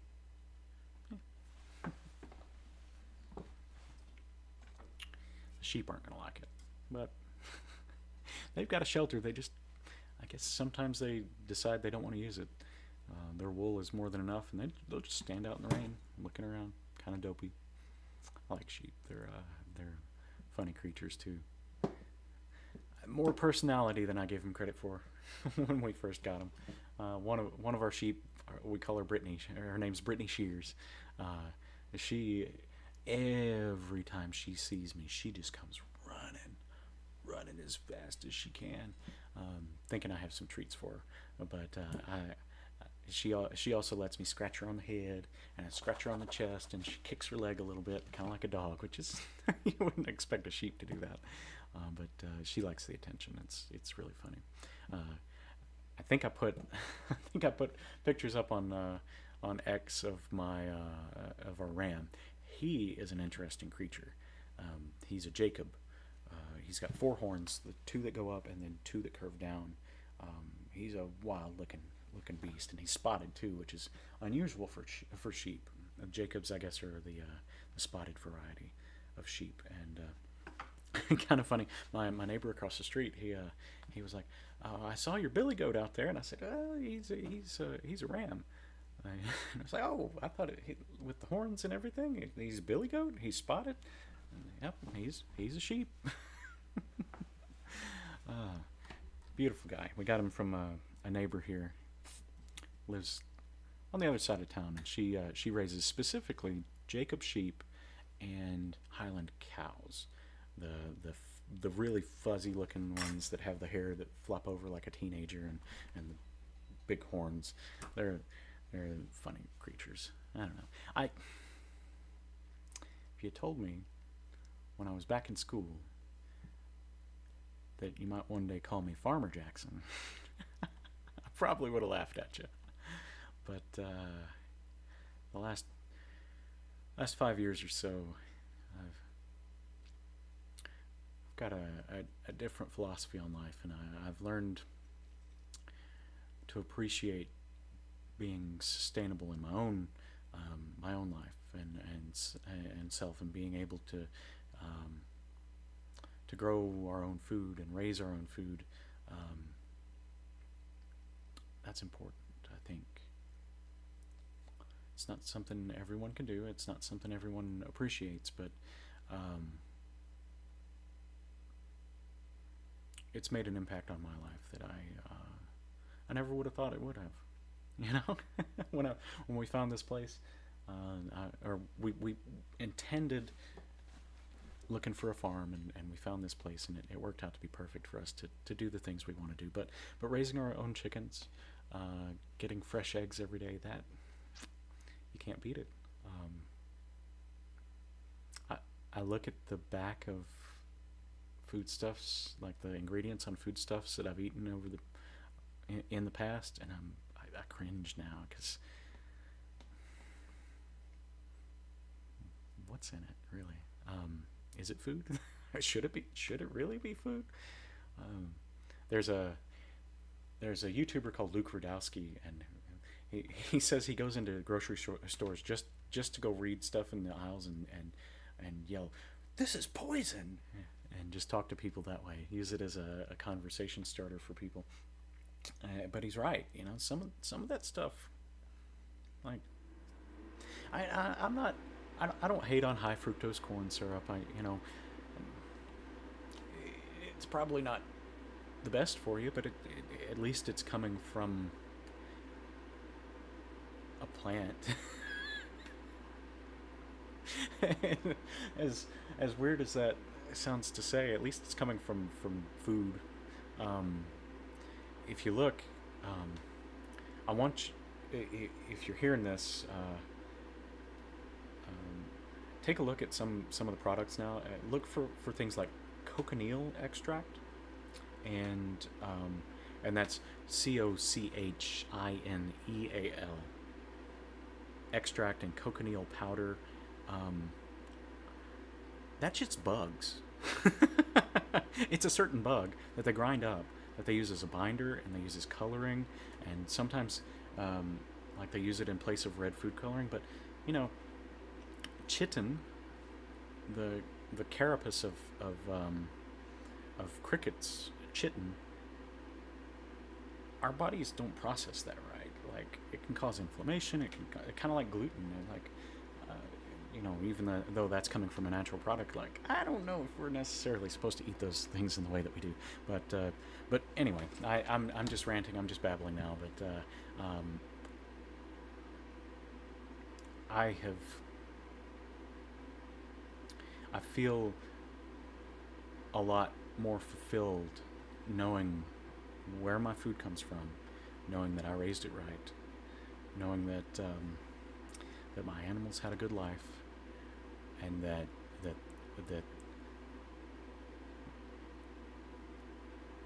it's a sacrifice to them, but it's an appreciated sacrifice. Um, I've been waxing philosophical a lot of this stream. I and if it's too much, y'all just call me out and say, "Hey, shut up, do your work." I'll shut up and do my work. But it's, you know, raising animals for food. I wouldn't have thought I'd be doing it, but now that I do it, I'd never do it any other way. So yeah, I'm babbling. Sorry, I'll get back to work.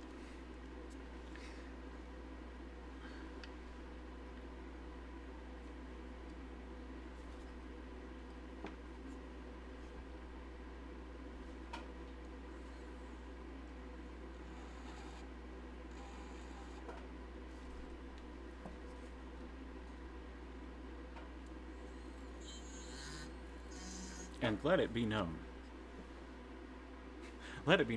I have the happiest sheep in the world. Those critters are just they're happy critters. Sorry, back to chatting.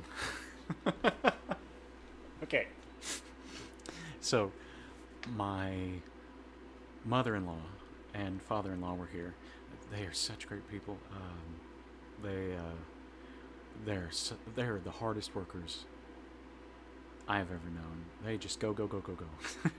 But every time they show up, I'm like, well, we're gonna get a month's worth of things done just having them here for a weekend, and they they do. But anyway, they were here. I think it was a month ago. It may not have been so long, um, but they were helping around the farm, and one of the or my mother-in-law hollers out at me. I was working on one side of the shop, and I think she was helping with giving water to the sheep, and she hollers out, "Jeremy, Jeremy, Jeremy!" So I come around the corner, and I think something maybe is wrong, and so I walk around the corner, and our ram is getting with one of our girls, and doing his job. Good on him. So I walk around the corner and I'm like, yeah, because that means we're gonna have babies. We're gonna have lambs in the spring. Hopefully, if he did his job right. You know, he's a youngin. He's only 8 months old, but he's a big boy for his age. But he he was doing his job, and but I was so proud of that because up to that point I had only ever encountered him kind of headbutting the other sheep, and you know he'd follow them around, and they really were kind of nervous about him because he wasn't part of the flock when we got him, and it took us a while to introduce him to them, and our girls are they're skittish around pretty much everybody except for me and Lindsay, but I get it. So he did his job, and I was proud because now I can calculate when our lambs are due. So they've got a certain gestation period, but now I can calculate when the lambs are due, and I can be ready for them. Make sure that the sheep get all the right food, that they're flushed, that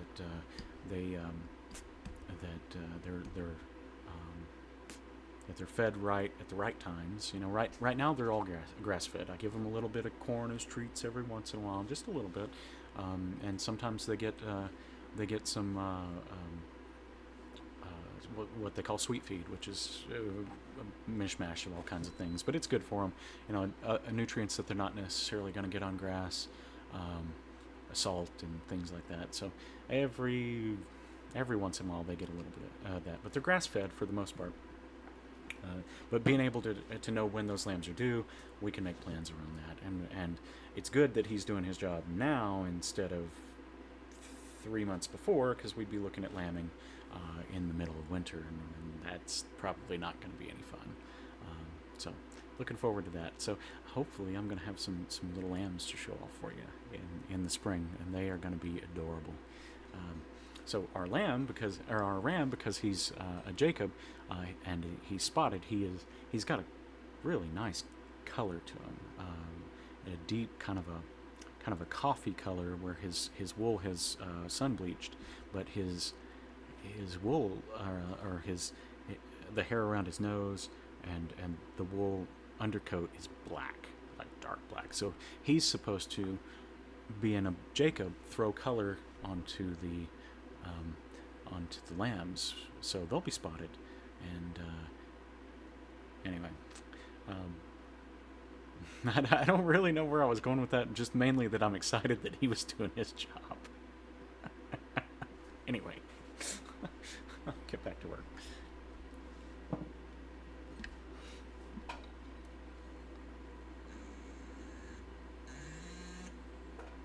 All right.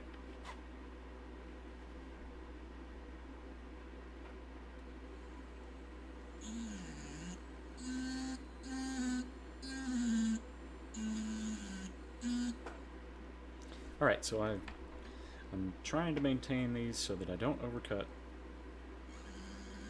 but I also keep that curve. I'm gonna go kind of, maybe not as deep as some, because I don't want to have to bend these prongs over very far, but they'll still hold in. They're not going to go anywhere once it's in place. And part of the reason I set it low in here and cut the gallery away is if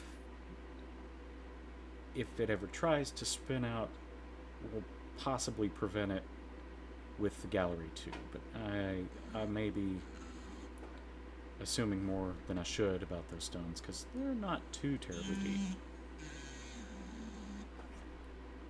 Okay, so I've got those cut. Let's go to the other one real quick and cut them.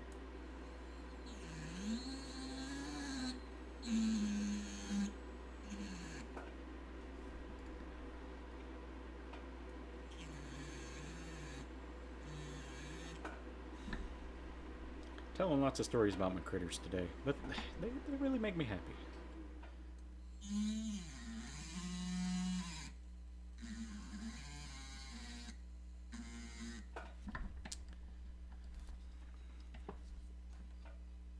It is a challenge. It is very much a challenge.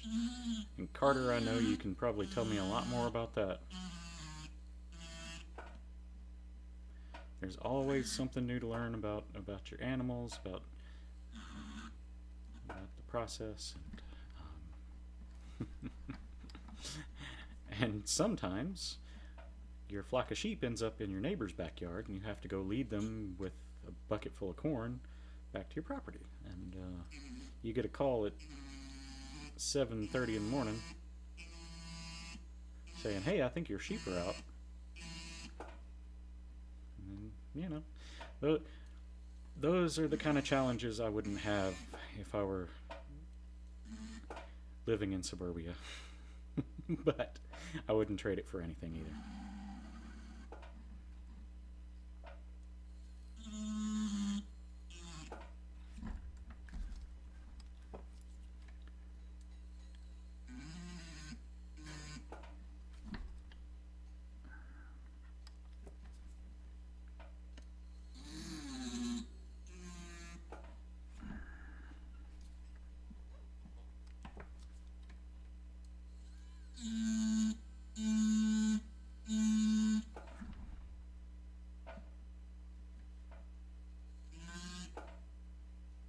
Okay, I've got the preliminary seat cut.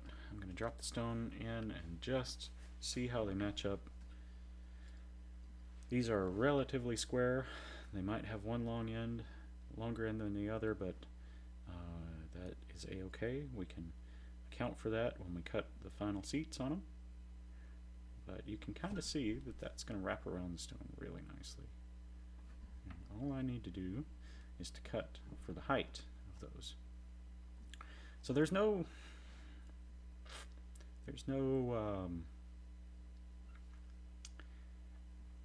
accurate way to do this next step. It's a lot of fitting and refitting and refitting again. But that's cutting for the height of the girdle. Like in this case, it's pretty tall. I could mark that, but I may not be exact, and once my marking's on there, I still have to hit it right, cut it right. So the best thing that I've figured out to do is just to visually get an idea of how thick that girdle is. Here's another example. Really thick on one side, thinner on the other. So I'm going to bias toward cutting that thicker, and then I'm going to make sure that I allow for the keel line in the prong, and that'll kind of help hold the stone in place. So, all right. So visually, I've got an idea of how much I need to cut. And it's an eyeballing thing. You have to have a good bit of spatial reasoning to do this job. And mine is nowhere near perfect spatial reasoning, but it is also something that you can train as you go. Alright, so I'm keeping my curve, and I'm just gently running up and down to deepen that seat and keep it nice and square so that that girdle has plenty of room.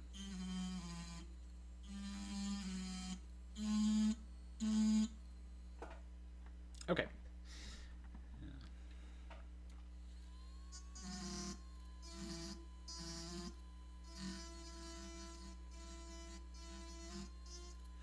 Got an idea. I'm going to run past anybody who's willing to listen about things I can do here on the channel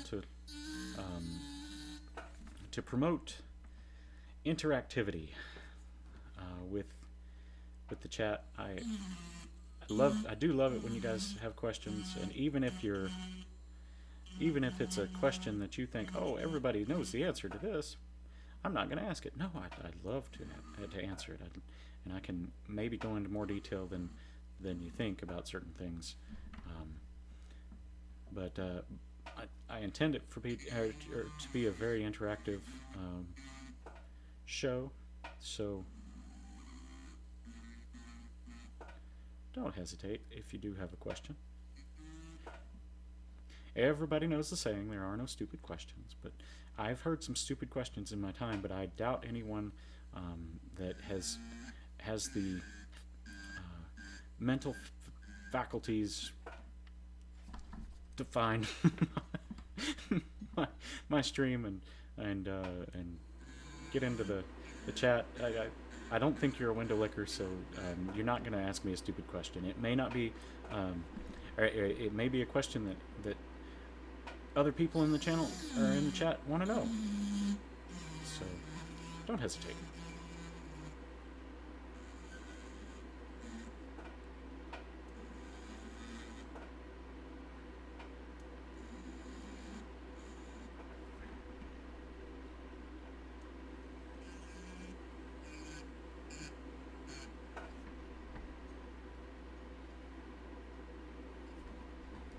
There are a lot of questions out there that you might be told are stupid questions, but are not stupid questions. For example, why in Georgia and in Arizona have judges told parties in a lawsuit regarding the elections that they're not allowed to look at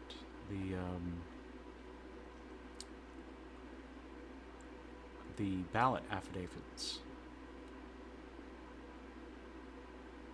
Now, we might be told that's a stupid question. Oh, judges know best. I've got my reservations about such, and I think said question should be answered. Why is a judge telling parties who have been directly affected by the processes of the elections that they're not allowed to look over materials that are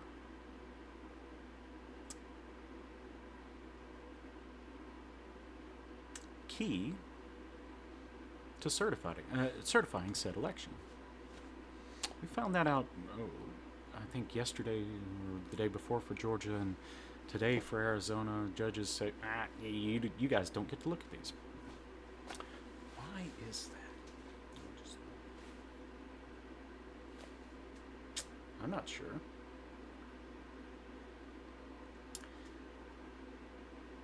I think anybody at all should be able to look over public materials regarding the process of conducting our elections. I think that should be public knowledge. It should be openly verifiable. It should be easily accessed. And it should not do, as the judge says, present significant harm to the public interest.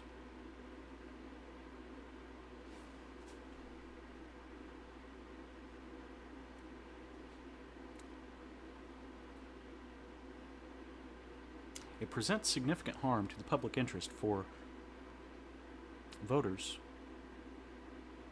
to be able to look at materials from an election and say this was run accurately and fairly. And the process should be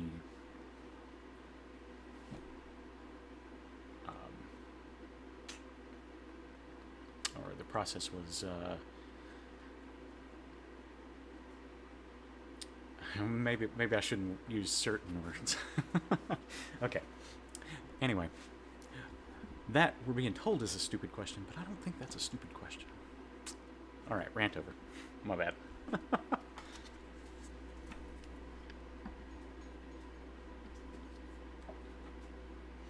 Okay, got those seats cut. I think we can test fit our stone one more time.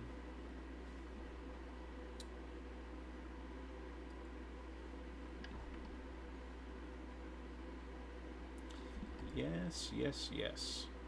I really like how that seat fits. I can turn this stone so that my larger seats are matched up with our larger prongs, and I will do that, but it looks like that is going to be a very accurate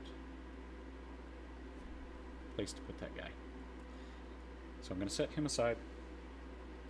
Now, because of how I cut this, I'm going to be a little less heavy-handed with the polish on the inside of these, so I'm going to do a couple things a little bit differently. I'm only going to polish the outside of the prongs. I may very briefly polish the inside of these. I do want them shiny, so I'll demonstrate briefly here, but I'll do it quickly once I get to it. I can burnish the inside of this to pre-shine it, and then it won't take quite as much polish. But what I don't want to happen is to take away metal on right here and right here that would keep that stone from turning out.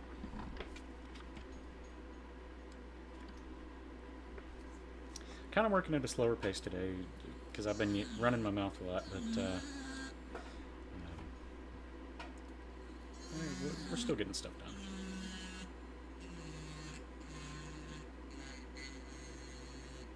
There are certain jobs that you can run through in a real hurry, certain jobs you want to take a little time with.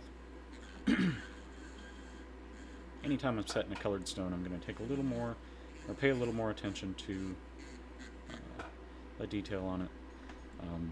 Making sure the facets, or the seats are as accurate as possible.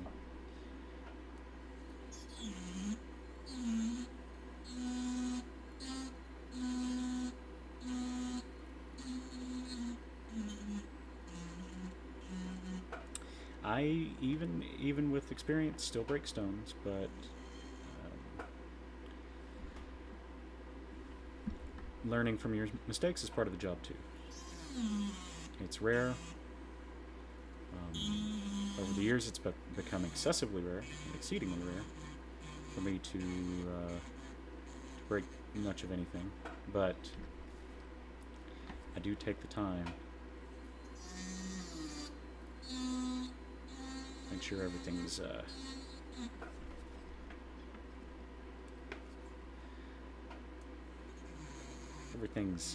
hunky-dory in every stone that I set, even the tiny, tiny ones. And boy, have I set my share of tiny, tiny stones. I heard some jeweler bragging about how they set some sub-point stones. Well, they go a lot further down than just being sub-point.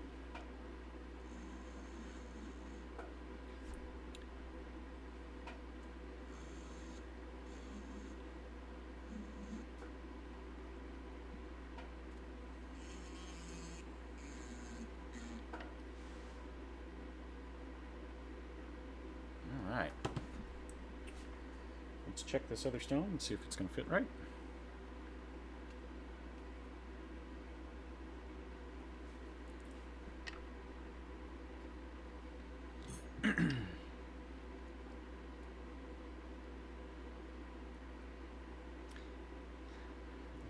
I should probably stop running my mouth. I'm gonna get my ass banned from something if I keep talking about certain things.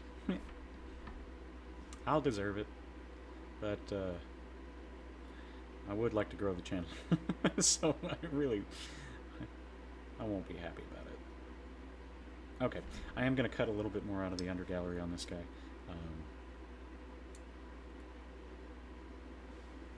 Just to make sure that stone sits down as far as I can without touching the undergallery.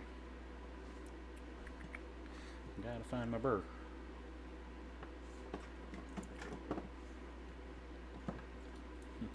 If you're a jeweler and you or just have bench experience,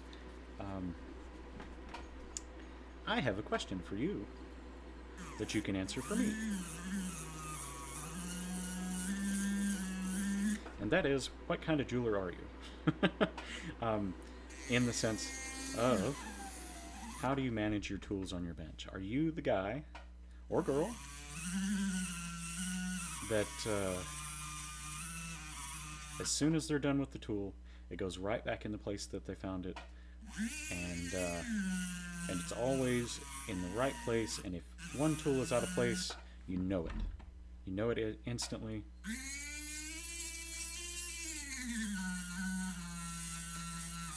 Everything has its home, and you take the time after every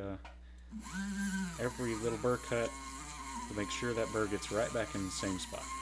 Or are you a jeweler like me that, well, I'm done with this tool, I'm ready to move on to the next tool, I'm going to drop it in my bench tray, and if I need it again, I'll go find it.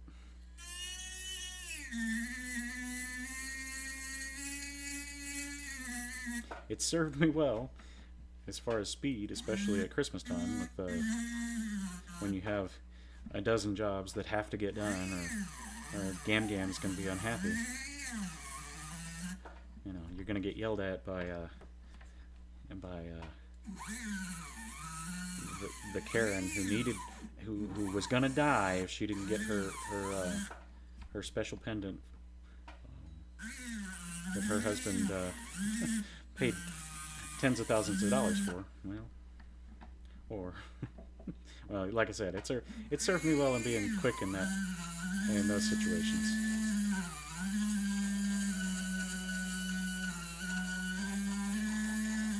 But at the same time, I do hunt for tools a lot, so.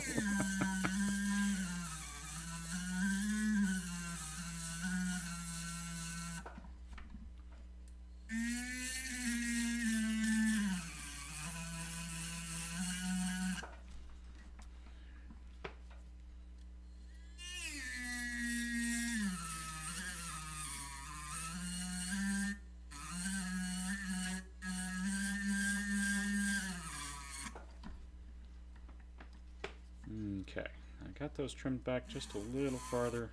All I'm doing is making sure we don't make contact on the underside.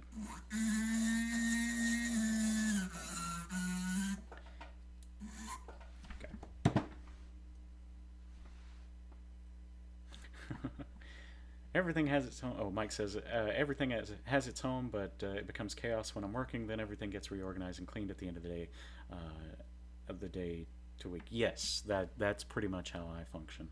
Um, Everything will land in its spot wherever I drop it, and it'll be there when I go looking for it again. And then when I get done for the day, or when I get started for the day, I'll clean up and everything goes back in its place. So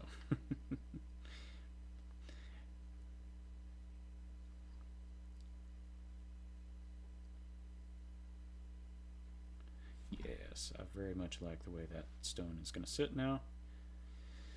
As I bring those prongs in to meet the stone, it will lift up just a hair off of the gallery.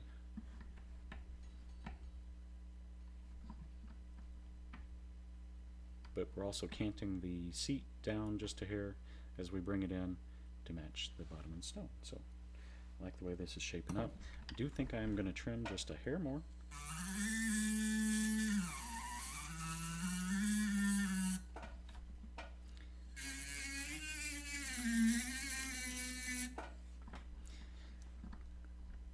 Oh, Carter, you sent me the picture of the green lion saw. I think you said green dragon, but you corrected it in your text. That is a fantastic jeweler's saw. I hear good things about them. Now, I don't use it a lot. I'm gonna stand up and grab it.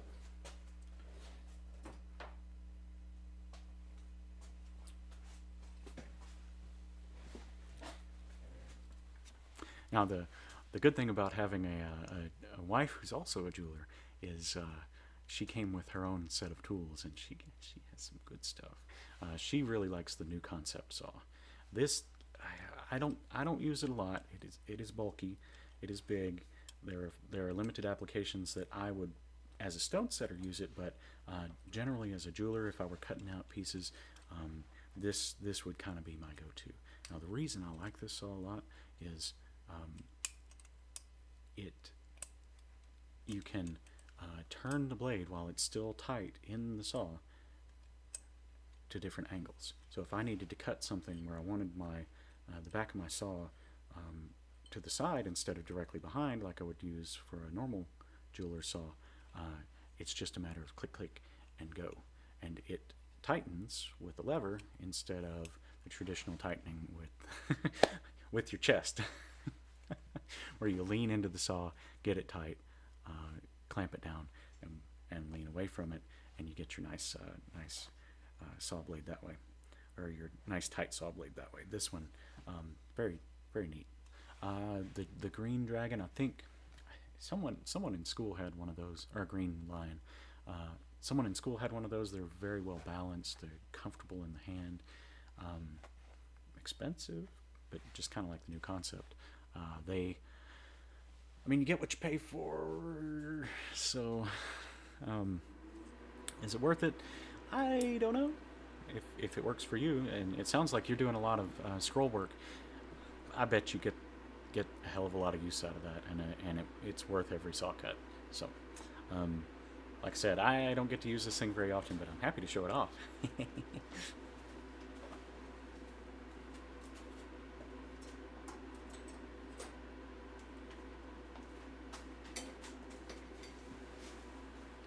Mike says the biggest frustration is working with other jewelers, like narrowing your tools right when you need it, or borrowing, I take it, borrowing your tools right when you need it, start losing your mind looking for it. Oh, yes. In the shops that I've worked, it is if you're going to borrow it, you're going to ask me to borrow it. Nobody's going to touch anybody else's bench, because, as a jeweler, you come with your set of tools most of the time. If you go to work for somebody, they're either asking you to bring your own tools, or they're going to buy tools from you. I don't like that idea most of the time, because your tools are your livelihood, and nobody else should be messing with them unless they have your permission. Now, if it's shop equipment, something like that, shoot, yeah, everybody take a turn.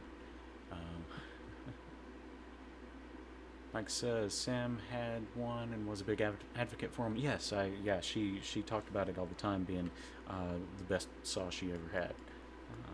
Got one after I left and haven't looked back since. Hey, cool. Now, are you talking about the Green Lion or the new concept? I think she was a big advocate for the Green Lion saw, and somebody else really liked the new concept. So, but anyway, I think Blaine. Oh gosh, I'm gonna forget his name every time.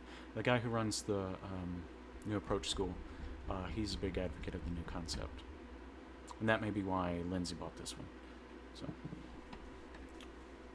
really useful when it's necessary. With my applications, I like a small saw. I like, I just like the standard. Yeah, Green Line. I just like the standard saw frame. Most of the time I'm only cutting off prongs, or I'm sizing a ring. If I do that, I'm looking at the ring from the back. I haven't done, but I am going to do a lot of cutouts. I've got an idea for a pendant that I think everyone's really going to like. We will get to it eventually. I'm doing work for other people right now, but I've got some of my own designs that I think I'm going to bring to life. Especially coming into 2024, if that gives anyone any clue of what I'm going to be working on. So look forward to that if if it's something you would appreciate.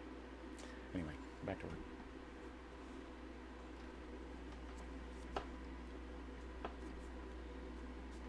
Okay, I'm going to use a slightly bigger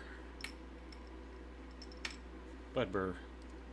I can roll through this a little bit quicker because I know the areas that I want to relieve. That is right there.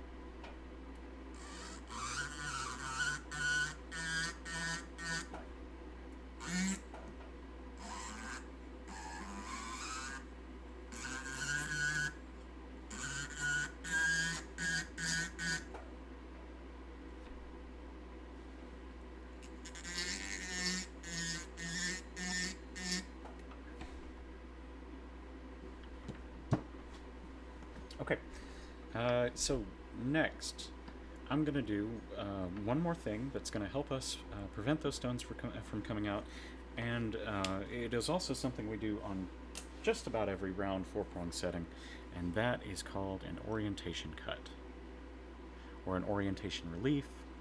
I'm sure you can call it a bunch of different names, but what I'm going to do is I'm going to take the very smallest ball burr that I've got, and this is like a 0.3 millimeter ball burr, just a tiny guy. I'm going to go straight into the back of this prong. I'm going to cut straight down and create a relief. I'm going to go straight up the back. Yep, if my burr will cooperate.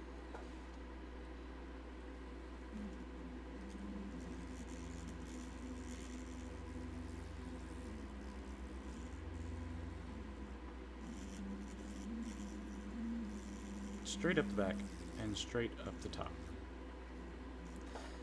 Why am I doing that? Well, that all depends on your stone, and these stones, when I was looking at them, I noticed a couple of things. I'm going to zoom in as far as I can so you can see this clearly. Number one, at the corner, we've got a keel, or a facet junction that goes straight down from the corner. Well, normally our seat would be there, and even though we've curved our seat gently to match the bottom of this stone, it's still got that facet junction in there. So I don't like setting a sharp junction like that into the bottom of a seat because it can give it a little chip or start a break. But it also gives us an opportunity to hug those facets a little bit better and prevent the stone from getting out. I also noticed that we've got the same thing on top.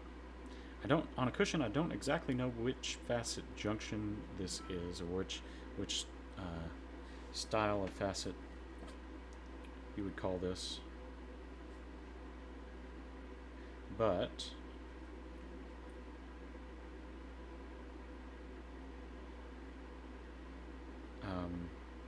I'm sure it has a name, but all we're going to do is we're going to basically create a, if I don't lose my stone in the process, we're going to create a little relief for both of those, and the prong is going to touch in 4 places instead of just on top of these, top and bottom of this facet, and that'll prevent the stone from turning out. It'll keep it tighter, and it'll prevent breaking. So that's the purpose of this cut. I'm going to do it on all 8 of our prongs.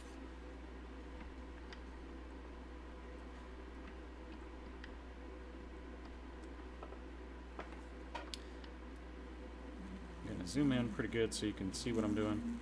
And straight up.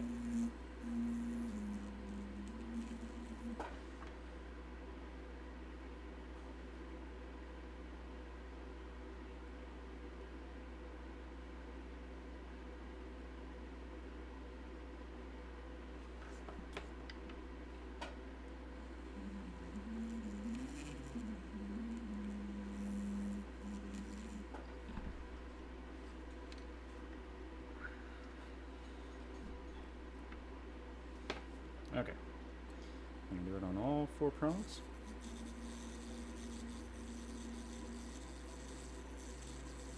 I just reconsidered something. I want to make sure that my bottom seat is correctly cut for this. There we go.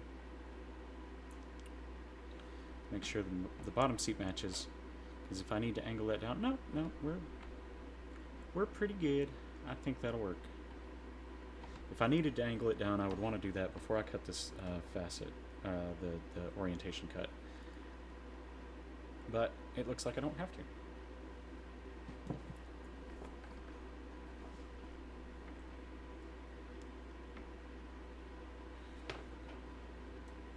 Just gonna keep on keeping on here.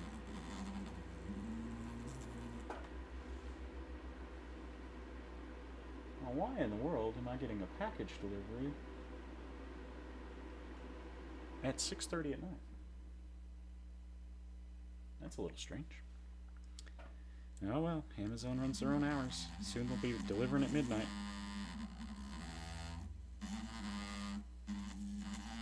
I bet you someone got behind on the route.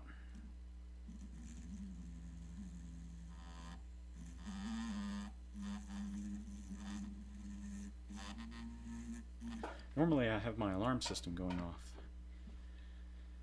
when we have visitors like that. The alarm system's name is, well, there are 2 of them, Biscuit and Buttermilk. And they will let us know anytime anybody from the outside world decides to set even the barest foot toward our property. But I hope they don't annoy you guys on stream when they're barking. They are inside right now because it's raining out. One of the things I'm going to do in the near future is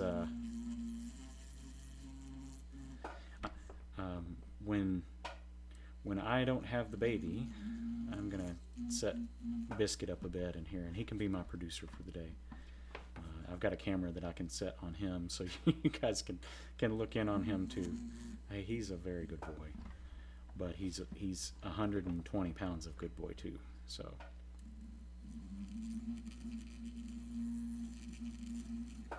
he was intended to be a livestock guardian dog, but he became a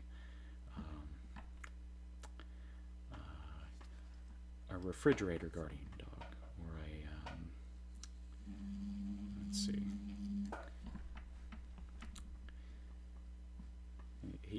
He guards the livestock after they've been processed. How about that?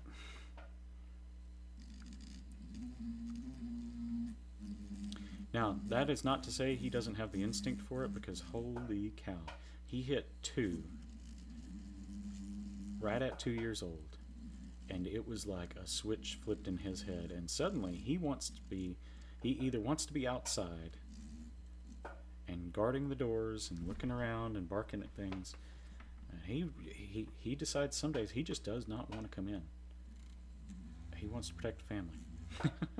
But we'll be walking to the chicken coop, and he'll pace us right along, and if he gets to barking at something, he'll put himself between us and whatever he's barking at, and he'll kind of lead you around with his butt, like turn you away from the danger, and he's got those Great Pyrenees instincts. I will tell you what.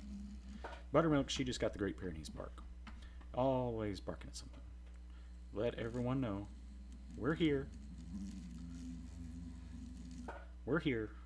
I'm going to tell you about 1,000 more times. We're here. Don't you come over here. We're here. But they're both very sweet.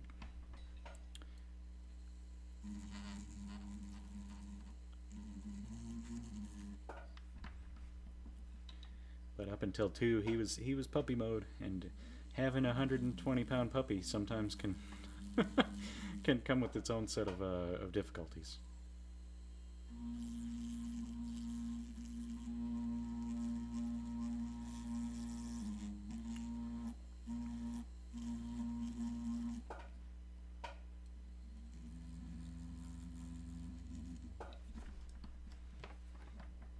But he'll be my producer when the baby's not here.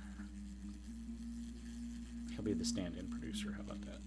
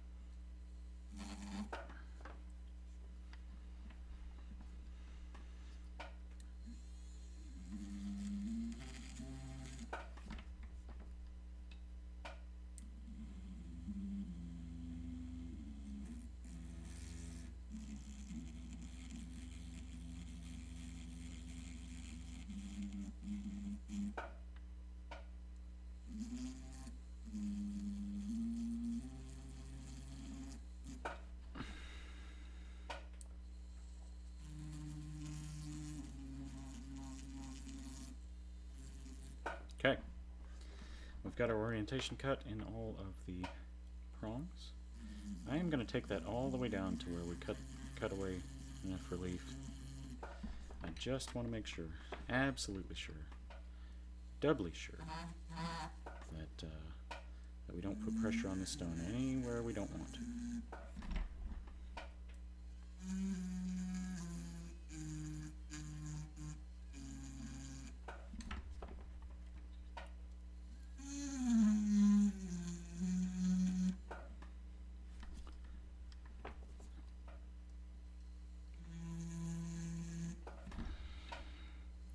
It is a laborious process. Well, laborious, maybe a tedious sometimes process to do this. But the payoff is worth it. What I know, if something leaves my bench, is it's tight, it's not coming out, and it can probably take a little wear and tear without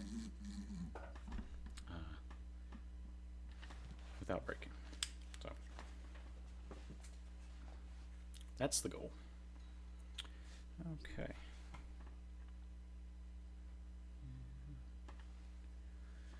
$6:38. We're going to wrap this up after I get these stones in. We're reaching kind of the finishing touches on this. I can probably finish it in the next 20 minutes. That's going to be my goal. I may talk a little less if I can shut my mouth.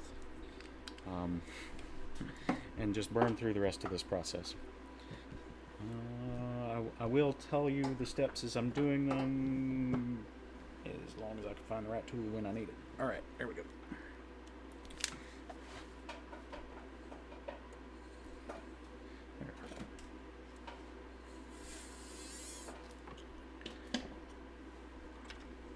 Okay. Oh, sorry about the earthquake.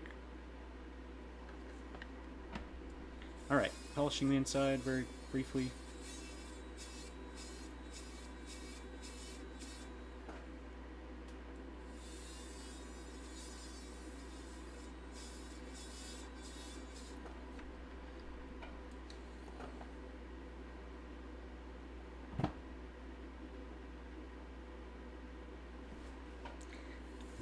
Part of the reason I want to wrap it up before 7 o'clock is my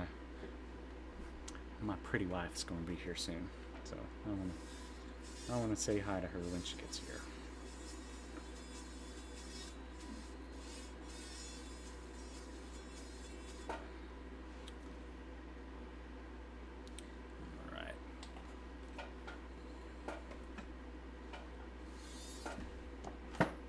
Oh shoot, I forgot it's Thursday. I think she works an extra hour today, unfortunately. So, if we go a little long, I'm not going to stress.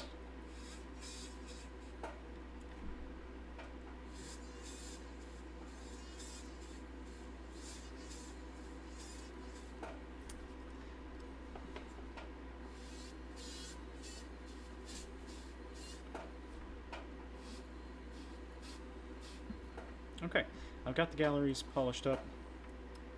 I've got the seats lightly polished. I didn't want to do too much, so I tried to stay down in the gallery. Now, especially with colored stones. Yeah, here I go, running my mouth again. Especially with colored stones, you want to make sure that those galleries are polished on the inside and the tops. Why the inside? Normally you'd never see something like that, but with a colored stone, they, depending on the stone, of course, they can do what's called windowing, where you can look at, or look basically through the stone and see on the other side, on the inside of mounting. If you are not particular about making sure everything's really clean and really well polished, that will mean that your lack of attention to detail will be on display every time someone looks down into that stone. We don't want that. We want to make sure that they are nice and clean, and our detail has been attended to. So, nice, clean polish. Now, at these tighter angles, there are a few more facets there. I won't worry as much about it, but what we don't want to do is reflect unpolished surfaces through the stone, because it can make the stone look worse. Worse than it should.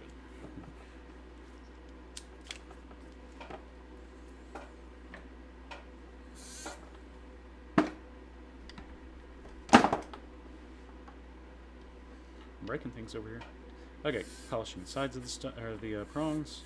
We are nearly to the point of setting these stones. I'm going to back our microscope off a little bit so you can see everything. I'm very brief when I polish these. I don't want to take off too much metal. I want to retain as much of that prong as possible. In the process of burnishing, I'm also work hardening the surface, which will make it polish easier. So all I have to do is give it a little light touch in the areas that I did have to burnish.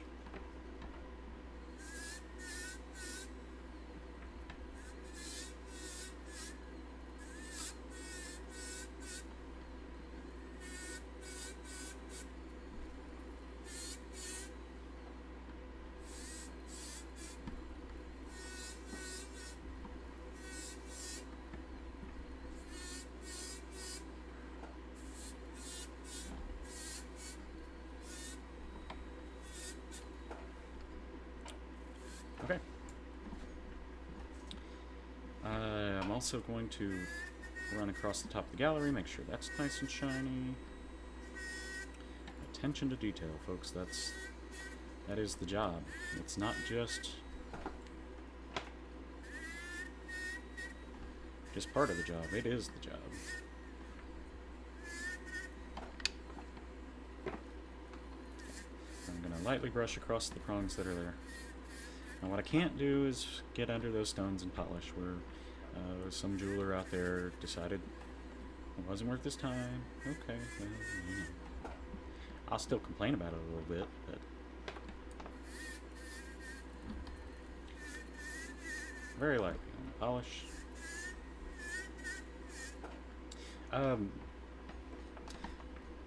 On the last stream, we episode 7 rather, we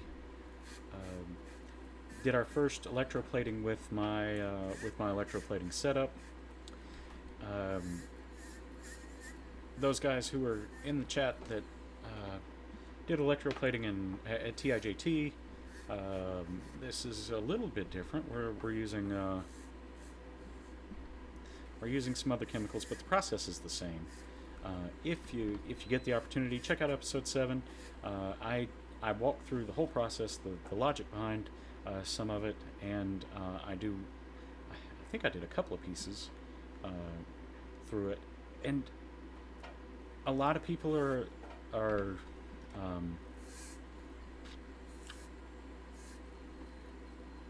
not apt to do electroplating because it's expensive. Well, okay, it's gotten cheaper for the tools. It's gotten okay. In let's see, 2021, rhodium got to be one of the most expensive platinum metals, which was crazy, and I think it's still pretty high up there, but it's come down in price. So getting the solution to rhodium plate is less expensive now. When I started working on white gold pieces here in my own shop, I was like, man, I'm not looking forward to having to buy rhodium to electroplate. Well, it's cheaper now than it was. And you don't need the big fancy electroplating system. That is completely unnecessary. You need a DC power supply. I like to have the little stirring hot plates. Not even necessary, just a hot plate like we did like we did in school for the TIJT guys. It would be fine, but I like to have the stirring hot plates because you don't have to wiggle your pieces around as much. You can hold it down in the rhodium, and it does the job for you. So I've got 2 little hot plates and just a DC power supply that anyone who's familiar with electronics work, I mean, that's all it is. It's a little I think it's a 30 volt 10 amp power supply, and you don't run it anywhere near its maximum, and it does exactly the job you need it to do. Like they want hundreds and hundreds and hundreds of dollars for special rectifiers for rhodium plating, and I'm like, hey, all you need to do is pass current through this, and it does the rest. Your solution's really the most important part. Now, someone out there might be able to tell me I'm wrong about that and say, hey, you need this because you're not getting the best quality. Okay, I'll take that into advisement when I get thousands of dollars to get the fanciest electroplating system. It's not a difficult process. It's a chemical process, and it can be accomplished with simple things, is kind of the point I'm trying to get across. The only thing that I would prefer to have over here instead of having this open air is have a little vent hood. Some of those have little vents attached and can prevent fumes, but you back away from it as long as you're safe, as long as you approach it the right way. You're not going to hurt yourself with it. So the fumes aren't that bad. Anyway, we have these ready to set. Let's set them.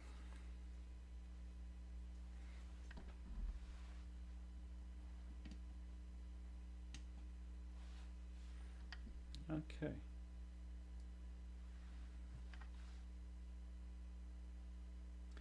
that one drops in. I'm okay with that. Normally I'd want to pull those prongs back to put it in place, because I want that as tight as possible, but because of how the gallery sits, I'm going to lean these prongs inward first before I tighten the stone up, and that's going to take the stone up off the gallery and make sure it doesn't touch. So I just gently overcut the seats. That was a happy accident on my part. We love happy accidents. I look at Bob Ross as my spiritual mentor for this journey. So I may not have any happy little trees, but I am bringing it to you with Bob Ross energy.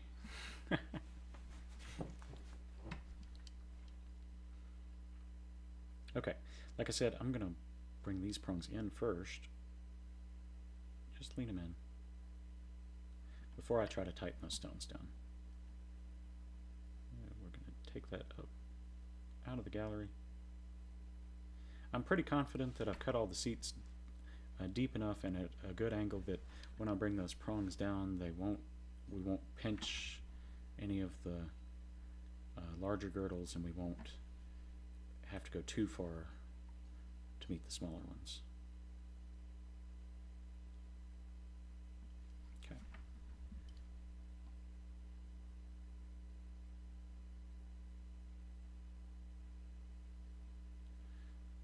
Like I said, all I'm doing is just bringing this up and in.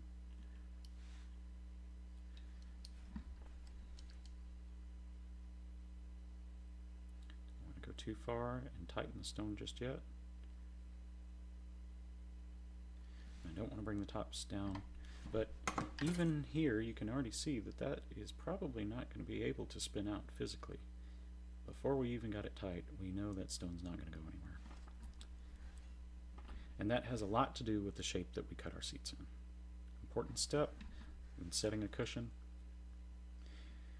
They may have briefly talked about that in school, but I think it was more in the context of using a setting burr instead of using a 70 to undercut it. So that guy I know is not going to spin out. Can't turn it. And now I can bring the prong down just like I did on that oval, using my little twisting action. Bring those prongs down and tighten those stones.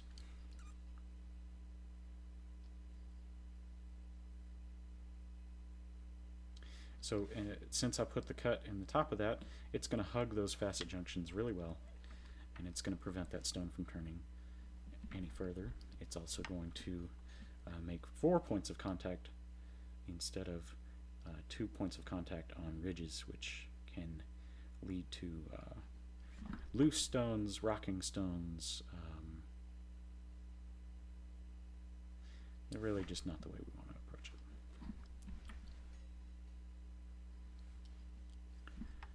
Okay. Have to chase this one around in the microscope a little bit. Such is the nature of working with two things at once in the Great Plate.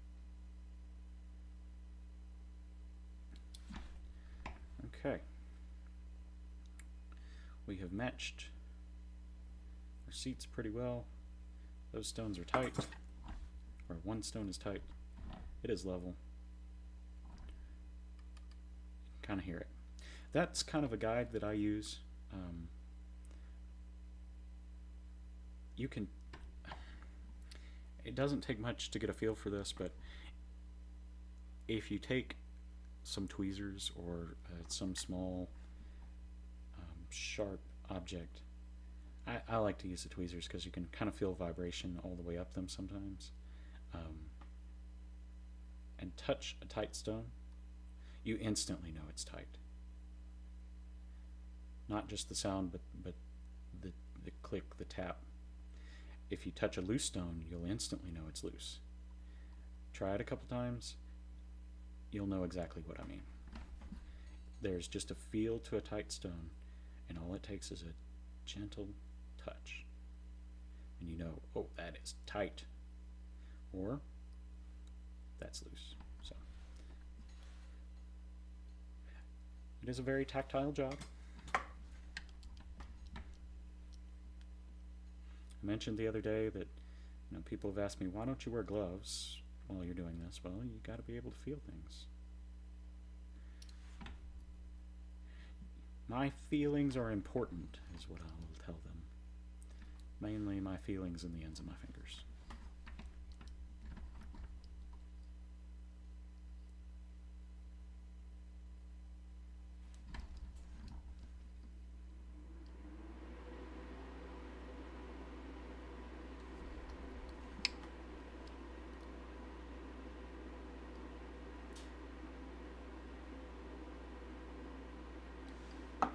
And if you like groanable dad jokes like that, you can follow me on X at DripMadeLive.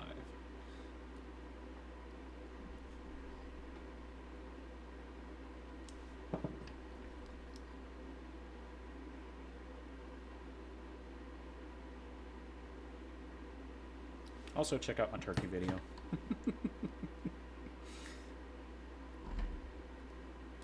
Still got to bring those prongs over just a little bit. I think I probably got a little cut happy on one side of that, it looks like. That's okay. Remember, we're giving these a little twist as we go, and that's allowing us to tighten that down without having the prong spring back.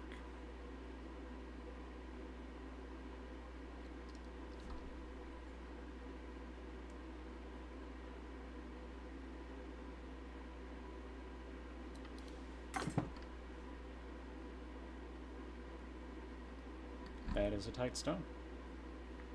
I know it because I feel it. Alright, let's take a good look at these from a better distance. Very nice earrings. Let's see if I can get you a better focus here.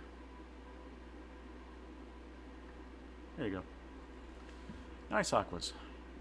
They're a little oily from my polish and my fingers here, but you can tell they are a very bold blue for aquamarine. Depth is very important in an aqua, so to get a good color, you gotta have a deep stone. Shallow aquas typically look really pale in comparison. Okay, we're approaching 7 o'clock. I think I will leave that here, and we'll finish up on another day. Tomorrow, specifically at 2, I will start another stream. So, here, let's get a close-up of these in good light.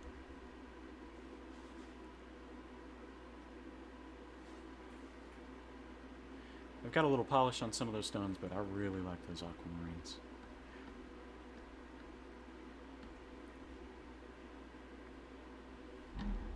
And that's how you effectively set a cushion. You can use the same principle when setting a rectangle cushion.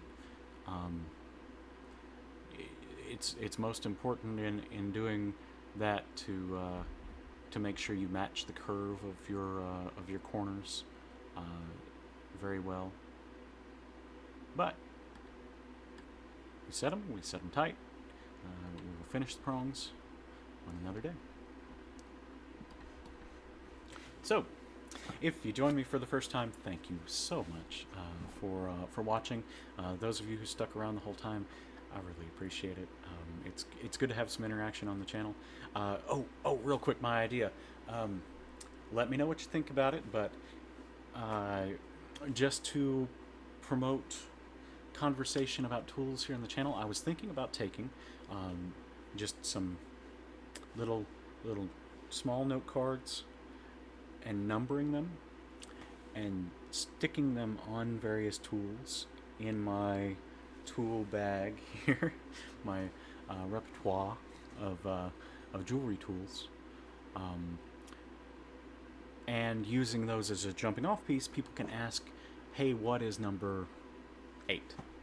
I can take the tool, we can talk about the tool, We can talk about the uses, what you should use it for, what you shouldn't, the pros and cons of using various types of said tool. If it's hokey, tell me it sounds a little hokey and it wouldn't be worth it. But just as a thought, I, you know, like I said, I'm doing this so that I can answer questions about the process, answer questions about the tools, answer questions about any jewelry thing you can think of. And I do very much appreciate those of you who did today. Hey, look, I got a handprint on my head. That's about normal. Thank y'all. It's been really fun. This is so far been my most fun stream. And part of that's just because we got to talk about a number of different things and laugh about things. And all that interaction is because of y'all, because of you. So thank you sincerely, and I hope you come back and stick around. So throw more questions out. I'd be happy to answer them. I'd love to hear from the people that were just watching and didn't say anything. I still appreciate you.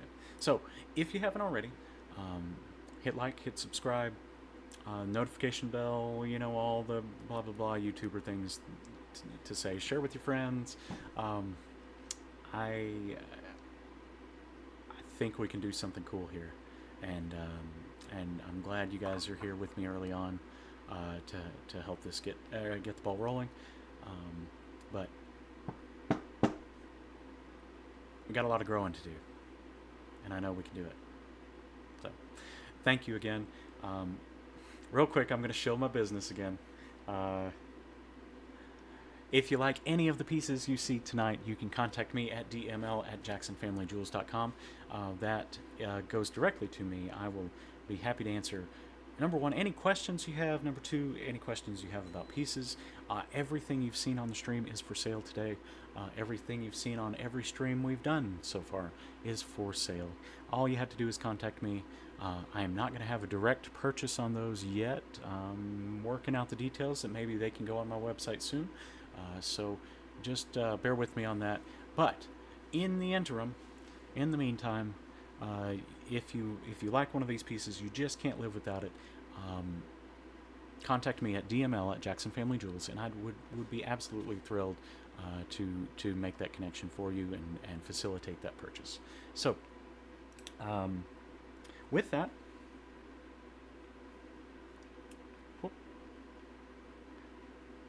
jacking with my cameras here. One more thing. If sorry, just a little bit of housekeeping here. If you want a DML sticker, like the one you see here, send me an email to that link with your address. I'd be happy to mail it to you. These